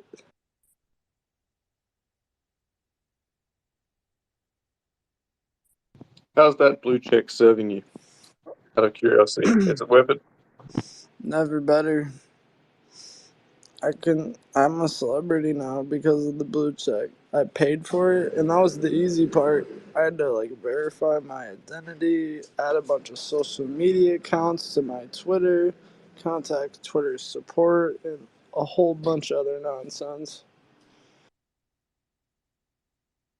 That's the easy part, paying for it. When people say, "Hey, you paid for that," it's like, well, I did, but then I had to like verify my account and do all this other jargon, and I even had to put my driver's license on Twitter and LinkedIn and a bunch of other social media accounts. It was just horrible, dude. I don't even recommend trying to buy the blue check. It's impossible, dude. It's damn near impossible to get the blue check. Like, for real, though. Like, no bullshit, no cap, whatever you want to say. I'm not lying about this, dude, because it was. I didn't even want the blue check, too, because I wanted, like, the gray or gold one, because I was like, dude, blue check doesn't even look cool. So, I don't know. That's just me.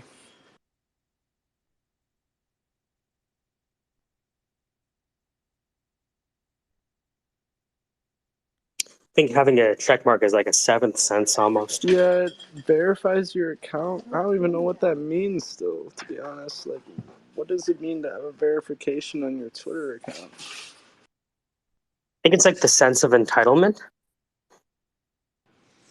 It does give me a slight sense of entitlement, but it more so elevates my ego, to be honest. I would say.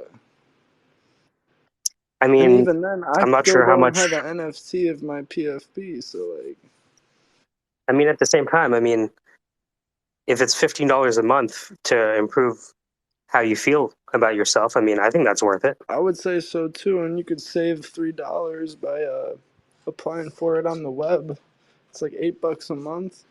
I mean, what's a Netflix account, like 40 or 50, or it's probably at least 20, you know? So I don't know. I feel like it's slightly worth it, you know. $8 a month to be considered a celebrity on Twitter. I mean, that isn't shit to me. I just spent like $30. Seems like I just affordable spent thirty celebrity. dollars at the bar, dude. Like, I could care less about $8 or $11. You could have charged me 50 a month, but forget it. No, you can buy celebrity now. It's good. Yeah, You you can can afford it. you can You you earned can it. buy celebrity status now in a way, but you also have to create value in Twitter Spaces, and you have to create value on Twitter. You also have to be fond of what Elon does too, and follow him, like his stuff, like all sorts of stuff, dude. I hate when people come up to me and they're like, "Oh, you paid for the blue check," and it's like, dude, that isn't even the half of it. Paying for it, like there's so much more to Yeah, it. I don't think you having a blue check mark is an indictment of your character. It is not. I agree with you. It doesn't display who you are as a person, but it does give you verification, and I still don't know what that means.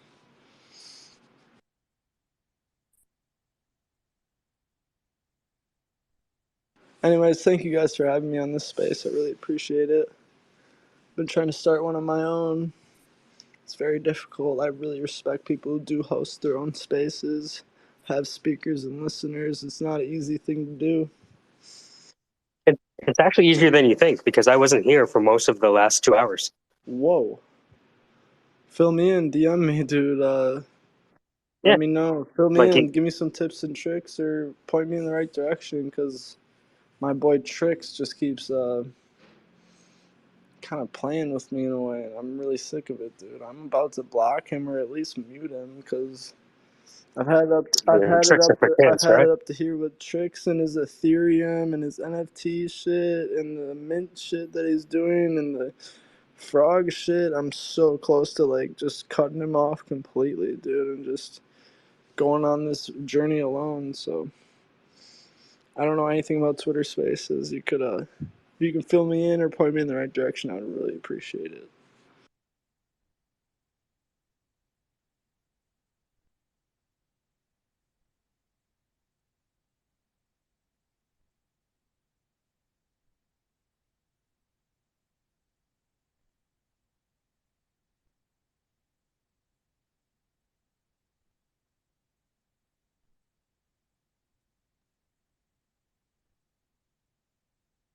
Yeah, I mean, what we're experiencing is the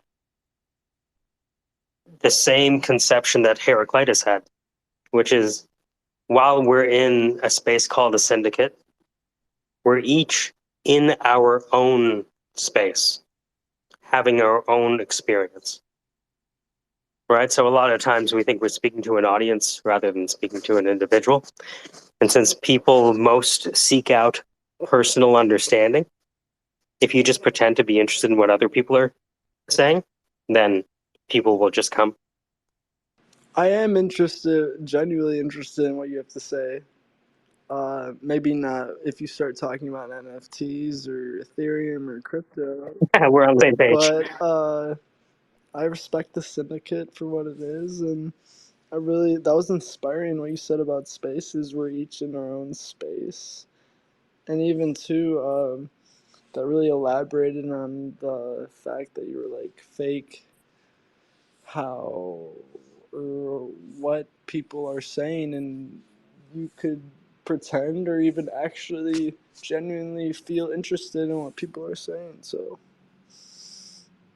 on so many levels, dude, that is just amazing what you said, dude. Respect.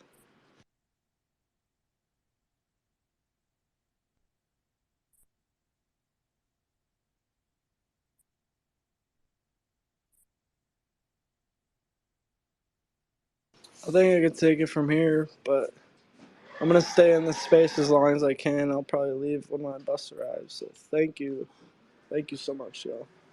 Appreciate it. Needed that help.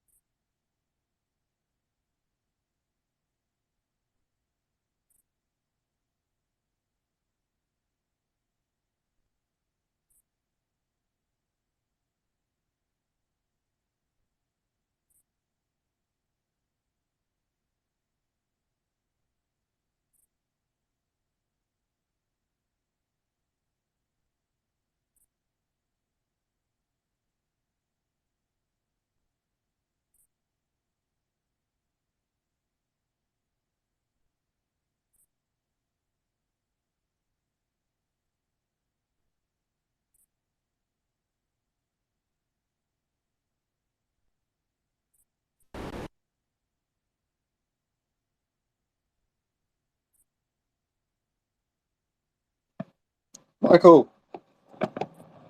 I need to make a request.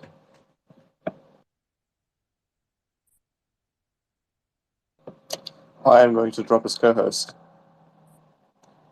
And you need another co-host. You sort it out. See you later. Wait, what?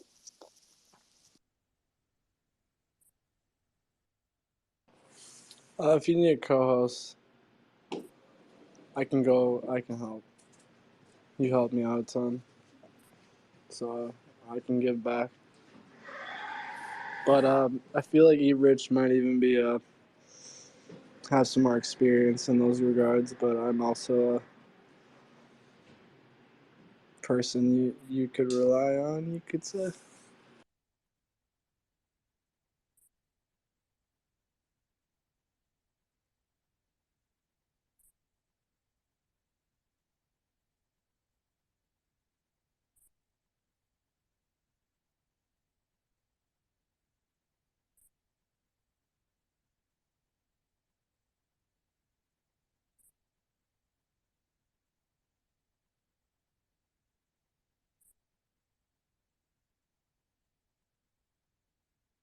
Co-host.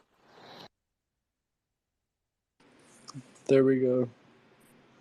I'll take that nomination too.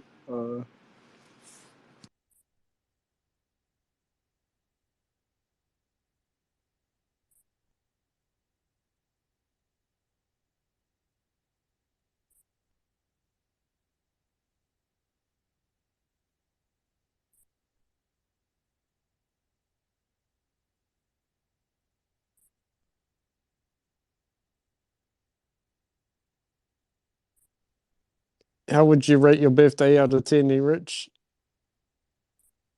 10, a 10 out of 10. And also, Callahan, let's improve the trolling because, quite frankly, you still suck at it. And if you're going to come into a space and troll, you better step up your game. Not trolling at all, but okay. Wow. See, this is what I'm talking about. I woke up and chose violence, Callahan. Actually, I didn't. I I'm woke up not and trolling. did There's not choose no. violence. And then Yeah, I I woke up. It decided was a that Saturday, after and you came I in chose and to F started and shit did up this today. poor ass excuse for trolling, I Whoa, mean, I'm not just be arguing with you better at here. it. That's I all just I'm wanted to saying. apologize, to be honest, but you're just like throwing hate at my way, so I don't I'm a really hateful care. bitch, Callahan. I'm a hateful Yeah, motherfucker. yeah, you should probably stop hating, because that's a strong word, Well, a too. player is gonna hate. No, hate's a strong word, too.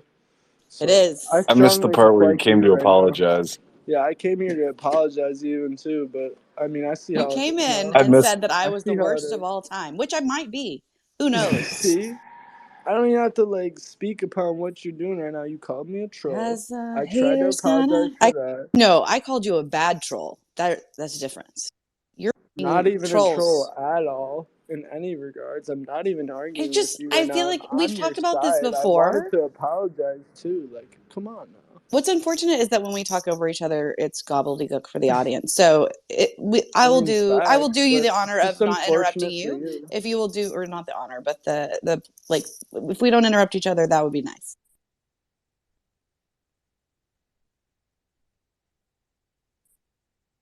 Go ahead, Callahan. I would like to apologize for my wrongdoings. Like to me or like to the world? To everyone and you, and possibly the world, but I don't think I did the world dirty. Well, It's a Twitter space too. Like, we should take it for what it is. Like, I don't even know y'all. oh, you just came in and were rude. That's all. But yeah, you don't owe me an apology. You To can if you not want to. You mean to don't be have to. It's rude, no big deal. but if you don't accept my apology, I I'll did just not move on. accept it. I didn't. Okay, I'm gonna leave then. So Cool. anybody who feels the need to DM me or whatever, hit me up in the Twitter DMs. It goes down Have a good there. night, Callahan. Enjoy your Saturday. Okay, Stay warm. guess I'm getting kicked out by you, Rich. So I'm You just can't gonna get kicked leave out on by my me. own I'm not a terms. co-host. Goodbye. Wow, this is unbelievable. Yeah, it's We got this ridiculous. I'm recorded too. such a bitch. I was trying to apologize, and you You did didn't accept. apologize. I did. Thank you. But you, okay. What? This For is your just some apology. fuckery. Okay. Goodbye. I'm Dan, how are going you for doing? tonight. Whoa, moving on to the next one already, Eat Rich. Yep, I'm. Whoa. What can you say? I'm a spaces slut, Whoa. Gallian. Yeah, you just called yourself that. I'm gonna I let did. you. I say it a lot and often.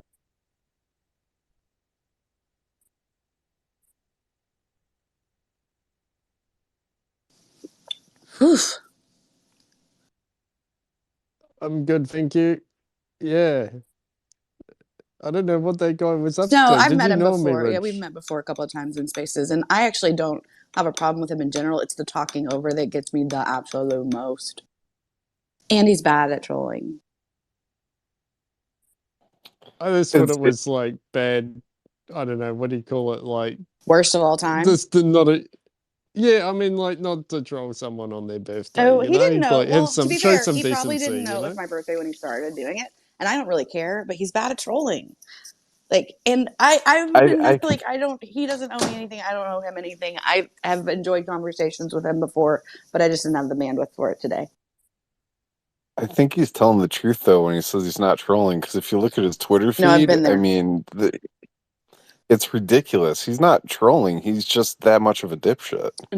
I've met with him in the Twitter space separately. I think he's just bad at trolling. He wants to be a troll and he's not good at it. He really lives it then, because I mean, his posting history is wild. Maybe it's changed in the And last it few all weeks. gets like,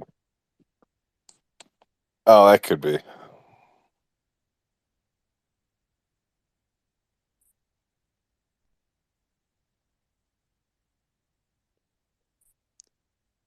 Do you ever get the feeling, Rich, when this? I'm just talking from my own personal experience. Whenever I have my birthday, I'm like, oh man, I'm this old now, and I haven't achieved all the things that I wanted to achieve. Like, it's like This is I haven't taken that that stance. Thanks for reminding me that that's an option, Dan.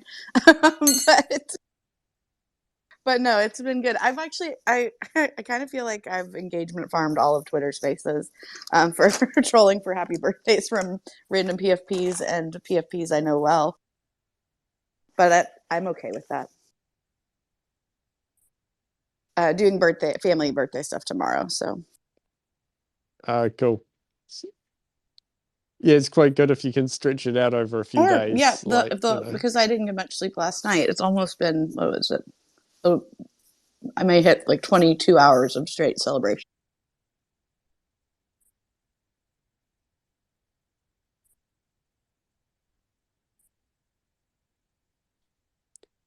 And Yeah, so Dan, do you want to co-host? No. I've got to go soon. Actually, I mean, I shouldn't even be on here because I've got quite a sore shoulder and neck. So, yeah, but I'm just sort of sticking around. I'm not sure why. Just having a sit down at the moment. I'm going to decline, so you. But if you want to close the space, that's up to you. They've got they've got two things going on at once, don't they? They've got the Zoom. Yeah, he could The always Zoom adjust the voice. settings so that people he follows can come up, mutual follows. I think what he said earlier was right. Like you're probably the one who brings the most people to the room, I'd say. Do you think that's a good thing or a bad thing? I think it's a good thing. I mean, sometimes it's kind of like, how do I say this? Like, sometimes it becomes more of like their deal. Oh, what do you mean? You're sort of a bit more like the totally uninformed Yeah, I opinions. So know. I mean, that's We're all good, but refugees. you know, The 2.0 refugees.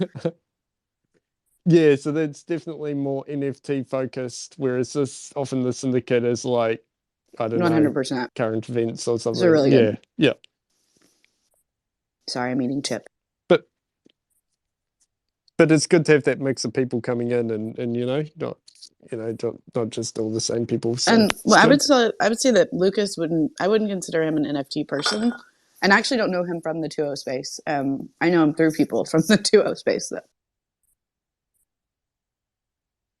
He's more of marketing. Yeah, no, yeah, it seemed all good. I just, I didn't mean to throw shade on him, but No, I it's just cool. saw the He's a really positive though energy and a place that like sometimes can be doom land. So that's one of the things I enjoy about him. Plus, his gift game is really strong.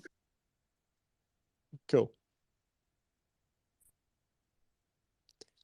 In New Zealand here, and I think sometimes even I have it myself, is they've got something called the tall poppy syndrome. Some people in New Zealand, they, instead of like looking up to people who are more successful, they'll try and tear them down. And it's not a good thing. And so if I catch myself doing that, I'm trying to stop I it, do you it know? to Elon Musk all the time. Maybe I should stop doing that. Yeah, that's exactly. I mean, like that's a prime example. Like a lot of people will just hate on Elon. I don't think I hate on people Yeah. that I hate on the people that spend a lot of time talking about him. I think is where my energy goes. But I don't know what my obsession is with not wanting to hear about him because it just makes the conversation last longer. I mean, you know, like, well, especially since he's sort of taken more stronger political positions now, it's kind of like he's more of a target, is particularly for the left. I actually find Um, that side really fascinating. Like, let's have a conversation about the timing of the purchase of Twitter and allowing Trump back on within 2 years of the primaries for 2024. But I don't know if this is the right place. But I'm very interested in like why Twitter was purchased and the timing of the purchase. Like that intrigues me. Like that, the mind map on that is very interesting. yeah, I don't know. I can't read Elon Musk's mind, but he has said some contradictory things about that because initially it was all about you know, Bots. freedom of speech and stuff, right? When he bought it, he's like, he even said, "Oh, it's not about the economics; it's about, you know, preserving freedom The of town speech. hall. You know, the town hall. You know, everyone's got a voice, and we're not infected by the woke culture." And so he was going along that vein. But then when he bought Twitter, it was all like, you know what? It's about the money. So time to pay up, everyone. You know, so it's like, oh, okay, well, it was about the economics after all. You know, so um, but maybe it's about both things. I don't know. Yeah, I mean, you know, I am pleased though that the platform's still working. You know, and he hasn't got rid of Twitter Spaces, so that's all good.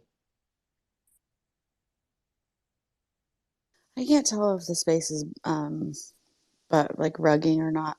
But H37, are you still up as a speaker?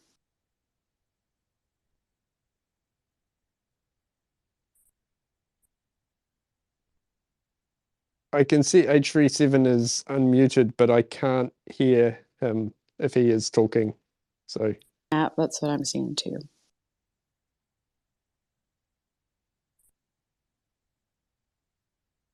H37, I'm going to cancel your request because I can't accept it right now, and then I'll throw you the invite. Frick, that didn't work. You moved. Damn it, that's when the whole Twitter thing happened, did you think about going to other platforms, or you always going to stay on Twitter? so. This is the only social media platform I actively use, and I would just doom scroll on Twitter every once in a while. Use it for like news breaks, maybe 10 minutes, a couple times a week, and then get back to life. Follow Survivor updates. The only reason I'm on Twitter all the time is because of Spaces and um, H37. Stay here. I'm going to send you a request to speak as opposed to you requesting because it's glitching. If you'll just give me a heart emoji or something, so you. See, I'm similar. I'm just on Twitter. But I know that, you know, when there was the uncertainty around the platform and a lot of people were trying to do their backup plans and, you know, have an Instagram and a Twitter or something. And I never looked into that. I know that some people were, what is it, going to Clubhouse and that sort of thing. So the only time I've used Clubhouse is when Twitter Spaces went down for that 24-hour time period, and So You started up like a Clubhouse. And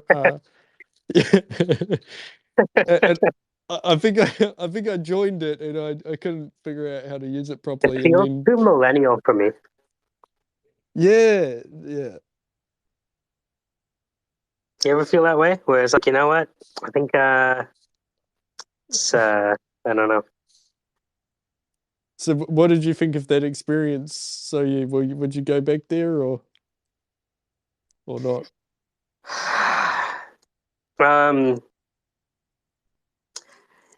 The space is the people in it at the end of the day. You know what I mean?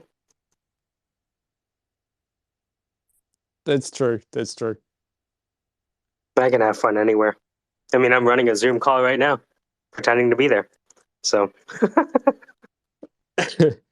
Well, I tried. I was saying, people might be talking to me right now. I have no idea. See, I'm not so keen on the Zoom because then often you feel kind of obliged to show your face on the camera. So I don't know. Yeah, people are just turning on their camera when they're doing this late. So I just heard Manish talk, and I think Casey's up next. Okay. What they did was they were like, okay, Mike, you run the meeting. I'm like, all right, guys, we're going to do the shotgun style. So you do your slate, and then you introduce the next person. Done. So I booted Peter from the space by accident. And now he can't get back in. Well, I mean, sometimes there can be happy accidents. You're right. Who needs him? That's why I'm afraid to have co-host powers. I don't know how to use them.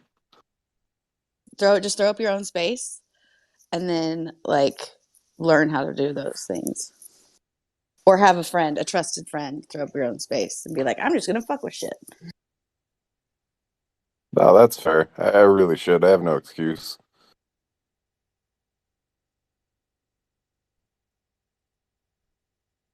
Hey, so will you invite Peter to join as a speaker from your host stuff? Because I think I don't have the power to bring him back. I just did. Okay. Yeah. Maybe I'll leave. I try.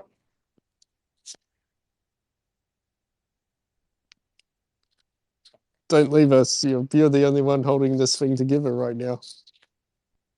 Me? No, Mike's got this. Yeah. No, Mike's preoccupied with the Zoom actively call. making He it comes and worse. goes. No, you're making better. I was going to say something about the social audio. I tried LinkedIn events the other day. I don't know if you've tried that. Yeah, I've done yes, but not their social audio. My dog's going nuts, so she's mad. Yeah, the LinkedIn event is their social audio. Yeah. But does not have video? Oh no, yeah, it doesn't have video, but it's just social audio. Okay, because I've done the Spotify version of this, done the Clubhouse. I've not done the LinkedIn version, but they do have a video, conferencing thing that they also use. So I was confusing it. Okay. The LinkedIn event, I think they're called audio events. They're very similar to like this, but it was like a few features that I was like, oh, did they do it better on Spaces, because they'd have the listeners, and then up above they have the speakers. And then if you're a listener and you want to become a speaker, you request the mic to the host. The mic to the host. And then they bring you up onto the stage, so you're a speaker. But then what was the problem? I think the problem was that once you became a speaker, there was no hand up. So yeah, you couldn't just hold your hand up or whatever. Sorry, Peter, am I droning on? Am I? I apologize. No, you're fine. I'm so sorry, babe. Oh, he got kicked from the space. Yes, that was an accident, Peter. We heard from Rich, so don't take it But personally. as his wife, I should be better. thumbs down all around. Dan, you're fine. So I feel so bad. Oh, don't be mad, B or wait, Ray. What fuck?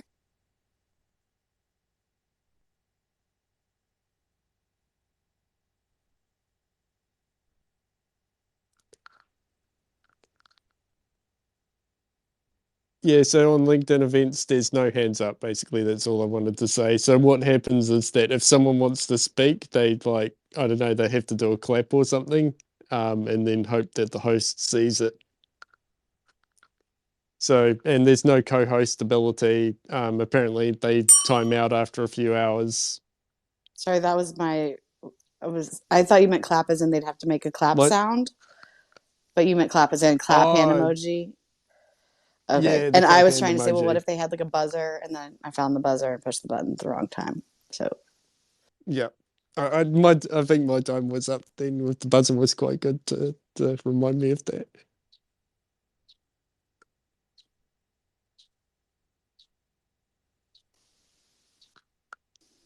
yeah, we lost a lot of. I think actually that was Lucas that brought in a good group of people. That's interesting, and I'm not sure. I don't know if I know. I know H37. Hi, good to see you again. I don't know Marilda. I do not know Whalefied or Zim. But welcome to whatever the hell this is. It's interesting when someone like that, like a big account, comes in the room and then all of a sudden a bunch of people come in and then they leave and then gradually a few people leave. It's kind of like these waves that occur. And I don't know, it's interesting sort of listening to some of the replays of like the different stages of a Twitter space, almost like the different acts in a movie or something. Now Zim is familiar with Jake, which is an interesting connection.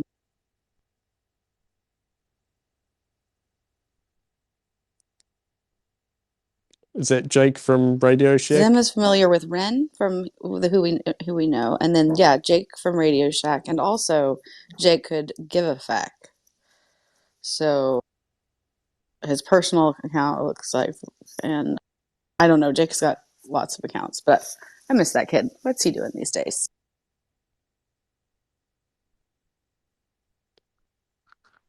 What's happening these days with the totally uninformed opinions? Because I have not been in that space for a very long time now. You would have to ask the people who are associated with the space. I am merely a speaker. You don't go in there anymore? I am a speaker sometimes in the space. They celebrated their 200th day. Was it Thursday, maybe, or Friday? Yeah, Thursday or Friday. And because both of the people that were running the account for the 24/7 stuff are now in the same time zone, it makes it really hard for that to run the way that it did before. But Jeremy of the Webs, I don't know if you've ever met him. He is one of the main co-hosts. He has been kind of holding it down.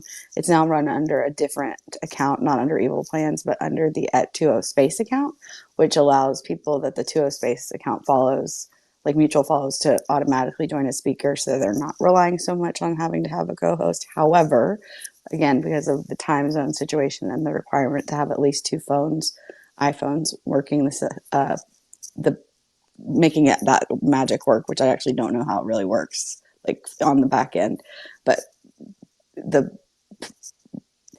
it's hard to get the space up because they're out there funding. They have the full-time jobs. Everybody was, again, like I've said before, volunteer. But had a good little rally for the 200th day. I tried to get some people in that I have learned a lot from, like Vinay Gupta. Would love to see him. Talking to him about like his work in blockchain technology is just fascinating. That's all I got. Yeah, last time I was in there, and I think I tried going in there a couple of times, and the same thing was that no one was talking, and there was just a bunch of listeners in there, and I thought, oh, they're having technical problems. Yeah, that's kind of what it is. Like they're if a co-host, the co-host that can be there the most right now in our time zone, his wife, his like technical situation is not ideal. And he's always on the move, and so it's just, I don't know what's going to end up happening, but for better or worse, I met a lot of really cool people in there. I learned, well, I heard a lot of things, and it was a really cool I like space. how you put. I like how you pivoted there from I learned, then you stopped, and it's like I heard some stuff. I also learned to like speak No, up a lot more, like myself in this type of environment. the I kind of I wonder. Like, I'd be curious to know um the hosts of the space and the people who sort of started it, like Evil Plan and the I've forgotten her name, the Zaina? Oh, Maya and all Maya. that. Zaina, So Maya, the Zaina. original people were Evil, Zaina, Ultimate. I don't know if you were ever there when Ultimate was co-hosting, and then there's one more. I don't remember who the fourth one was off the top of my head, but I think there were like four of them. And they were just hanging out. I don't remember the exact story. I don't want to say incorrectly, but at one point they decided to see if they could go, to be the longest continuously hosted space, and like uh they just kept going. And then I was there on the fifth day and woke up, or and I went to bed, and then the next day I like was live for it going to the seventh day. So I joined on the sixth day and heard the seventh day, which is why I know that I started on the fifth day, because of the way it worked out. But Evil used to say at the start that welcome to Totally Uninformed Opinions. We are, we are going for the world record for the longest non-continuous Twitter space, 24-hour Twitter space. Yes, we know that that a 24-hour continuous Twitter space happens, but we think that that's a bad idea. We want to be different. So ours is the longest running 24/7 non-continuous Twitter space, and that's because it kept crashing. So he just shifted the way that, which was, I thought, pretty interesting, like a funny turn of phrase. And I really thought that's what they were doing, was going for the world record. And so I was trying to support that. I didn't realize it was just a gag. Um, anyway, and then like when I was first up there, I was fighting with, or debating the Twitter basically, and whether or not it's a viable company. And I like Twitter, so I was supporting it. He hates Twitter with a mad passion. It's a really impressive passion, actually, when he rattles off all the reasons that Twitter is the worst. While he does it from Twitter's platform, obviously, but it's evolved in the last 200 days. I know his opinion has. That said, he's got a lot of really good connections in the tech world, and so he was able to, and other people were able to pull in a lot of different, people who you wouldn't, I at least wouldn't normally be able to hear discuss certain things. But I'm going to stop talking about it now. Yeah, I just wonder if they sort of achieved what they set out to, because I remember like early on they were talking and stuff, and then it was like, oh, let's see if we can like make something out of this. And it was like, they had a bit of a joke where it's like, Zaina will move. you can change the time zone. Yeah. Yeah, you can move the time zone Yeah. So for the how many ETH original or thing was whatever. like, Ultimate was like, let's see if we can go 30 days. That was the original thing. And then once they got to 30 days, and Evil went to, I think, Vegas and was out of town, and 200 people a day would still show up and have these really great conversations without him being there, they kind of were like reassessed about, okay, now how can we make this sustainable? Because everyone that was involved were volunteers, and it wasn't sustainable anymore for them to be that away from their, work for that long. To keep something that, was ultimately really marketing wise benefiting the Evil Plan account, which is fine. He's the one putting the stuff out there, but no one was getting compensated, and it's not a shill space, so it's not as if, except Maya, well, we can talk about that in a non-recorded space, but like Zaina is the one that I supported the most because she's an incredible co-host. She works really hard, and she put a lot of freak. She was burnt out. Like, she got sick co-hosting that space. And anyway, so it was kind of like having like a mission and a goal, and it was really fun until like all things, drama happens. Funding opportunities fell through. They thought maybe they could get some outside funding, didn't happen. And then Evil's main goal was he's got a or a gaming startup, so it's not what he was doing. And Dan's gone. Okay, cool. I don't want to talk about 2.0 anymore. You wouldn't guess it by the way I just rattled on for 30 minutes, though, I guess. I was interested. I really don't like talking about it. But I spent so much time there that it's kind of like people that are on the outside don't really understand. It was a little cultish at one point. Hi, Peter. Sorry again.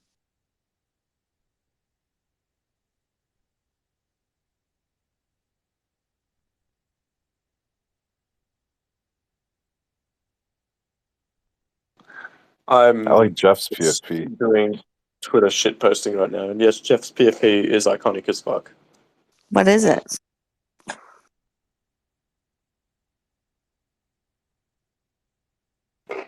Can we get Jeff up to talk about it? I don't know. Are you a co-host? I'm not. You are. I'm just asking if Jeff wants to come up and talk I about it. invited him to speak.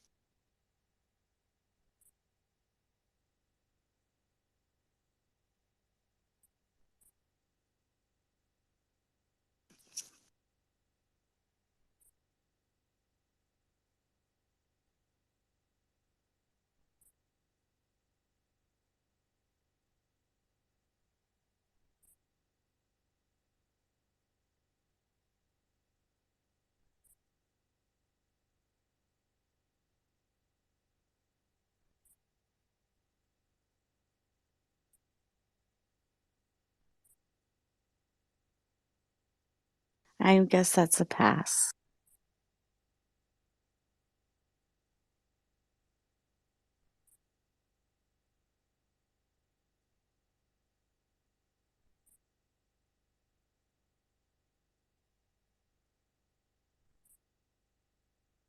Just looking at his timeline, he's basically a cool version of me.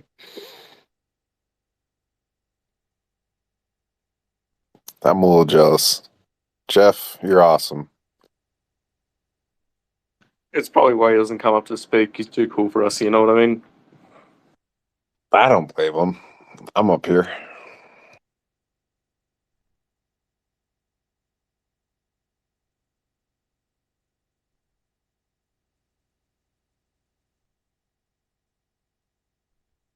The old Jeff would.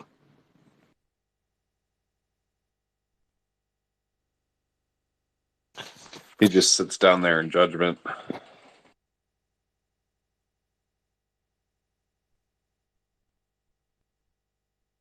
Zim used to be cool, man.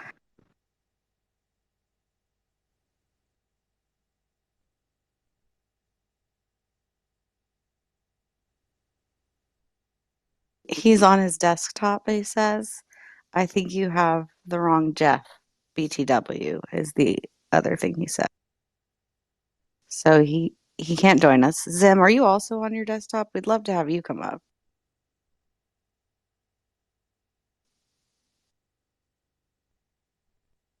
Or we could just sit here together alone in silence. I'm good with that. I could vacuum. You guys meditate? Occasionally. I used to have a daily practice, and I haven't done it in probably a week now.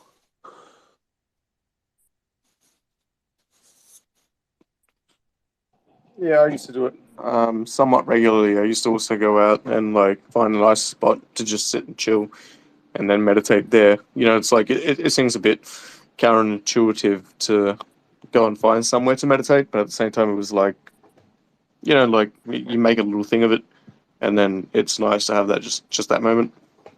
I used to like this spot down by the river. I just watch the water flowing and try to let go of all my thoughts and just kind of be in that moment. That was kind of like, it was good, you know.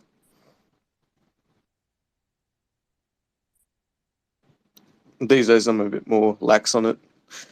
Once in a while, like mainly before bed, I'll try and, you know, get into that meditative state and just, yeah.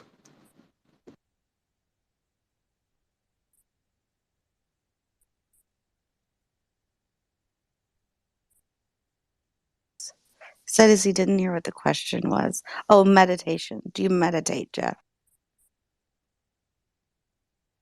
Hi, Luna. Hello.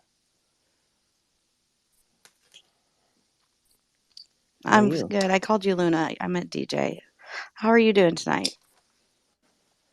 Pretty Do you good. ever meditate? I don't. Does drawing count? Just like by myself, just drawing. I, I as don't know. someone who, That's like the closest thing. I'd say so. I mean, it's a form of meditation, depending on how you approach it. Yeah. Something I do though when I do draw is like depending on what kind of situation I'm putting my characters in, I play different music to fit that mood, to put myself in the right headspace. You know what I'm saying?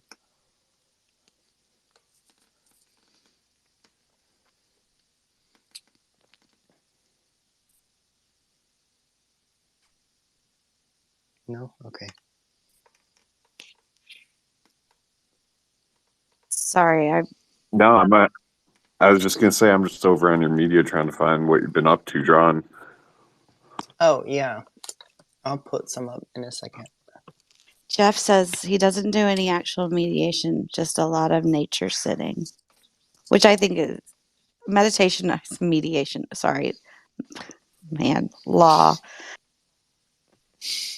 I'm dropping down to listener. No.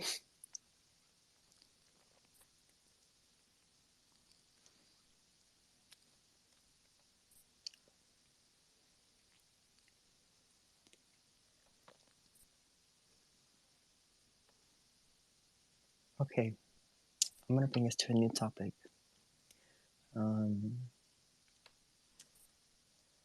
Since I'm currently eating dinner, what has everyone had for dinner tonight? If you've had dinner. I had a salad, a dinner salad. Actually, I had half of a dinner salad. And what's in it? What was in it? It was just like lettuce and freeze dried corn, which is amazing, by the way, if you haven't had. Really? And then red bell peppers and some mozzarella, just a little bit of mozzarella and dressing from the restaurant that I got it from. That's cool. What are you having? Well, hang on. I made myself 2 grilled cheese sandwiches, some blueberries, and then for dessert, I'm having some chocolate ice cream. Ooh, you just remind me I have blueberries in the fridge. I should do that for dessert. I ended up having brisket, mashed potatoes, and a kale salad. It was pretty good. When you become an adult, do fruits become dessert? Basically, it's really sad. Add yogurt. Man, that sucks. Yeah, non Greek fat or full fat Greek yogurt, a little bit of honey, and some fruit, and that's dessert. And you're happy for it too. You feel like you're cheating. Wow. Let me take out my earbuds and plug in my phone. I haven't had a piece of candy in, I want to say, like 2 years. That's sad. I just had one earlier today. Now I feel bad.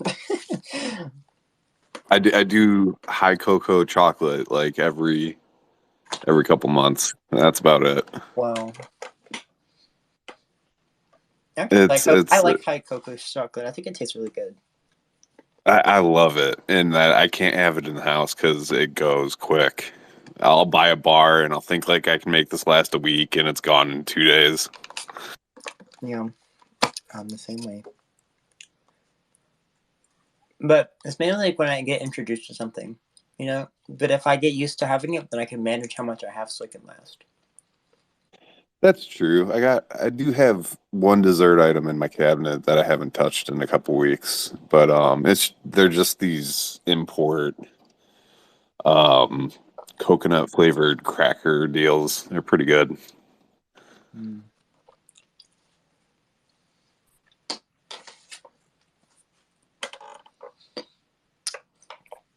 Mm. Well, I'm working on this drawing, and I'm putting one of my characters and then one of my friends' characters in there, and so and they're putting these outfits that are like they're shiny, and I don't know how to shade it, so I'm gonna have to like experiment with like all my effects and all my like my effects in my drawing app, and I'll, like the blur. I have to blur it, and like it's just because when I have to learn how to shade it differently, there's like I have like a whole array of special effects that I can add just to lines. I have different types of pens I can use, different like it's so much that like I can do to that I have to do to figure out the right way. You know what I'm saying? So are you purely a digital artist, or do you do any pen and paper stuff? Well, I draw it on pen and paper and then I trace it digitally. Oh, do you have like one of those little hand scanners? No, Or what you I just take photos? yeah, I take a picture and then I just trace over it. Nice. I like the way digital looks better, but I'm not good at like starting from scratch on digital. You know.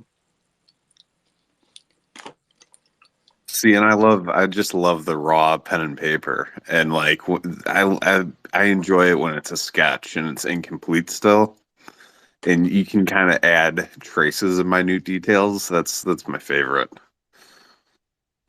Mm.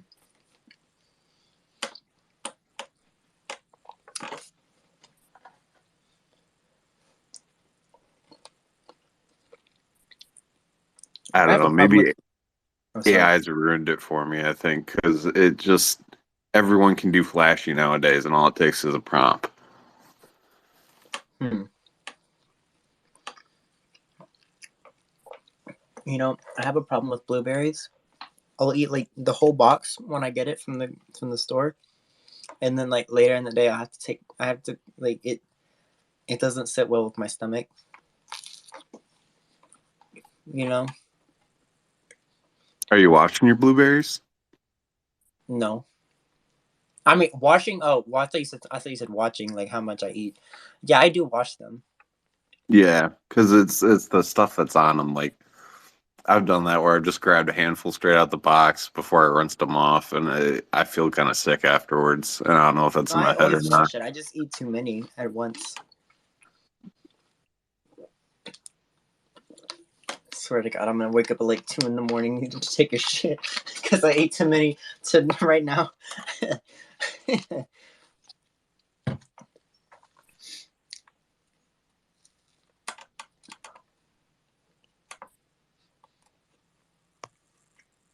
Oh, did someone leave?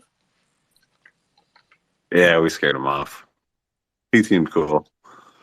Oh well. It was where I started cussing. Maybe that was it. I'm gonna see if I can invite some. I wanna get Andre back in. I wanna get Andre in here. Rich, have you met Andre? Yep. Okay. Yes. I couldn't remember. Some very interesting views about things in general. He's smart. Well, yeah, that too. I haven't seen him online in like a long time though, so he might not be. You may be taking a break. It's healthy to take a break. Advice I give, Yeah. but don't take myself. Oh shit! I forgot.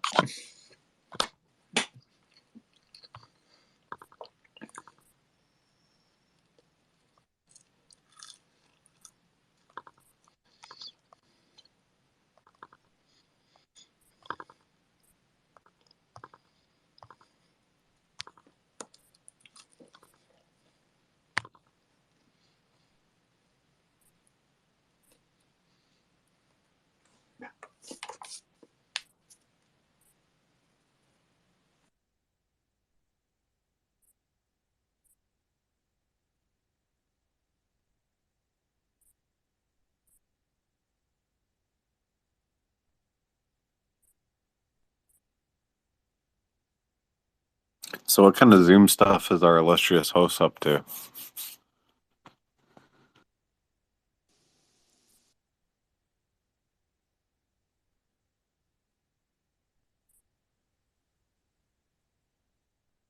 Oh, you're rich, you just rugged.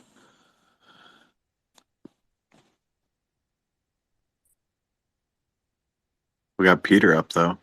Maybe I rugged. No, I hear you. You're up. Still got Zim down there. What's up, Zim?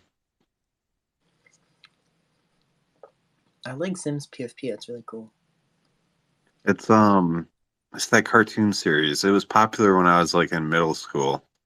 Oh. Invader Zim, I think. Never heard of it. It was one of those I never knew where it was from because it wasn't on Adult Swim, but it was geared towards teens, and I don't know if it was on Cartoon Network or not. There's always kids running around with Invader Zim merch. They either had a T-shirt or a sweatshirt or a little thing on their backpack. And I've never seen an episode, but it was pretty popular.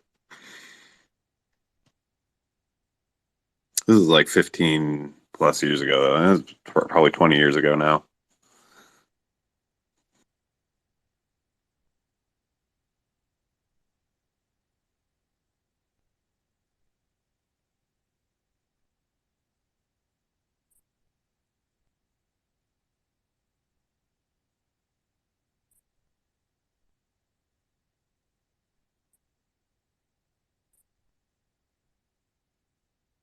I want to hear from Peter since he's up here. Tell me about the psychedelic and the surreal. How that correlates State with of AI. mind. The AI can do some absurd bullshit when you start giving it absurd bullshit, right? So it's a lot of fun to experiment with that and just, try and do things that aren't necessarily photorealistic or pretty or, whatever. And so that's kind of my thing. I like doing stuff that's, it has aesthetic value, but it's also like not really necessarily in line with what you expect. Like, so the current trend with AI and things like that is that they're trying to push it as far as they can to make it as realistic and as human as possible. And I think that's a cool trend because it's like, it really showcases the prowess of the technology and just how good it can be, right? But then if you have tools that are so capable of doing that sort of level of like, we never thought it was possible for something to do that, like a machine to do that kind of thing. Well, why aren't we pushing it in a different direction and kind of, doing stuff that's more psychedelic or surreal or whatever? Like I have a huge love for psychedelics. I have a huge love for that kind Me of too. experience and trying to communicate it, right? Like, and the thing is, I find that I could communicate it better with the technology in its current state because it gives me a certain level of like, I don't know, it's like there's a level of unpredictability about it. So it becomes this weird game of like, okay, how do I push this unpredictability in that direction to try to match that experience at the same time? There's, in some ways it's a lot easier to just draw exactly what you have in your head, right? If you're like artistically inclined, whatever, if you have those skills of like, you've practiced drawing and stuff, or you've practiced painting for a whole lot of your life.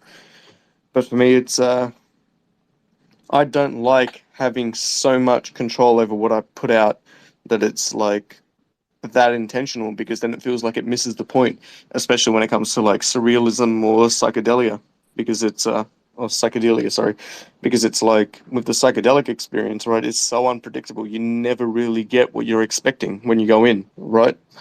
So it feels a lot more in line with the message of that experience when I can have something that can produce imagery that can like, touch on that, right? But then also it's not really completely in my control because the psychedelic experience is not in your control. That's the whole fucking point, right? It's yeah. So that's kind of like where I'm coming from with it, and that's kind of what I'm like exploring. Lately I've been getting into a bit more of the glitch art stuff because like there's a purpose for that with like a specific project that I'm doing, but like I've been exploring that aesthetic a bit more and it's yeah, shitload of fun. No, I can tell I'm looking at your timeline in the media section, and it's pretty awesome what you're throwing together over there. And glitch art is something. At least for me, it hits home. I've spent a little time using psychedelics and stuff, but I've spent so much time with computers that I feel the vibe. It's pretty awesome. I know one of the wildest experiences I've ever had digitally was a VR chat world. That was basically one big psychedelic trip.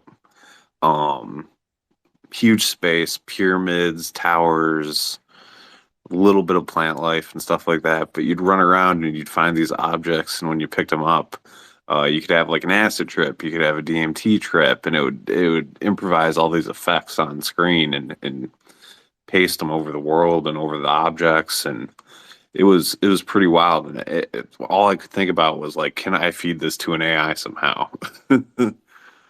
And what is it going to be like when I can do this thing that I'm doing in VR chat, but with AR goggles, when I can do it at the grocery store, have an acid trip inside of AR at a grocery store or walking down the street or in a park. Yeah,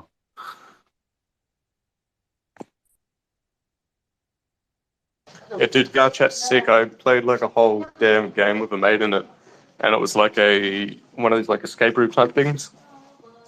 And I'll never forget that. There's so much potential with that tech and what you can do with it. My main purpose for VR at the moment is like mini golf, honestly, because I play these mini golf games in VR and it's a fun time. But the No, VR yeah, chat you stuff. get a good group of friends together, and mini golf is the shit in VR. Like, I feel you there. I found this game today. Hang on. God damn it. Hang on, give me a second.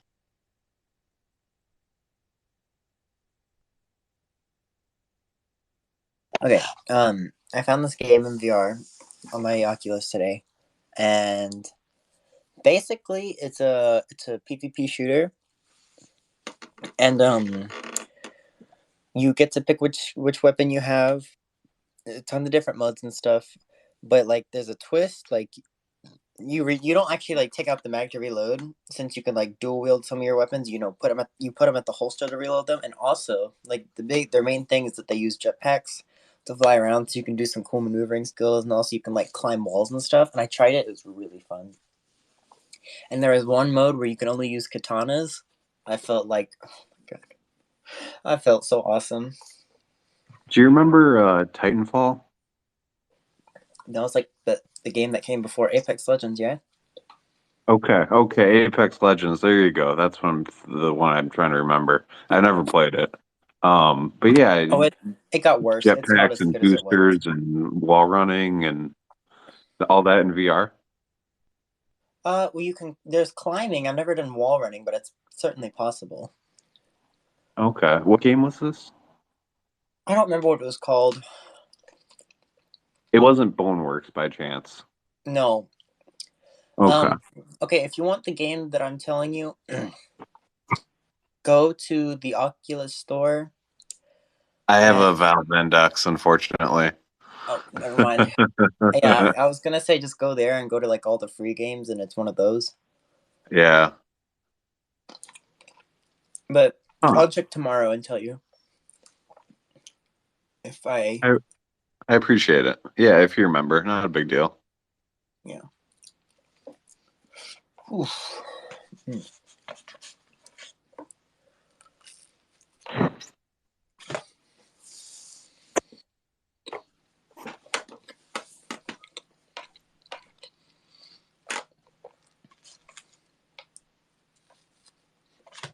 I'm gonna try and figure out this thing for my drawing real quick.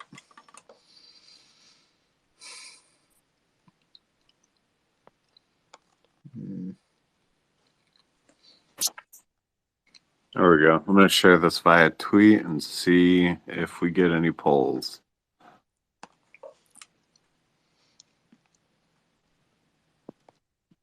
I expect not. I'm lucky to get 2 likes a tweet. Boneworks. I've also got Bone Lab, but I haven't actually played either of them yet. I've just not really made the time to do it. Like, I've got them downloaded, sitting there and waiting to experiment with. And I just beat some of the people up like in mods and the. stuff. I just beat people up in the sandbox because like it's fun. Did you ever play Blade and Sorcery? No, not yet. Dude, I love Blade and Sorcery. That's so much fun. It's ridiculously entertaining. Just in like, once you start going down the path of mods and stuff, and I feel it's the same thing with Boneworks, and that it's like you can just have like this big sandbox where you can just fuck around, and it's so good. But I really like their like what they're doing with Blade and Sorcery is that you get these dungeon modes, I guess, or whatever you want to call it, where it's kind of like a like procedurally generated. You get all like the whole map is different every time. You get like certain rooms and whatever that are the same between generations, but it takes you down a different like pathway or whatever, so to speak. So it's never quite the same experience. It's always a different world that you're kind of like flowing through or whatever. And I like that a lot with like VR stuff because it means I can just jump in and it's not going to be the exact same thing, right? So is it first person Mountain Blade and you're just running around and you got wizard powers too? Yeah, swords and like I think there's like a fire spell, an ice spell, or an electricity spell or whatever, and like I think there's like an anti-gravity spell or whatever that you can throw around, and then you can like imbue your weapons with them or enchant your weapons with them, whatever. So that's cool as well. You can like turn your sword into a fire sword, whatever. Like it's simple, but it's fun, and the actual combat is physics based, so it's like you know. And it sounds like the where it's at is with the mods once you start implementing those. Yeah, people have done like the lightsabers or whatever. That's like the most obvious one. But then Is there like any way to full on put guns in? and shit. Is there any way to put in mods on a Oculus? I don't think there is, but There is. If you have there. side quests, you can do mods with side quests and like put them in. I don't know if they've got scripting mods yet, but definitely I modded the shit out of my side quest version, and now I've got like the PC version, and I haven't really messed around with it too much. But like the mods for the PC version when I was modding the side quest version were like leagues ahead because they had like the full on script mods and everything that let you just like really break the game and just do absurd shit with it.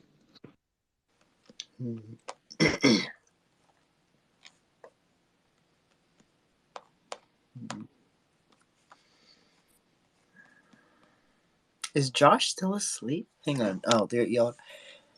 I wonder if Josh is still asleep.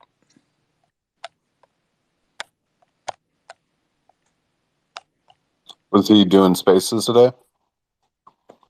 Oh, this is like the first space I've been in all day. I only come in the evenings, so.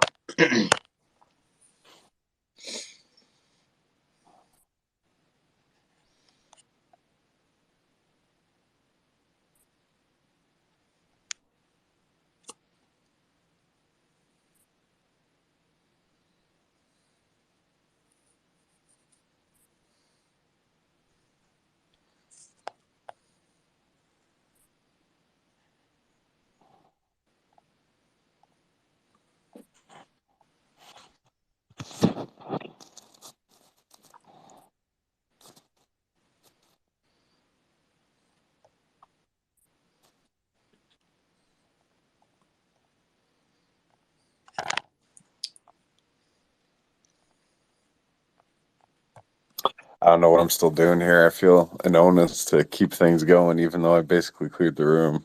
No, it's fine. I was about to leave, to be honest. Just go and get on with my day, kind of thing. It's No, I almost feel midday you. here, like, and I don't want to I waste gotta my go whole to day on bed. Twitter Spaces. I've done it too many damn times, man. But yeah, fair enough. What time is it over there? It's only 9:49, but I've had a really rough week and not getting to bed before 11 or 12.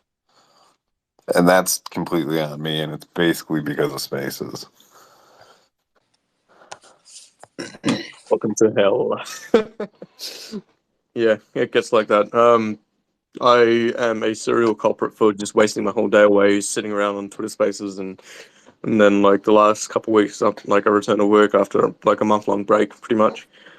I've been pretty good about it. So I've returned to spaces a bit, but now I'm like, yeah, you know what? Like, I've had my moment here. I'm out.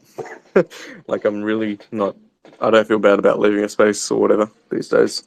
Back then, though, like towards the end of the year or whatever, like even through my break, that was pretty much all I was doing. So.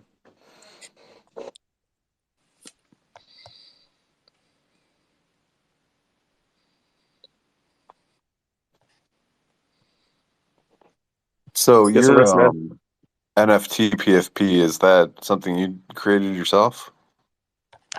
Yeah, it was something I generated from. It started out as a fucking photo of myself, and then I, did a bunch of passes with the AI stuff and iterations on top of that, iterations on top of iterations, and it's a bit dated now. It still looks cool in the small icon, but like if I, blow it up and look full scale, it's very messy, and I think I could Oh, do a better sure. version if I wanted to.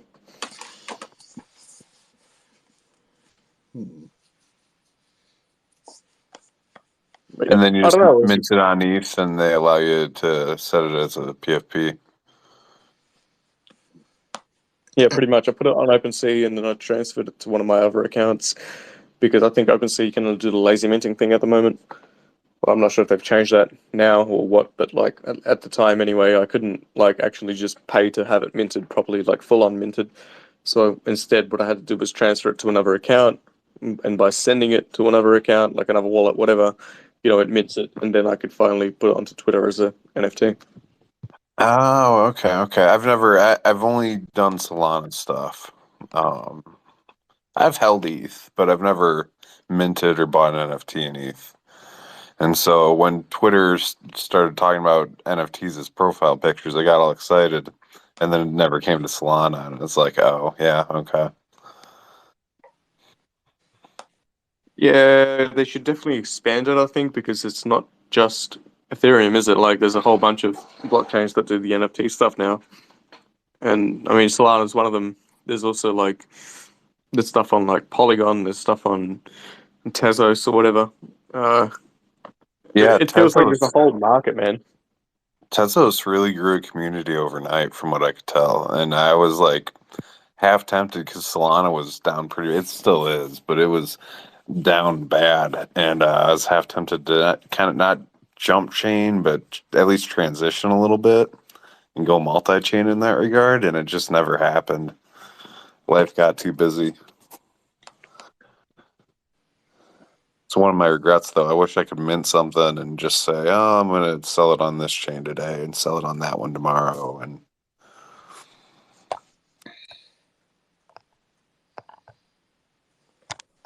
ETH, though, have you been doing ETH stuff for a long time, or are you pretty new to it and you just had the money? At the time, it was more that gas fees were low. Oh, the gas fees were lower? Yeah, I think I paid like a couple bucks, like it was fuck all. But I know gas fees used to be really high on ETH, and it was ridiculous for a while there, especially during like the up market thing. But to me, it's kind of like I don't like to hold a like loyalty to a specific chain or whatever with NFT stuff. It's just OpenSea's quick and easy, and the lazy minting stuff, it's like it's just accessible as the path of least resistance, if that makes sense. I've done some stuff with Tezos, like I've bought stuff on Tezos, and it's just a pain in the ass to get onto Tezos and then onto Object or whatever marketplace, like in the first place, and then now you're like finally able to actually, you know, spend or mint or whatever. It's a process by comparison. Whereas like OpenSea is like, well, I've got my MetaMask, I've got my Ethereum wallet there, and then I just like log in, upload, done, it's there. They just have better integration at the end of the day. Yeah, pretty much. No, and that's fair. That's fair because I mean, it's if the product isn't simple, are you going to use it routinely? That's kind of the main issue with a lot of this Web3 stuff. Is you might have a really kick-ass product, but if it's a pain for me to hook up and connect to and use routinely, I'm not gonna. And you're not. The rest of your audience isn't gonna either. You're just gonna have a couple diehards keep the thing going.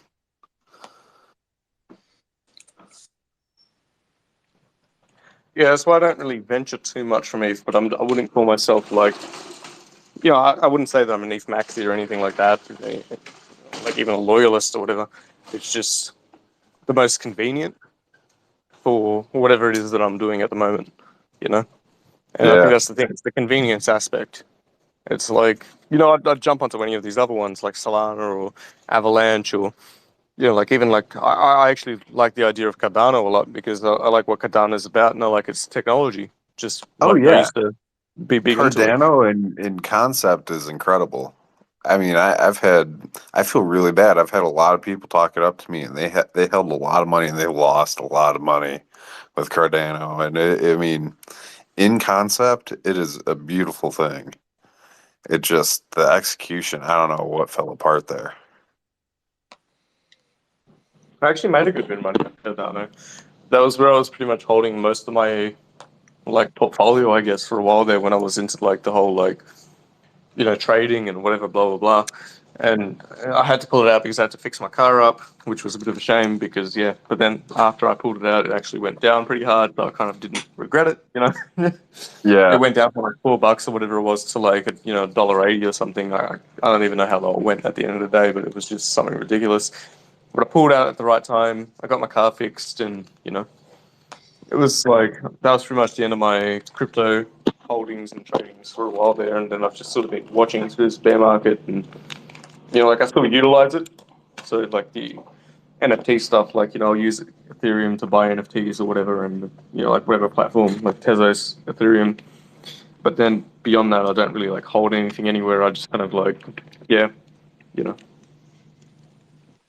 Yeah, it's kind of hard to justify holding things, and when the market's as crazy as it is, and everyone will say, "Oh, bear market, bull cycle, this and that." It's like, dude, it's just a fucked up market.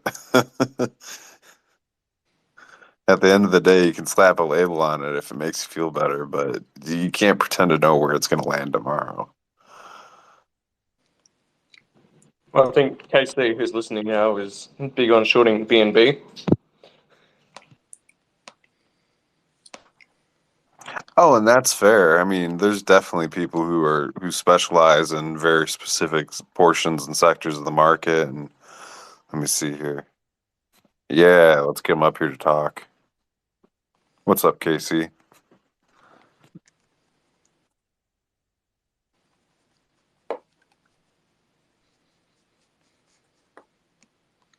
I improved him a couple of times. How'd he do? How's it going? There we go. What's up, brother? You shorting B&B over there? Shorting BNB, Solana, NFTs in general, the real estate market. No, I'm just kidding. I'm just kidding. I'm just kidding. That's no. If you want to make some good money, short Solana. Like just the markets I won't. in general. I won't. I won't. I won't take it personally. In general, I don't. I think the separation between chains and communities is a little silly. It's all subject to the same market. Yeah. No, it really is. What's I forget that one website that's just a big coin tree. I love that. And you're looking at the whole thing and you're like, wow, this is really one ecosystem at the end of the Yep, day. it's just one little puddle of liquidity trying to stay liquid.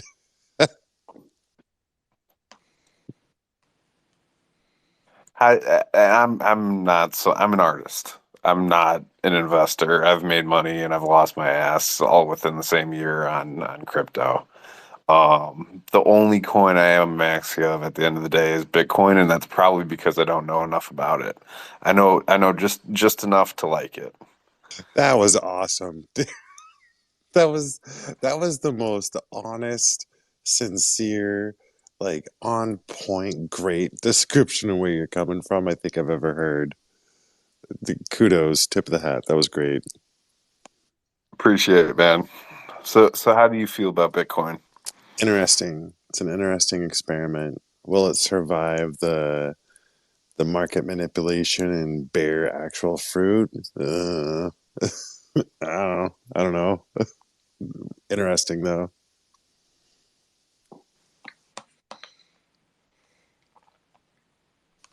Tell you, these NFTs are out of hand. Gonna get rid of those, especially that art stuff.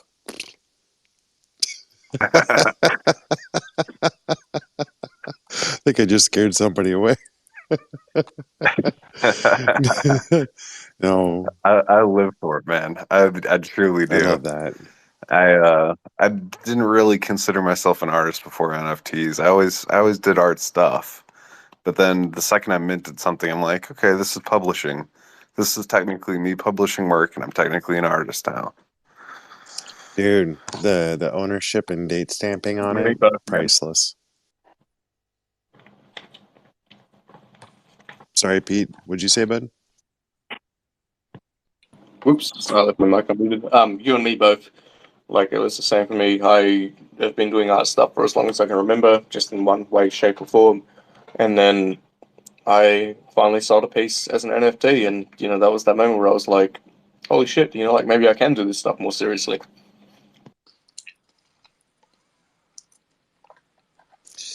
I got to be honest with you, Pete.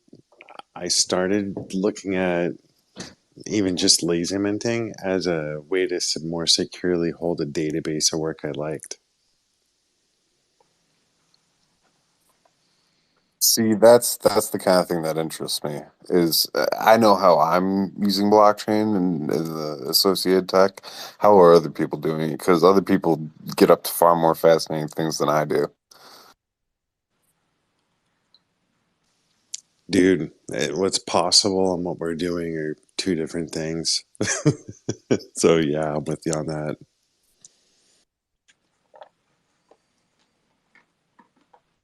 By the way, we're actually practicing a script with Dave, the audio engineer. It's actually getting pretty spicy now. It's good. Haha, nice. He's individually voice directing Dude, so people. So my fucking phone died and I couldn't get it restarted. oh, don't Sorry worry about about that. it. Don't worry I about felt it. bad. No. But if you jump in, honestly, it's like the stuff you're seeing now is what happens in the booth. It's fucking astonishing. Nice. I actually just came in to say goodnight. I'm all done. 11 notes too. I'm all done. I'm old. I But need sleep and shit. Dave is serious. Dude. Dave is like, stop, faster, stop, do this. Dude, nope, faster. Here, we're gonna get this done ripping in that 20 seconds. vape It's pen. crazy. Ripping that vape pen and breaking down the audio like a fucking champ. That's Love how it. it is.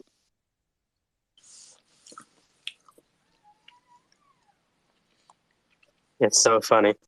Dave was like, stop, go, higher, no, variation, no, every line has its own characters.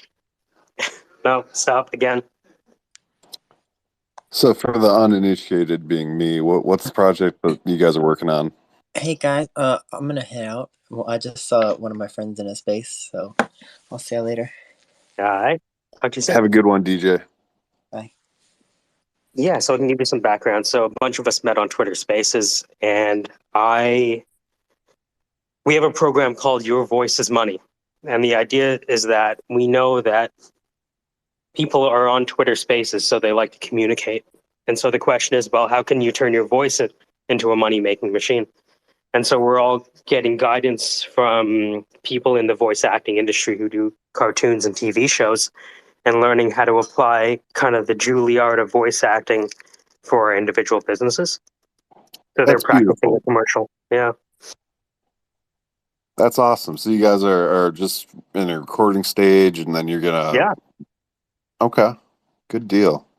And Yeah. then what's the process look like for commercializing it?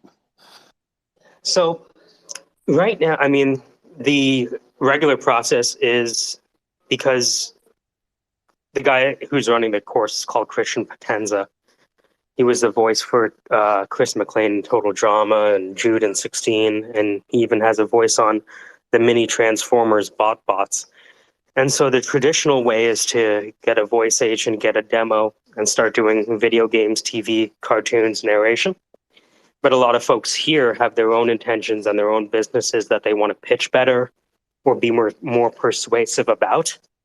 And so they're taking it for their, we have IT people taking the course, a few other people.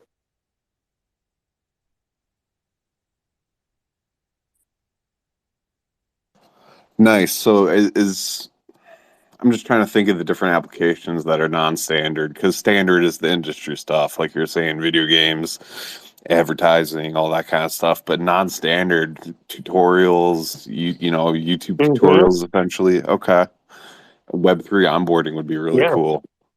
Yeah, no pressure, but I'll shoot you the link. Manish is getting coached right now.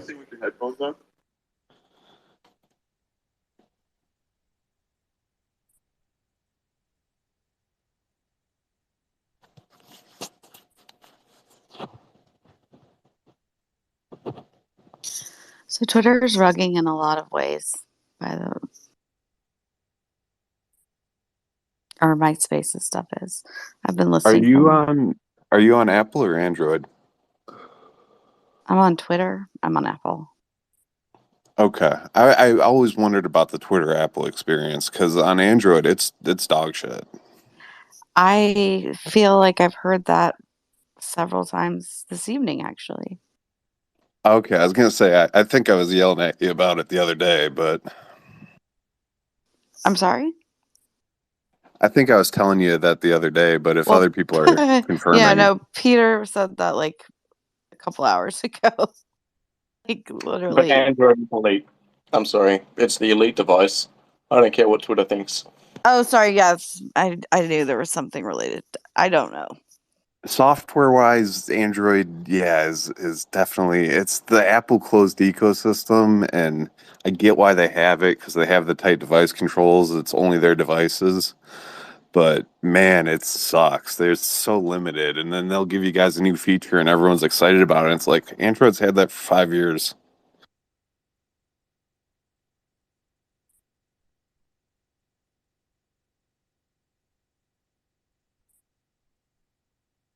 I just like the customizability, like being able to install my own launcher and being able to customize the icons of my apps, and the way I sort things, putting things in folders, all that kind of stuff.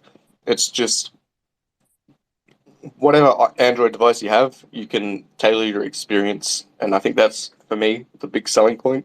It's that open-endedness as opposed to like a closed-in ecosystem, like you said.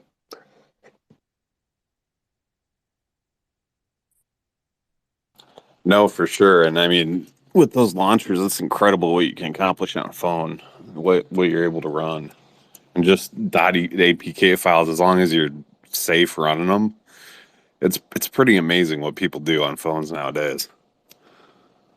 I just upgraded to a Samsung S22. I should have gone with like a Google Note or whatever, so I could run what's that, Oxygen OS?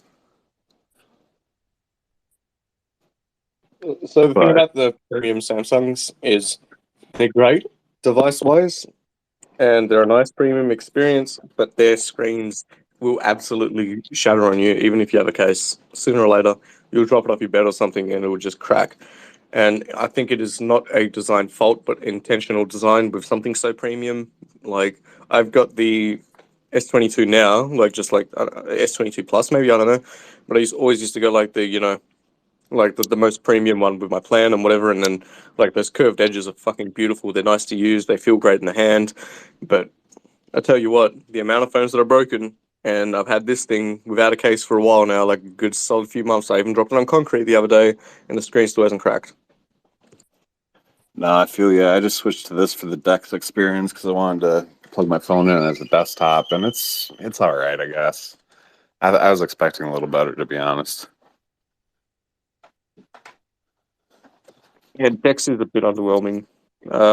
Like it's good, but it's not as great as you'd want it to be, right? Yeah, it's certainly not full fat desktop. It's more Chromebook. I think the thing that got me was kind of like the delay between what you're doing and what's happening. See, now I thought that's because I cheaped out on the dock, and I figured if I had bought a more premium one with a better connection, the lag wouldn't be there. But you're probably right. I mean, it's running off a phone chip. I mean, I've ran mine through USB 3 cable, just directly plugged in to my USB 3 ports, so it's no docks or anything, just kind of running it for the sake of having my phone experience on the PC.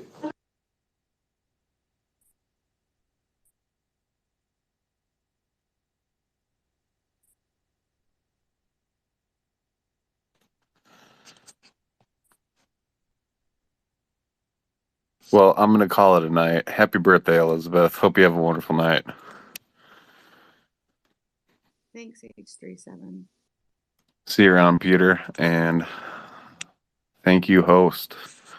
Attract funding. I hope you attract some funding, man. Good luck, guys. I'm pulling for Solana, by the way.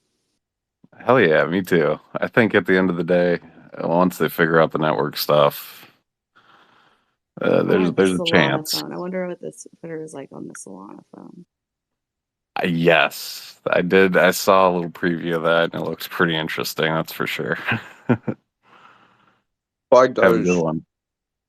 Sorry, I had to.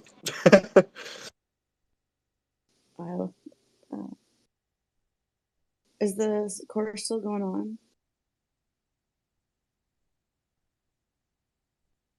I think so. Mike just said a moment ago that Mike was, like Manish was being like coached right now. So I'm assuming they're still running.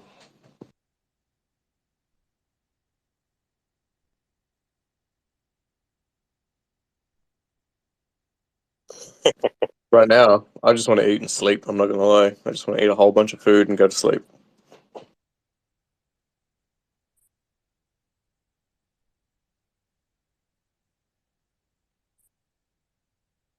Real meat. Real meat. But they are meatless.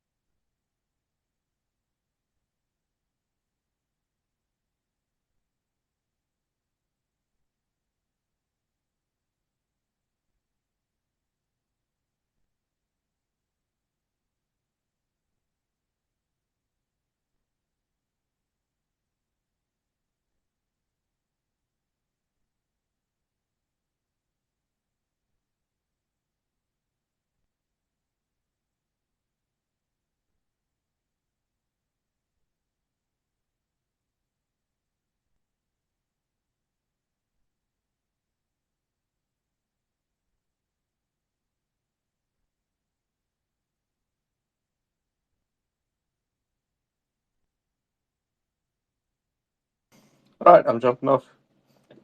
Enjoy, man. Hi. I'll post some shit up soon, and I'll see you the next time you host, which could be in a week from now, for all I know. Oh, Take shit. care, man. Talk to you soon.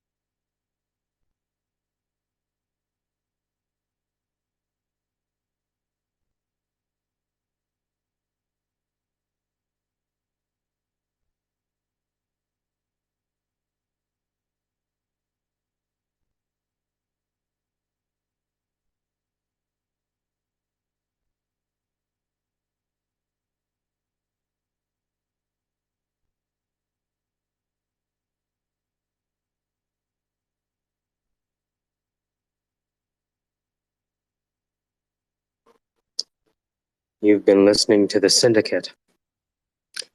The next phase. What is the next phase? Well, how would you possibly know the next phase if you don't know the previous phase? What you're experiencing is how this started, with a single individual speaking to absolutely no one. And from that, we now have people learning how to use their voice to make money. And at this point in the journey, I couldn't stop this if I wanted to. And so I am satisfied. I hope you are too. But if you're not, who gives a fuck, right? I mean, if anything could have satisfied us, we would have been satisfied a long time ago.